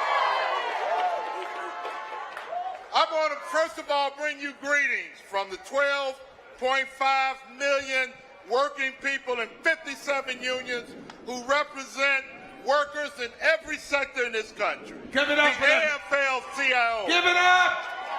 Millions! It is great to be with you today. I want to thank Reverend Barber and Reverend Dr. Theo Harris for inviting us here today and for their unyielding commitment to poor and low-wage workers. And it's great to see so many people dedicated to this cause and to this effort. But we all know that we should not have to be here. We should not have to join together in the streets and march and lift our voices to put an end to poverty, because poverty is a failure. It's a failure of the system, not of the people. You know, being poor is not the failure. Being poor is not a crime. The crime is accepting a system that allows for poverty. Poverty exists because we allow it to exist. Dr. King knew that. He saw poverty for what it was, a moral failure of our government. A government that allows its people to go hungry, to live unsheltered, to live sick or injured without access to health care is a morally bankrupt government. Yes, sir. And that's why Dr. King launched the Poor People's Campaign to advocate for the full humanity of every single person in this country. Because Dr. King knew you could not have racial justice without economic justice. And that is why Dr. King worked so hard to bring the civil rights movement and the labor movement together.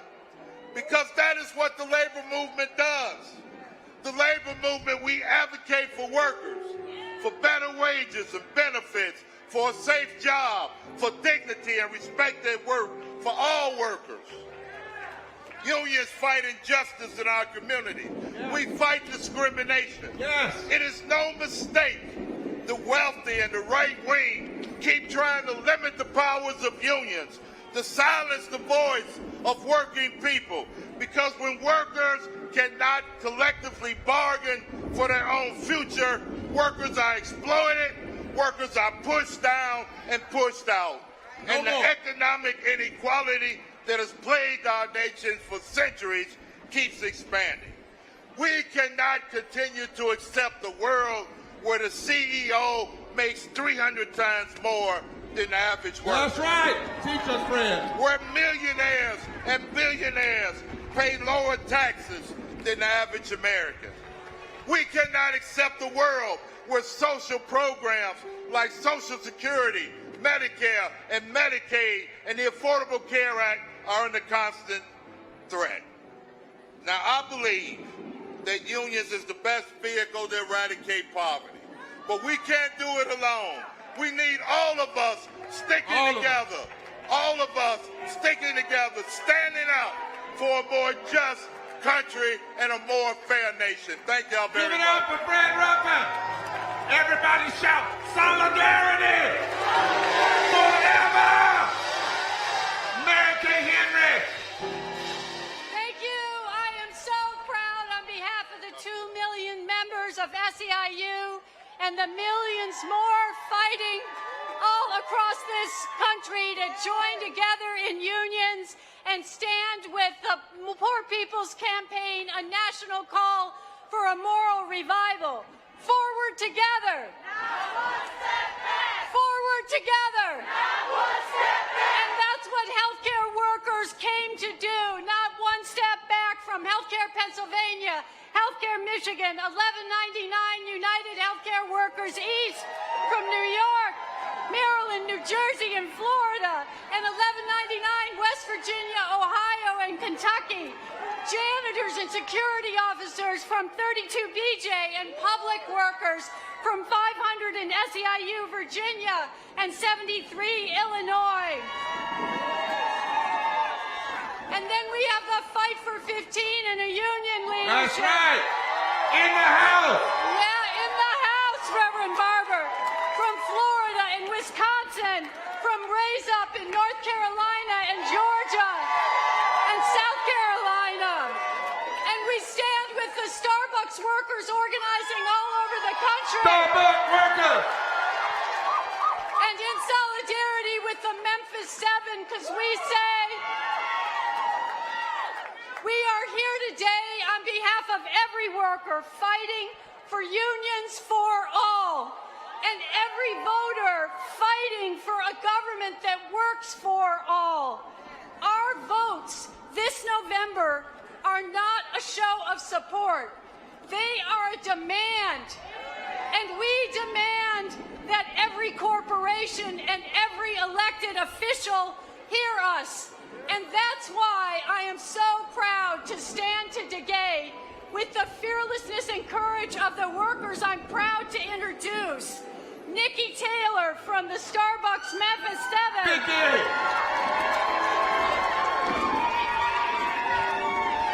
Beth Schaefer from Raise Up in South Carolina. Raise up! Christina Jimenez, who is organizing Maximus call centers with the Communication Workers of America. And Richard Joseph, a Family Dollar worker who has the courage to organize across the South. And Nataki Rhodes, who is a longtime tipped worker fighting for one fair wage, because the minimum wage has to be a wage for everyone. Tipped workers can't have a sub-minimum wage any longer. And so now let me turn to Nikki Taylor from the Memphis 7 with Starbucks Workers United. Solidarity. As they come to bring their best Gettysburg address, we want you to know we've got 20 minutes left. Don't leave. We got to do something at the end real powerful. Give it to the nation right now. These are the emerging union fights in the country, and they are the baddest thing out here.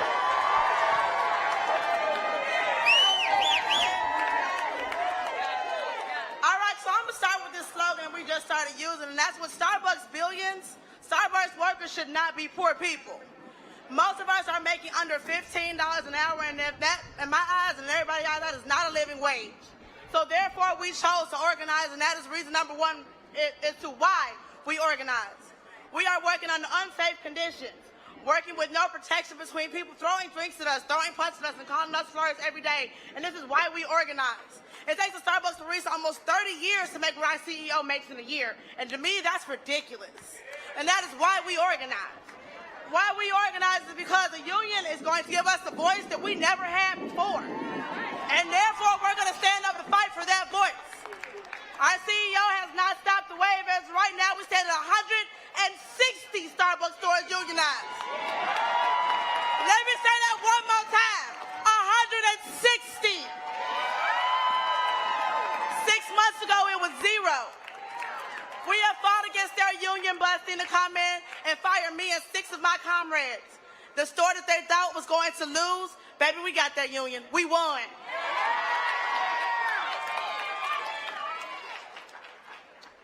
So, I'm going to leave that because I know we got 1 minute and I'm going to say true like nobody else did. But anyway, if you guys want to, please find us. We have a pledge you can sign so that you can support the Starbucks workers. And we're going to send you information on what's going on. You'll be able to keep up with them numbers. Because, baby, by next week, it's going to be 200. Say that. And the week after that, we're going for 3. And I'm going to leave you with this. Let me rest. After I say no contract, I need y'all to say no coffee. Can we do that? No contract. No coffee. No contract. No coffee. No contract. No coffee. Thank you. Everybody shout solidarity. Forever.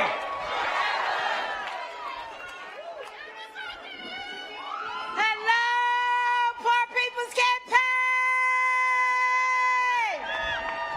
Good afternoon to my brothers and sisters, all the tent workers and restaurant workers. Let me hear you holler.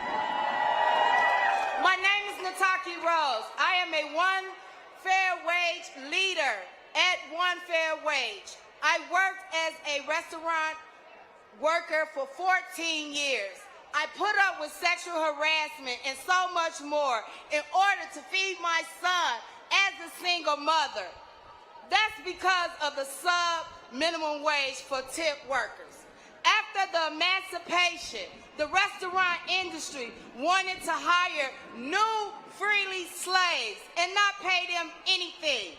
The tip worker wage has gone up from zero after emancipation to only $2.13 an hour right now, today, in the United States, over 160 years later. With the pandemic, our tips went down and customer harassment went up. So millions of us have left the industry and we are leaving right now. We are thrilled that workers nationwide are realizing their worth and refusing to work unless they are getting one fair wage, a full livable wage. I have been in this movement for 10 years now. 10 years. And because of the Great Resignation, the Great Revolution, we are about to win. Right here in Washington, D.C., we are making one fair wage a reality, putting Initiative 82 on the ballot this November. That's right. It's going to pass. That's right. And then D.C. is going to lead the way to end the legacy of slavery and win one fair wage. Give it up for my dear sister. Give it up for my sister. We are planning to follow up in 25 states with our bill and our ballot initiative. It took over 160 years, but one fair wage, we are finally here. And workers deserve that chance. You said one thing. I want you to say it again. Say, I've been fighting. I've been fighting. 10 years. 10 years. And we will win. And we will win. Give it up for my sister.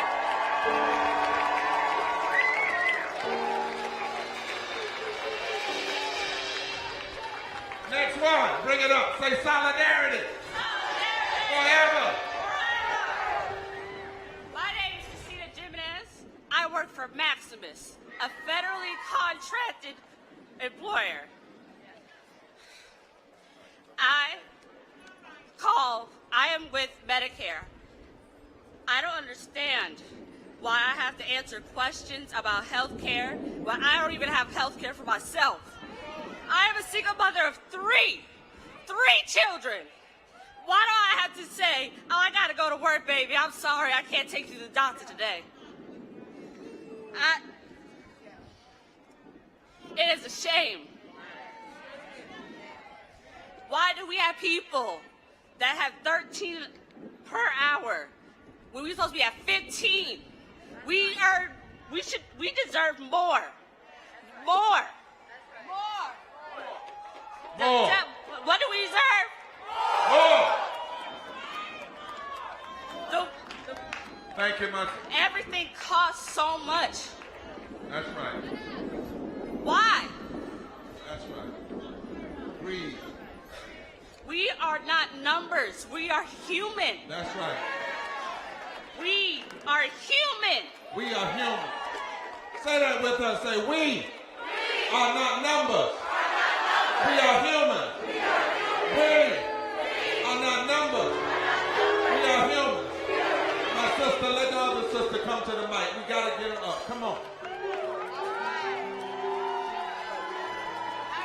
How y'all doing? My name is Beth Schaefer. I'm with Raise Up, Charleston Fight for 15, and a union. I have been struggling to pay my bills since I've been working at 16 years old. I work full-time at KFC and a second job at a gas station. I work 64 hours a week, 7 days a week. I am exhausted. Yes. My wages are so low that I'm facing eviction every month. Eviction would mean that me and my disabled father would be homeless. I know I'm not alone. There are so many people who work for billion-dollar companies and still end up homeless. Why? Because the federal minimum wage is sentencing us to poverty. My home state of South Carolina is like the rest of the South and the Midwest. Our minimum wage has not gone up in 13 years. Our government is catering to corporate greed, and us workers are paying the price. And it's disproportionately black and brown workers, especially women of color, who are carrying the burden of a minimum wage in this country. So we demand that our government raise federal minimum wage to at least $15 an hour. We demand that our government pass the PRO Act and make it easier for workers to form unions, because we need a collective voice on our jobs. Low-wage workers, we run this country. It's our labor that creates wealth. We have so much power than we realize. When we organize, we have the power to change this country. So keep organizing and keep fighting. Wait a minute. You can't drop that and say that. Say low wage. Low wage. Workers. We run this country. We run this country. So act like it. Act like it. Vote like it. Vote like it. And refuse to be silent anymore. And refuse to be silent anymore. All right, my brother.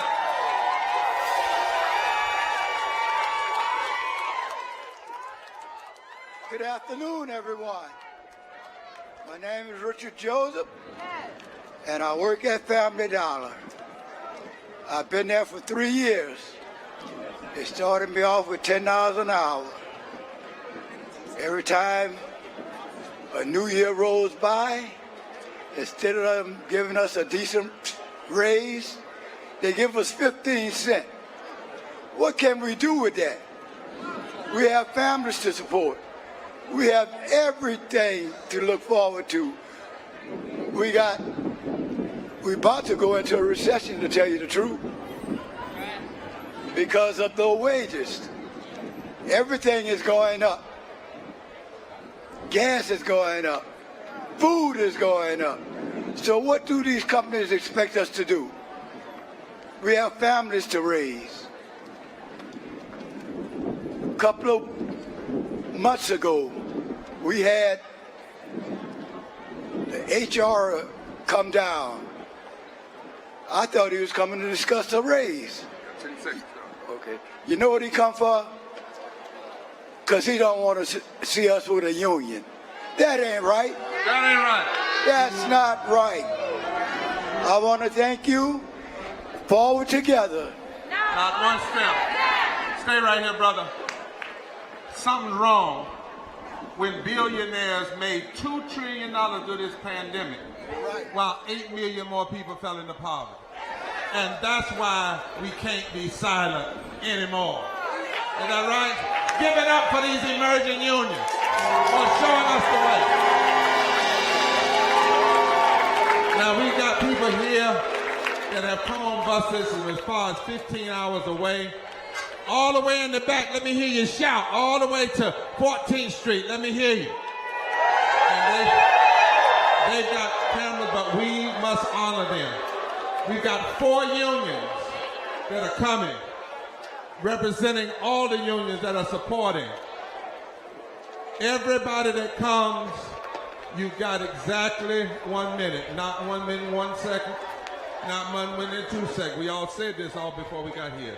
And then we're bringing up the organizations, and each organization gets one person, either the president or to say why we will keep organizing together.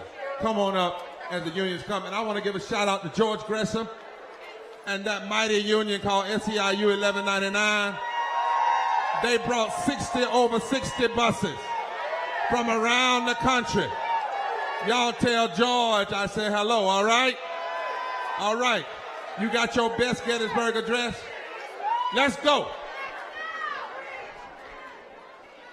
Greetings, peace and blessings. I'm Millie Silva of 1199 UHE. The Purple People. We are here as part of a 70-bus delegation of healthcare workers from Massachusetts, New Jersey, Maryland, D.C., and Florida. And we stand with you, Bishop Barber, and everyone who is a part of the Poor People's Campaign on behalf of our President, George Gresham, and the 450,000 healthcare workers we represent in our union.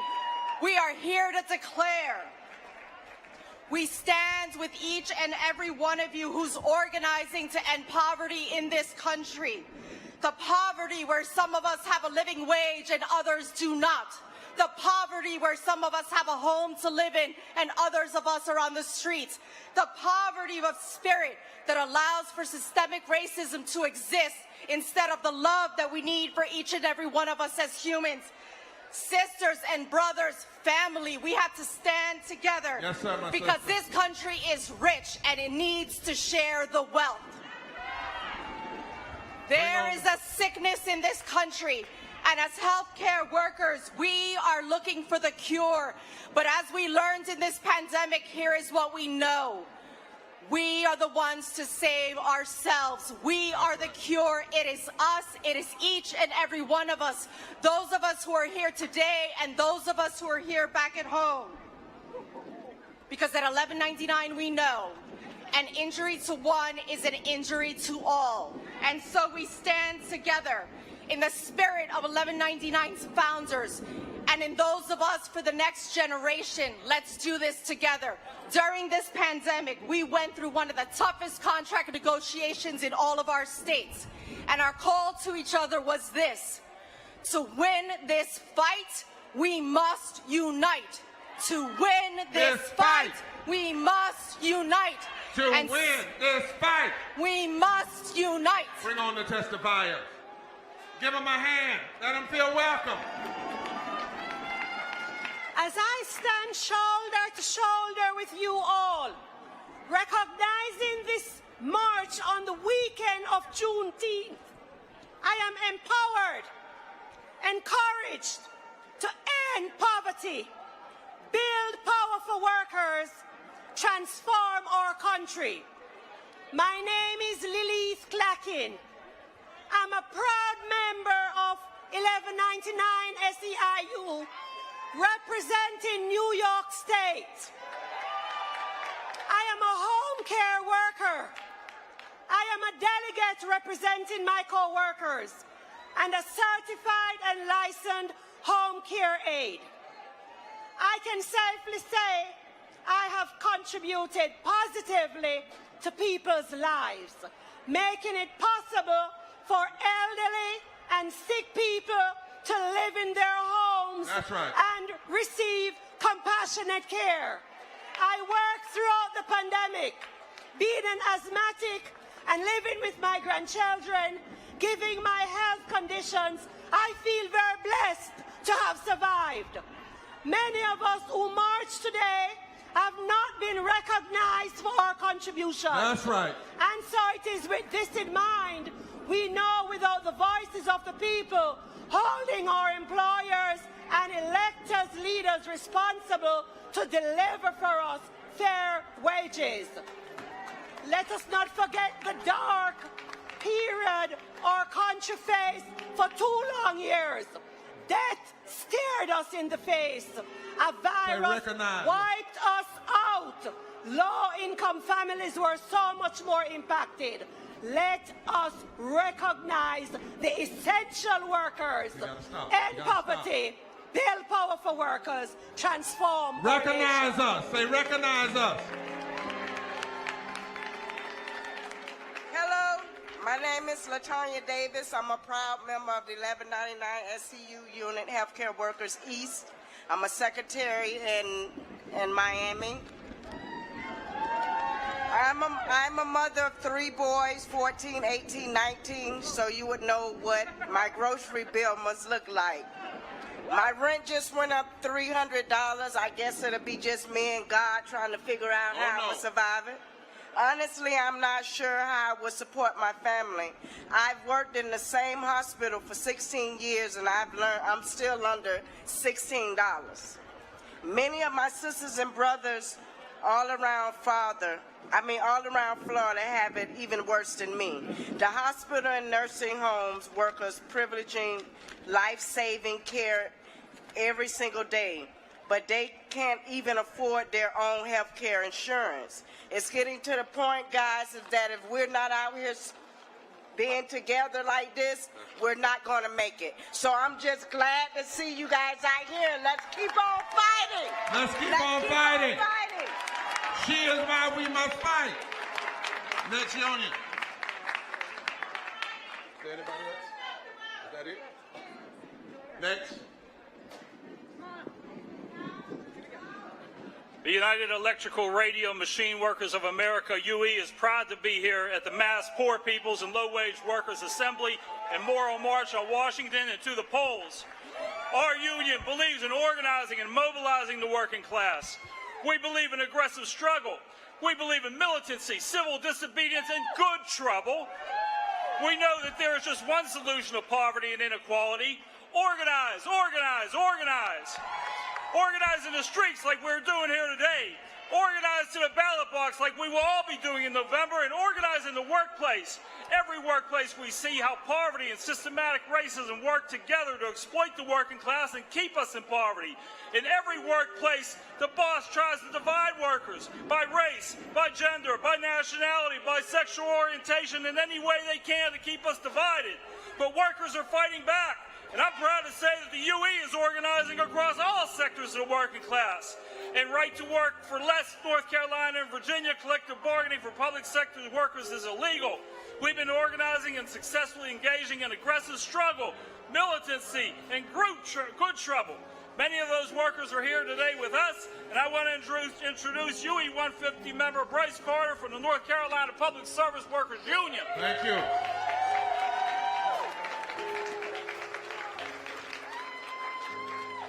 Greetings, everybody. My name is Bryce Carter. I'm the Vice President of North Carolina Public Service Workers Union, UE Local 150. Serve on the National Executive Board and Steering Committee of the Southern Workers Assembly, member of Black Workers for Justice, and I'm also a street maintenance worker for the city of Greensboro. We know the biggest tool to fight against systemic poverty and racism can be unions. Down south, a region where nearly 60% of all black people live and work, we are in a fight for our lives to organize workers and to overturn Jim Crow-era law that bans workers from collective bargaining. That's right. Certainly, North Carolina has some of the worst repressive anti-union laws. Collective bargaining is a critical expression of workers organized for power. However, even without collective bargaining, our union has been able to raise the minimum wage for tens of thousands of workers up to and beyond $15 per hour. By organizing city workers across the state, we won $50 minimum wage in 6 largest cities. This was no easy task. We pushed leaders in council meetings, rallied workers in the streets, and had the support of the community, handed out flyers, held press conferences, made many phone calls to our members, conferred meetings. Thank you, my brother. We also wanted it all for all state employees. Just this spring, we won a minimum wage of $20 per hour for city workers in the city of Charlotte. Keep fighting. Thank you, my brother.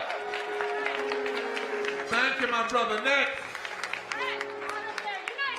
You're not here. There she is. So you're not here. Unite here. Right now. Right now.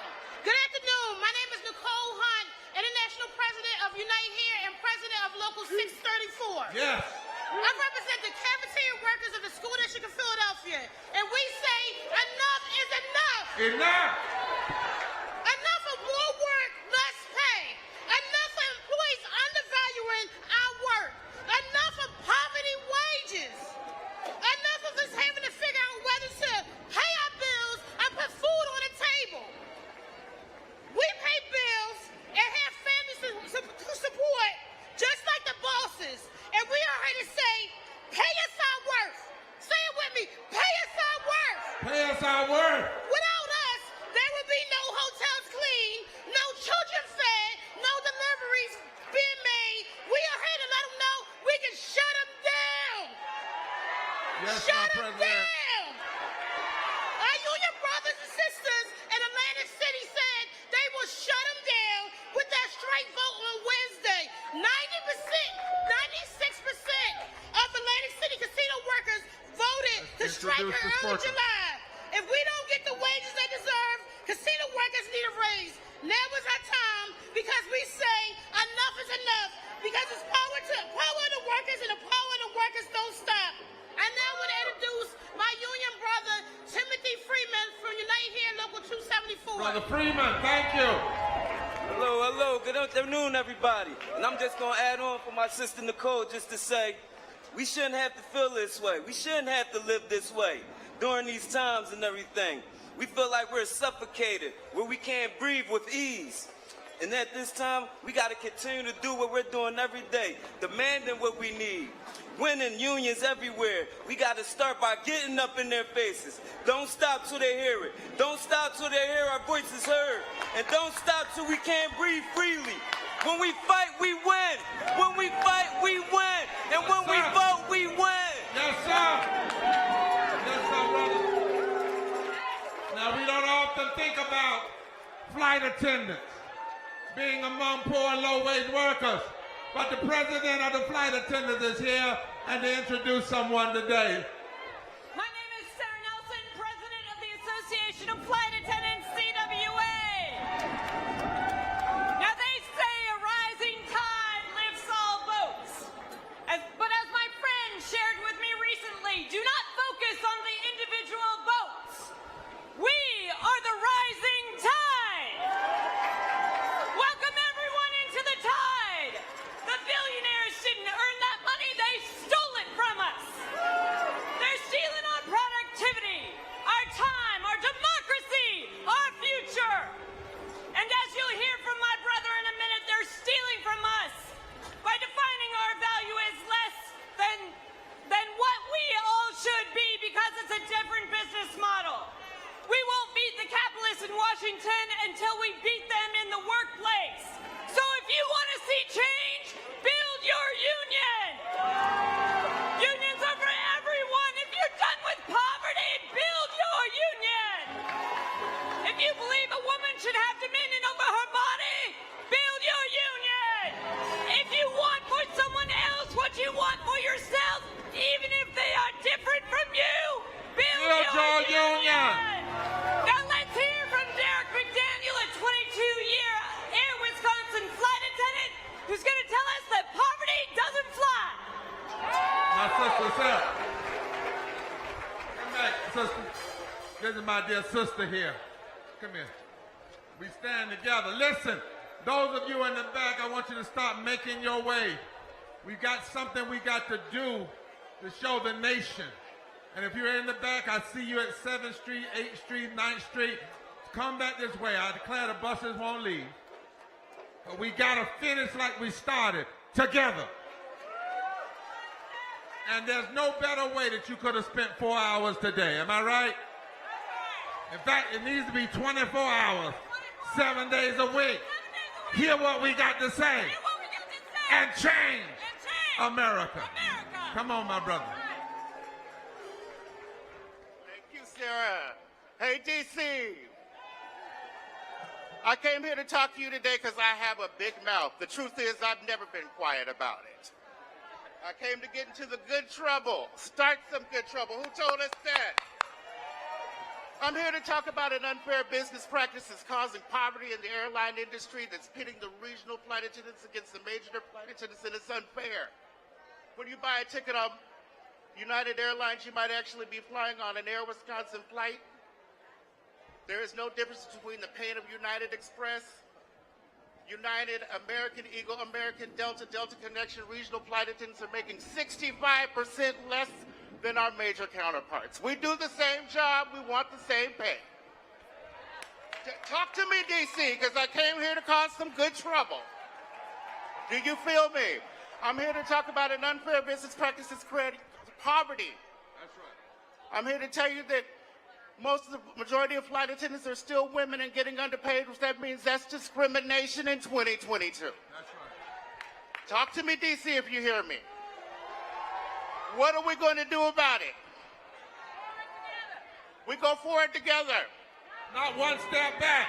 We keep doing this because if we're not showing up and we're not screaming, somebody's voices is not getting heard. That's unacceptable.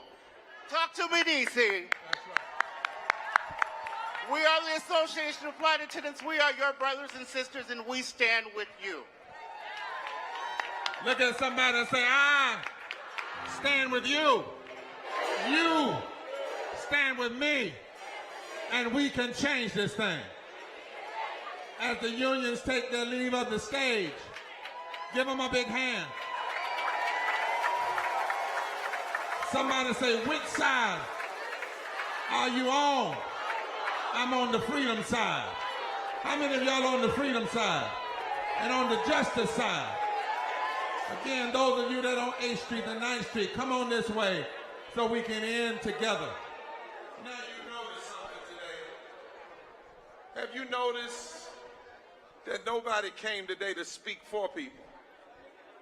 We promised at the beginning of this movement that we would build a stage for impacted people to speak. Not everybody can. I see some of your signs, but you have to hear and love what you see happening today. We're modeling what you ought to do in your states and in your cities.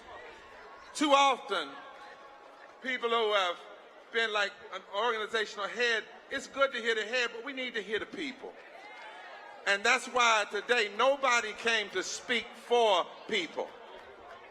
The people speaking for themselves. That's what will change this. Now, here at the end, we have the presidents or their representatives of various peer groups that agreed to this early on. Many of them said, you know, I understand. I might be the president elected, but I'll let somebody else speak that's in my organization. The one or two presidents that you saw, as you saw today, they introduced somebody else. That's the kind of model we've got to have for Fusion Coalition.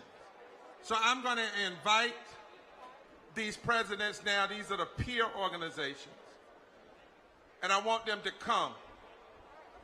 I want the tri-chairs of our Poor People's Campaign to start making. If there's some tri-chairs here, we'd like you to come to the side and come around tri-chairs because we want to get you up on the stage at the end. I hope all of you aren't sitting here. We don't want to close all of this out. But if some of them stand up, some of y'all sit down. Now, I need the presidents to honor, because folk have been standing, we know, to give your best 45 seconds. And this is what they're supposed to talk about, why we will stay together and why we must have a moral fusion movement. Today is not a day, it's a declaration. This is not an end, but a beginning. Presidents, can y'all do that? I didn't hear nobody say nothing. Now, I'm going to try to be pastor, but I will be bishop if necessary. And I'll love you all the while. But as you come in order, one person per organization.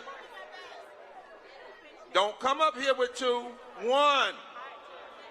Because we've got to do something that the people have to do who have been out there standing. One person, one spokesperson per organization, 45 seconds. We love you. Let's do it together. So we got climate reality. Forward together. So 1 minute. There's power in a minute. To quote the late, great Benjamin Mays, I have only just a minute. Only 60 seconds in it. Forced upon me, can't refuse it. Didn't seek it, didn't choose it. But it's up to me to use it. I must suffer if I lose it. Give account if I abuse it. Just a tiny little minute, but eternity is in it. My friends, eternity is in the minute we've been given. And although we like to say this is a movement, this is also our moment. When we think about the global climate crisis that threatens to push 100 million people into poverty by 2030, this is our moment. When we think about the fact that 68% of African Americans live within 30 miles of a polluting coal-fired power plant, this is our moment. And if this is our moment, if this is our movement, we must use it. Forward together. Not one step back. Forward together. Not one step back. Forward together. Not one step back. All right, and not Greenpeace. Hello, sisters, brothers. My name is Tafari Gabre. I'm the Chief Program Officer at Greenpeace, and I bring you greetings from our 3 million members. Sisters and brothers, our nation is grieving. We're seeing attacks on women's rights, senseless acts of gun violence. Our planet is running out of patience with us. Extremist politicians have made it harder for brown and black people to cast their ballot. Our communities are suffocating under the weight of systemic racism and poverty, while our elected leaders are stuffing their pockets. Today, we say no more.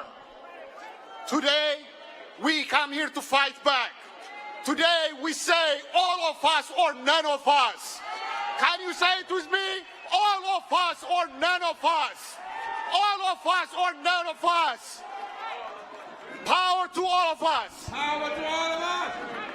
Yes, sir. All right, now we're going to have Milpa, the Border Network, and Nakasek. Buenas tardes. Soy Edwin Maldonado. Pertenezco a la organización Movimiento de Líderes Migrantes en Pensilvania, Milpa.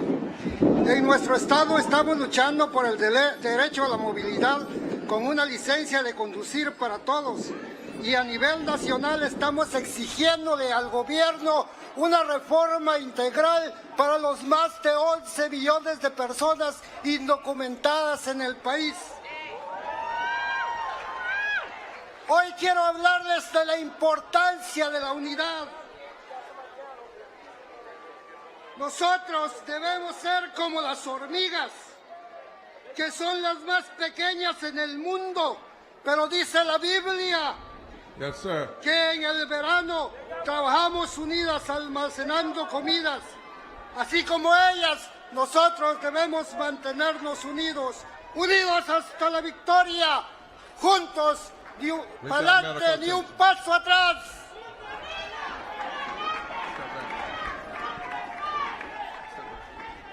All right, we've got medical attention. Y'all just look this way. There are doctors here. There are nurses here. Let them take care of it. You come this way. Don't get around them. That's what we don't do. Don't get around them. Let them breathe. They're fine. We've got a doctor here. God, we ask your blessings now. That you touch and heal in the name of our God, in the name of Christ, in the name of all that is holy. Now, y'all that are looking, turn around. We need you to turn around and leave them, let them, unless you're with that person, let the medical people take care of it. We've got plenty of security and medical people.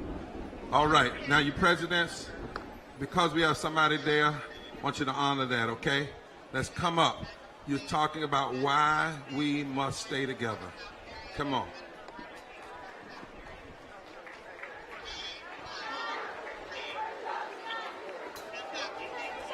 Our immigration laws, policies, and strategies have created a broken system that has separated more than 2,000 children from their parents at the border since 2017.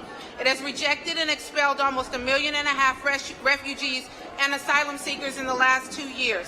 It has built more than 1,000 miles of border walls that send migrants to the isolated deserts and mountains where they're dying at a ratio of 1,000 per year, which equals to 3 per day. It allows 11 million immigrants in the United States to live in the shadow of poverty, oppression, and persecution. We refuse to accept this culture of abuse, terror, and poverty towards immigrants and other people of color. America is supposed to be the nation of immigrants, a melting pot, used to represent the promised land and a better future for all. Thank you so much. Before the next one comes, President, I'll have to ask you something in great love. This section is supposed to be about why we must stay together. We all know we have our individual issues, but you're talking to millions of people. They've heard the issues. What they need to hear you talk about is why you are committed as your organization, not to be under the Poor People's Campaign, but at least for us to work together. That's the message right now. Can y'all give that message? Your best 45 seconds. Come on. My name is Jessica, and I'm from New York. I represent Minkwon Center in Flushing, a neighborhood of Queens.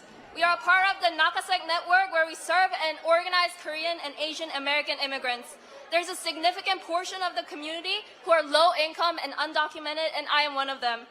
Because of this, much of our community and I am faced with multiple barriers economically, socially, and politically. We affirm the rights of every person regardless of color, ability, or class, the right to live safely with their loved ones and with access to quality education, healthcare, housing, and support. All people, young and old, Asian or Black, Latino or white, immigrant or Indigenous, deserve to seek a better life and live happily. When citizenship is required for access to safety, basic resources, and dignity, it is not an option. It is a basic right. Thank you. I'm going to have to make an adjustment because I'm honoring this brother. And I'm going to make that adjustment, and I hope folk won't be mad. I pastor Greenleaf Christian Church. And what I have seen today makes me committed to stay with all of you and to make sure my church, that's what you're supposed to be talking about. We've already heard the issues. This section is supposed to be about how we will stay together. I really love you all, but we need to say that because millions of people are hearing this. So if you could not restate the issues that your organization fights for, but state the commitment of understanding now that silos alone are not going to get it. We can have our silos, but in this moment, we better know how to fuse together. Because if the folk that are against us are together, we better be figure out, can y'all do that? The next speaker and the next ones, he's getting better. Amen. Say amen. All right, next president, please do that. Let's don't restate the issues. Next, we have the Ubuntu Center, followed by the Transformative Justice Coalition and the Center for Constitutional Rights. Forward together. Very simply, we stand here with the Poor People's Campaign because everybody has a right to live. Every poor body, every working class body, every Black body, every Indigenous body, every Latinx body, every immigrant body, every differently abled body, every LGBTQI body, every trans body, every incarcerated body, everybody has a right to live, and we must join in this movement to fight for a way forward that honors our shared humanity. Justice demands it, nothing less of us in this moment, and our collective lives depend on it. Thank you. Yeah. That's what we're talking about. Next president. Hi, everyone. When our votes are under attack, what do? Stand up, fight back. Wow, 55 million of us are under attack right now. Our votes are, and it calls for every one of us to get in this fight. We need the churches to be fighting for the vote. That's right. We need young people to be fighting for the vote. We need lawyers to be in the courts fighting for the vote. We need everybody united, one vision. They keep trying to stop us, but they forget we are unstoppable when we unite. So we say to them right now, we will always make sure our united vision is to free the vote. Free the vote. Free the vote. Yeah. Thank you, Barbara. Next president. Good afternoon, beautiful people. It's so good to see all of you. I am Donita Judge, and I am the Associate Executive Director at the Center for Constitutional Rights. My colleague, Raphael, is here with me. We were here as legal observers. Without a doubt, the work that we do together to dismantle the systems of oppression that impact poor, Black, Latinx, LGBTQ, and marginalized communities is as crucial as ever today. Our partnership with communities under threat is why the Center of Constitutional Rights is able to fight injustice for more than half a century, and it is why we stand here today. That's right. With the Poor People's Campaign, because we know fight. Yes. Justice Takes a fight. Forward together. Not. Forward together. Yes.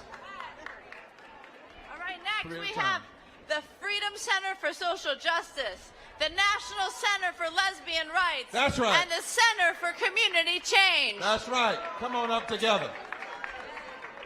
Good afternoon. My name is Bishop Tanya Rawls, and I'm founder and executive director of the Freedom Center for Social Justice, pastor of Sacred Souls United Church of Christ, and for 23 years, partnered with my amazing wife, Gwendolyn Rawls. In 1968, Bayard Rustin, an out gay black man, stood near this very spot as a silent architect of the March on Washington led by Dr. Martin Luther King Jr. Today we stand saying we won't be silent anymore. That's right. We came with a drum line of young people like Christopher and Tiana, elders and others, as public proclamation that LGBTQ people are a part of every community and movement represented here today. We no longer ask permission for that which is ours as citizens, members of the human family, and children of God.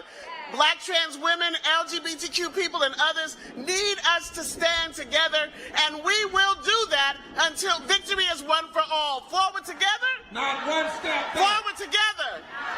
Forward together. All right. My name is Tyrone Hanley, and I'm the Director of Racial and Economic Justice Initiatives at the National Center for Lesbian Rights. Yes, sir. I'm here to say it loud and clear that queer and trans liberation means economic justice for all. That's right. In the end, there's only one liberation movement, and that's the one to liberate all humans and the planet from violent, oppressive systems that tear us down and apart.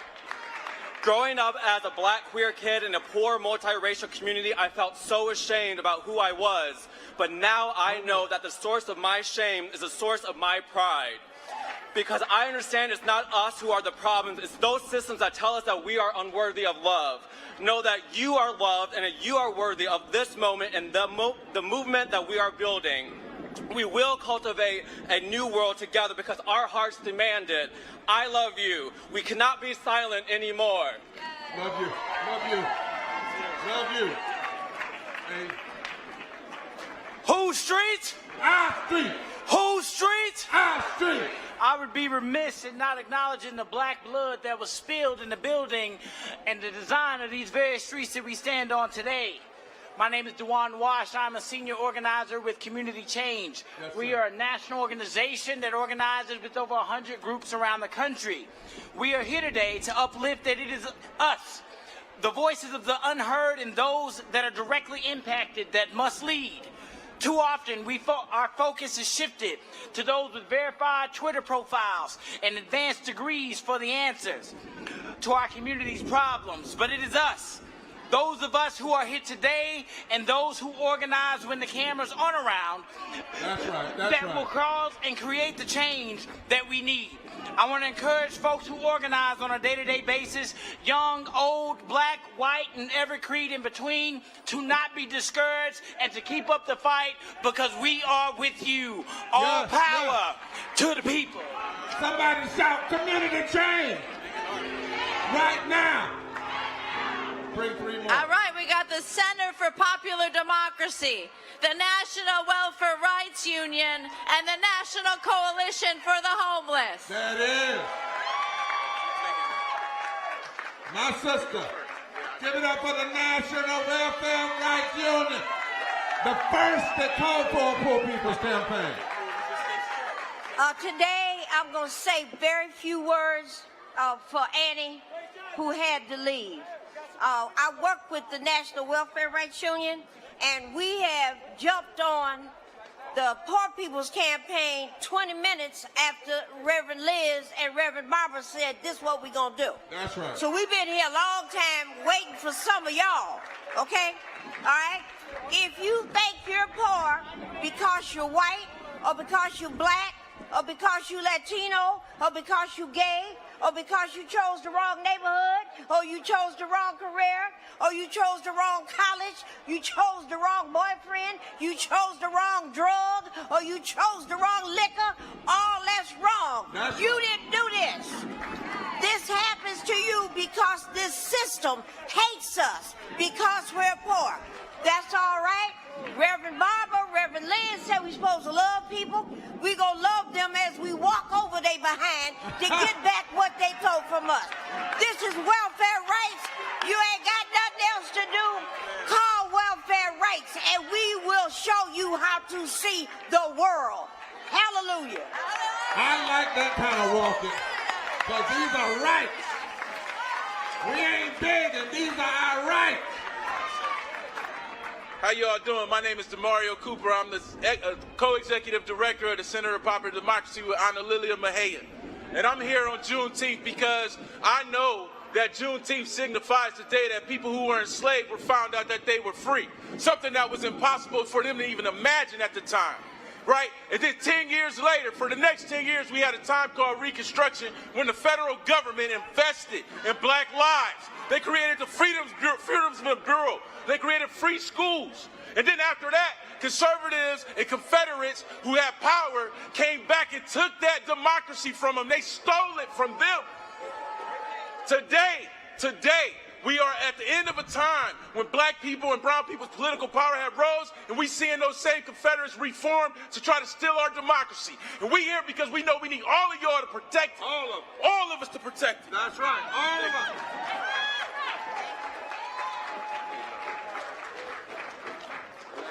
Namaste. Look around for a moment. Feel the collective power today. Do you feel it? This is what moral solidarity looks like. I am the president of the National Coalition for the Homeless, Dr. Rajni Shankar Brown, and a professor at Stetson University. I want to call on all of us to intersectionally bring our movements together. That's right. To fight injustice, to break down the hierarchies, sexism, racism, classism, heterosexism, linguistic imperialism, religious nationalism, environmental exploitation. That is going to be a collective fight. That's right. Dr. King said, the moral arc of the universe is long, but it bends towards justice. Well, today, we are bending. That's right. We need to continue to come together with collective revolutionary love and continue to bend the arc. Bend the arc. Om Bend the Shanti. Namaste. Onwards, upwards, forward together. Not one step back. Housing justice.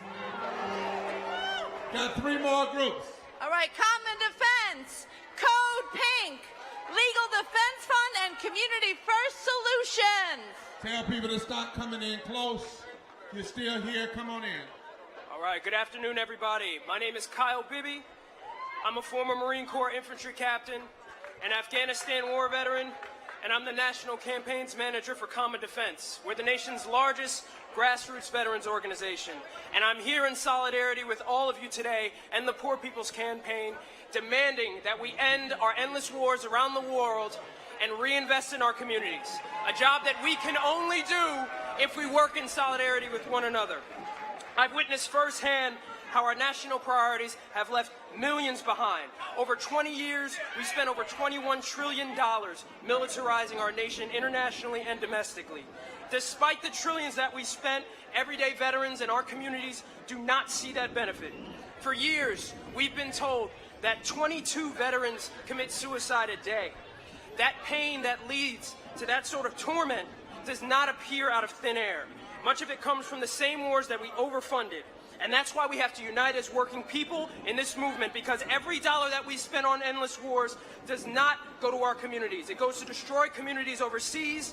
It's not spent on universal health care, affordable housing, or educating our youth. So I'm here today with Common Defense in solidarity with you all, demanding that our leaders make different choices, and we have to hold them accountable. That's right. Forward together. That's right. And you saw his powerful video earlier today. Hello, everyone. My name is Danica. I'm from Code Pink. Say it, Code Pink. Where are the Code Pink at? All right, Code Pink.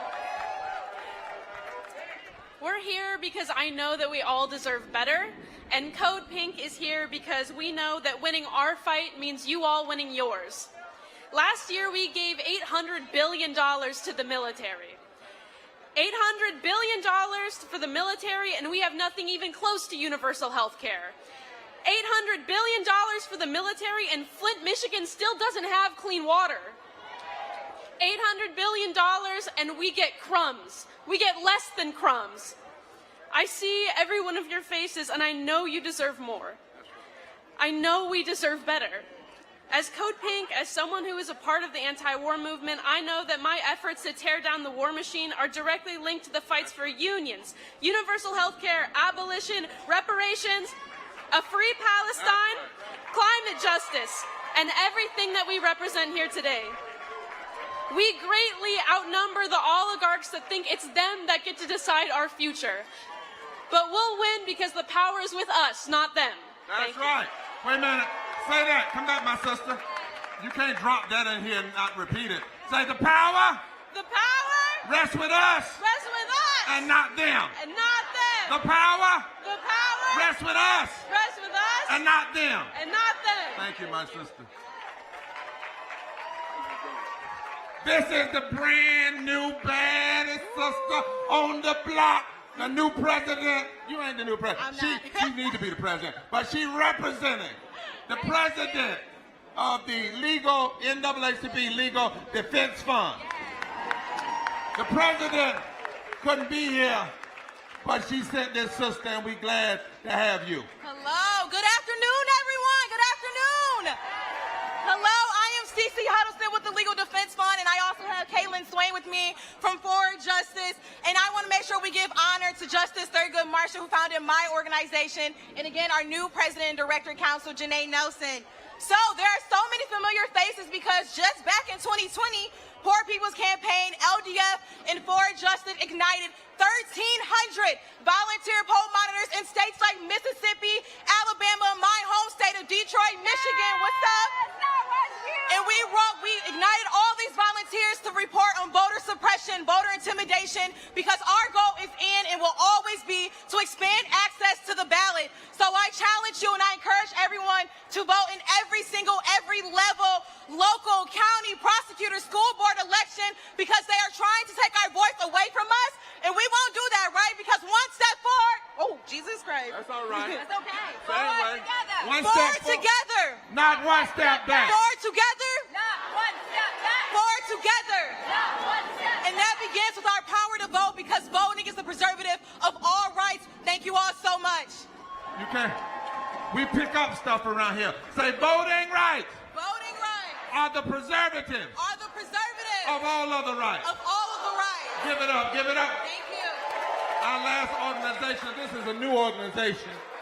I met this brother some years ago. He's one hell of an organizer. He always keeps it clear. Kevin Miles has come with us today with this new group to hook up with all that we're doing. Brother Kevin, you want to introduce somebody? Hello, everyone. I am so nervous to be here. I'm going to be honest. Y'all make her feel welcome. Come on. Come on. But let me just share, I'm not as nervous as the millions of people who can't afford a new apartment. I'm nervous, but I'm not as nervous as the millions of people that are about to be evicted.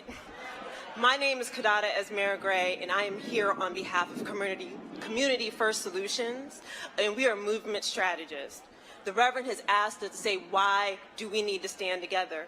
We need to stand together because we have been redlined, outlined. That's right. Out of our own history, out of our generational wealth, as well as we can't even live where we want to live. I don't want to take up too much time, but I do know if we stand together, we fight together, we do this together. We need to start marching 24 hours a day. 24 hours a day. If we need to do it in shifts, we know about shift work. That's right. We know how to do it, brothers and sisters. forward together. Thank you. I like what she just said. Let's say, if we need to do it in shift work, say we know about shift work. We know about shift work. We've been redlined. We've been redlined. And outlined. And outlined. Now it's time to break the line. Let's give it up. Let's give it up. Now, I want to ask the policy chairs and the tri-chairs from the states to come on the stage and the ensemble to get ready. We got work to do, y'all. We got work to do.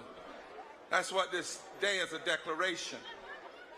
We got to go back and demand that every politician acknowledge the 140 million. See, that's where the whole conversation gets off in the first place. They claim it's only 39 million. Say no more. We've got to go back and demand and find these politicians, I don't care what party they are, and push them on this third Reconstruction agenda, and you can find it at www.poorpeoplescampaign.org. We cannot walk away from the right to vote. They want you to do that because they know how powerful it is. And they know how powerful it is that poor and low wealth people decide that we are going to move in a massive way. So we must go back and decide that we're going to mobilize communities and vote in every election. Don't let anybody tell you anything is already decided, because they haven't heard from us yet. And we got to do it. How many of you are going to go back in every community, and poor and low wealth community, and tell them there's a movement afoot? And we got to vote our own interests. And sometimes you got to vote for the person close enough to you and then get them in office and then make them go all the way. This ain't an exact science, y'all. You ain't voting for Jesus. You hear what I'm saying? And we demand what? A White House meeting, not with Liz and me and some leaders, but with poor and low wealth people at the table, and religious leaders and economists. And how many of you, when we call for 100 buses, 50 people on those buses in September to come and join 100 economists, to come and do it all day, every day, walk in throughout the Congress and all these buildings in September, you'll join us. Because from here, we only intensify. And we say to America, you got 2 years. 2 years to do some fundamental change in living wages and raising child income tax credit and health care, or we will be back not just in D.C., but every street and every back road of America with massive nonviolent civil disobedience rooted in love and truth. But we're not taking no for an answer, and we won't be silent anymore. Can I hear it? Now, we've got policy groups here, EPI, Economic Policy, IPS, and others. I'm going to ask them not to stand down, but I want them to hold their hands up. I want to tell you how important they are. The worst thing you can do in a movement is be loud and wrong. To be loud and not have a footnote. To say stuff and they can critique you. To not have your numbers right. You got to have that. All of the policy folk, raise your hands. These people have committed resources so that when we ride deep. When we talk sure. When we speak clear. And when we go in a room, they can't fool us with alternative information. Am I right about it, policy? We promised them that if they would keep writing and researching, we would build you an army right here in America. And the army is here. Now, some folk have had to leave. We hear there were upwards of 150,000 people and millions online. But some folk had 12 hours to drive. If there are any state chairs, come on the stage, because now we got a closing. And the closing is simply this. You can put that away. The closing is simply this. There's an army rising. And it's going to break Just take that off. There's an army rising. Come take this from Liz. She can't lift her hands with that in it. Y'all believe there's an army rising? Look at your neighbor and say, there's a nonviolent, truth-telling, powerful, moral fusion. Ain't gonna be silent. Ain't going nowhere. Army rising. I'm in it. I'm suited up. I'm ready. And we are going to break every chain. Stand up all over this place. Grab, if you want to, COVID safe, hook up with somebody in the elbow, all over this place, all the way down to 14th Street if you're still here. And our closing, look at somebody that doesn't look like you and tell them, I'm glad to be in the army with you. Those of you that got gray hair, God has kept you alive for one more fight. Those of you that are middle-aged like me, God is telling you to fight because you're living off the fights of other people. And those of you that are young, God is saying it's time for you to sign up. But we all in it together. And can't nobody tell you you can't get in this army because of who you love, or because of the color of your skin, or because of what religion you have or don't have. Because all you got to be, and all you got to be to get in this army is a human being, created by a mighty creator.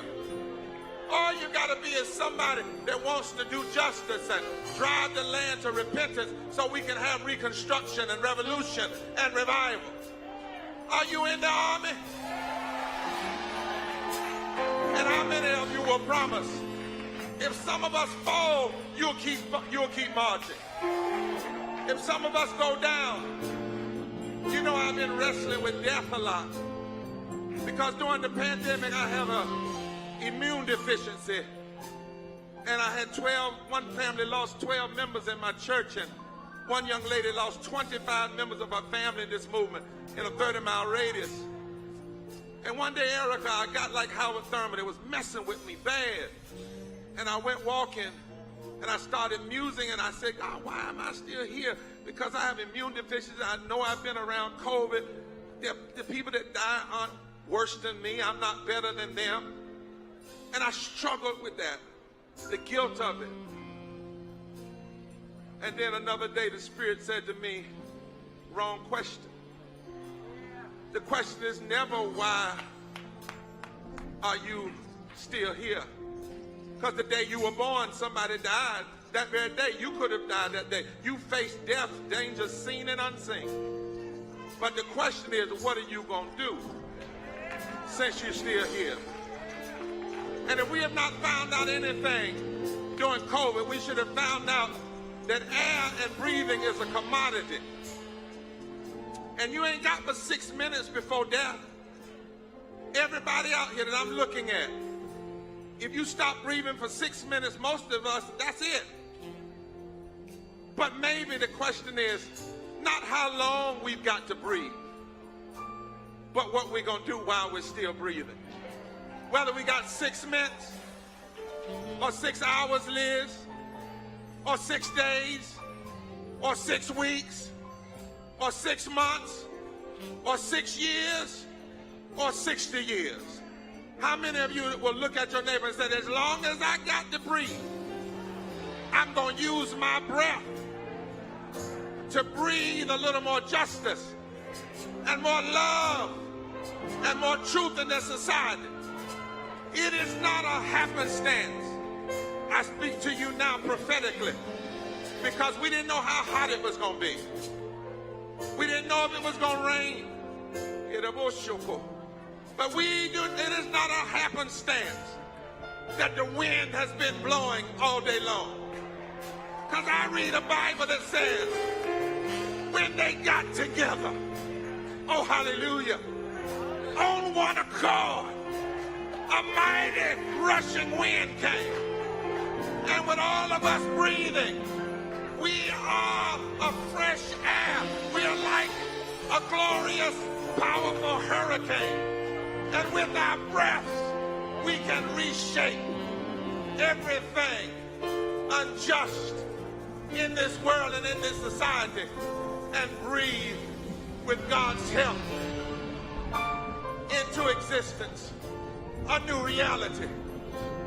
Will you join the army that will use every breath we have for the cause of justice? Let us sing together. Let us love together. Let us stay together.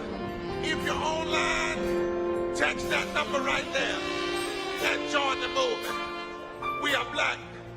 We are white. We are brown. We are native. We are Asian. We're gay. We're straight. We're trans. We're young. We're old. We're Democrat. We're Republican. We're independents. We are everybody. And we ain't going nowhere. And we ain't going to stop breathing until there's a fresh air of justice in the land. God bless you. And I love you. Give a hand for all the staff. Give a hand for all the people that work hard.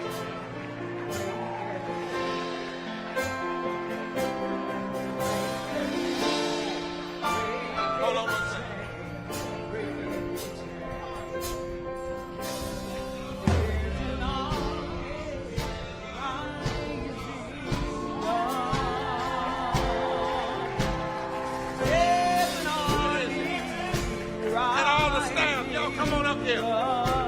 Team of Kairos and Reparations.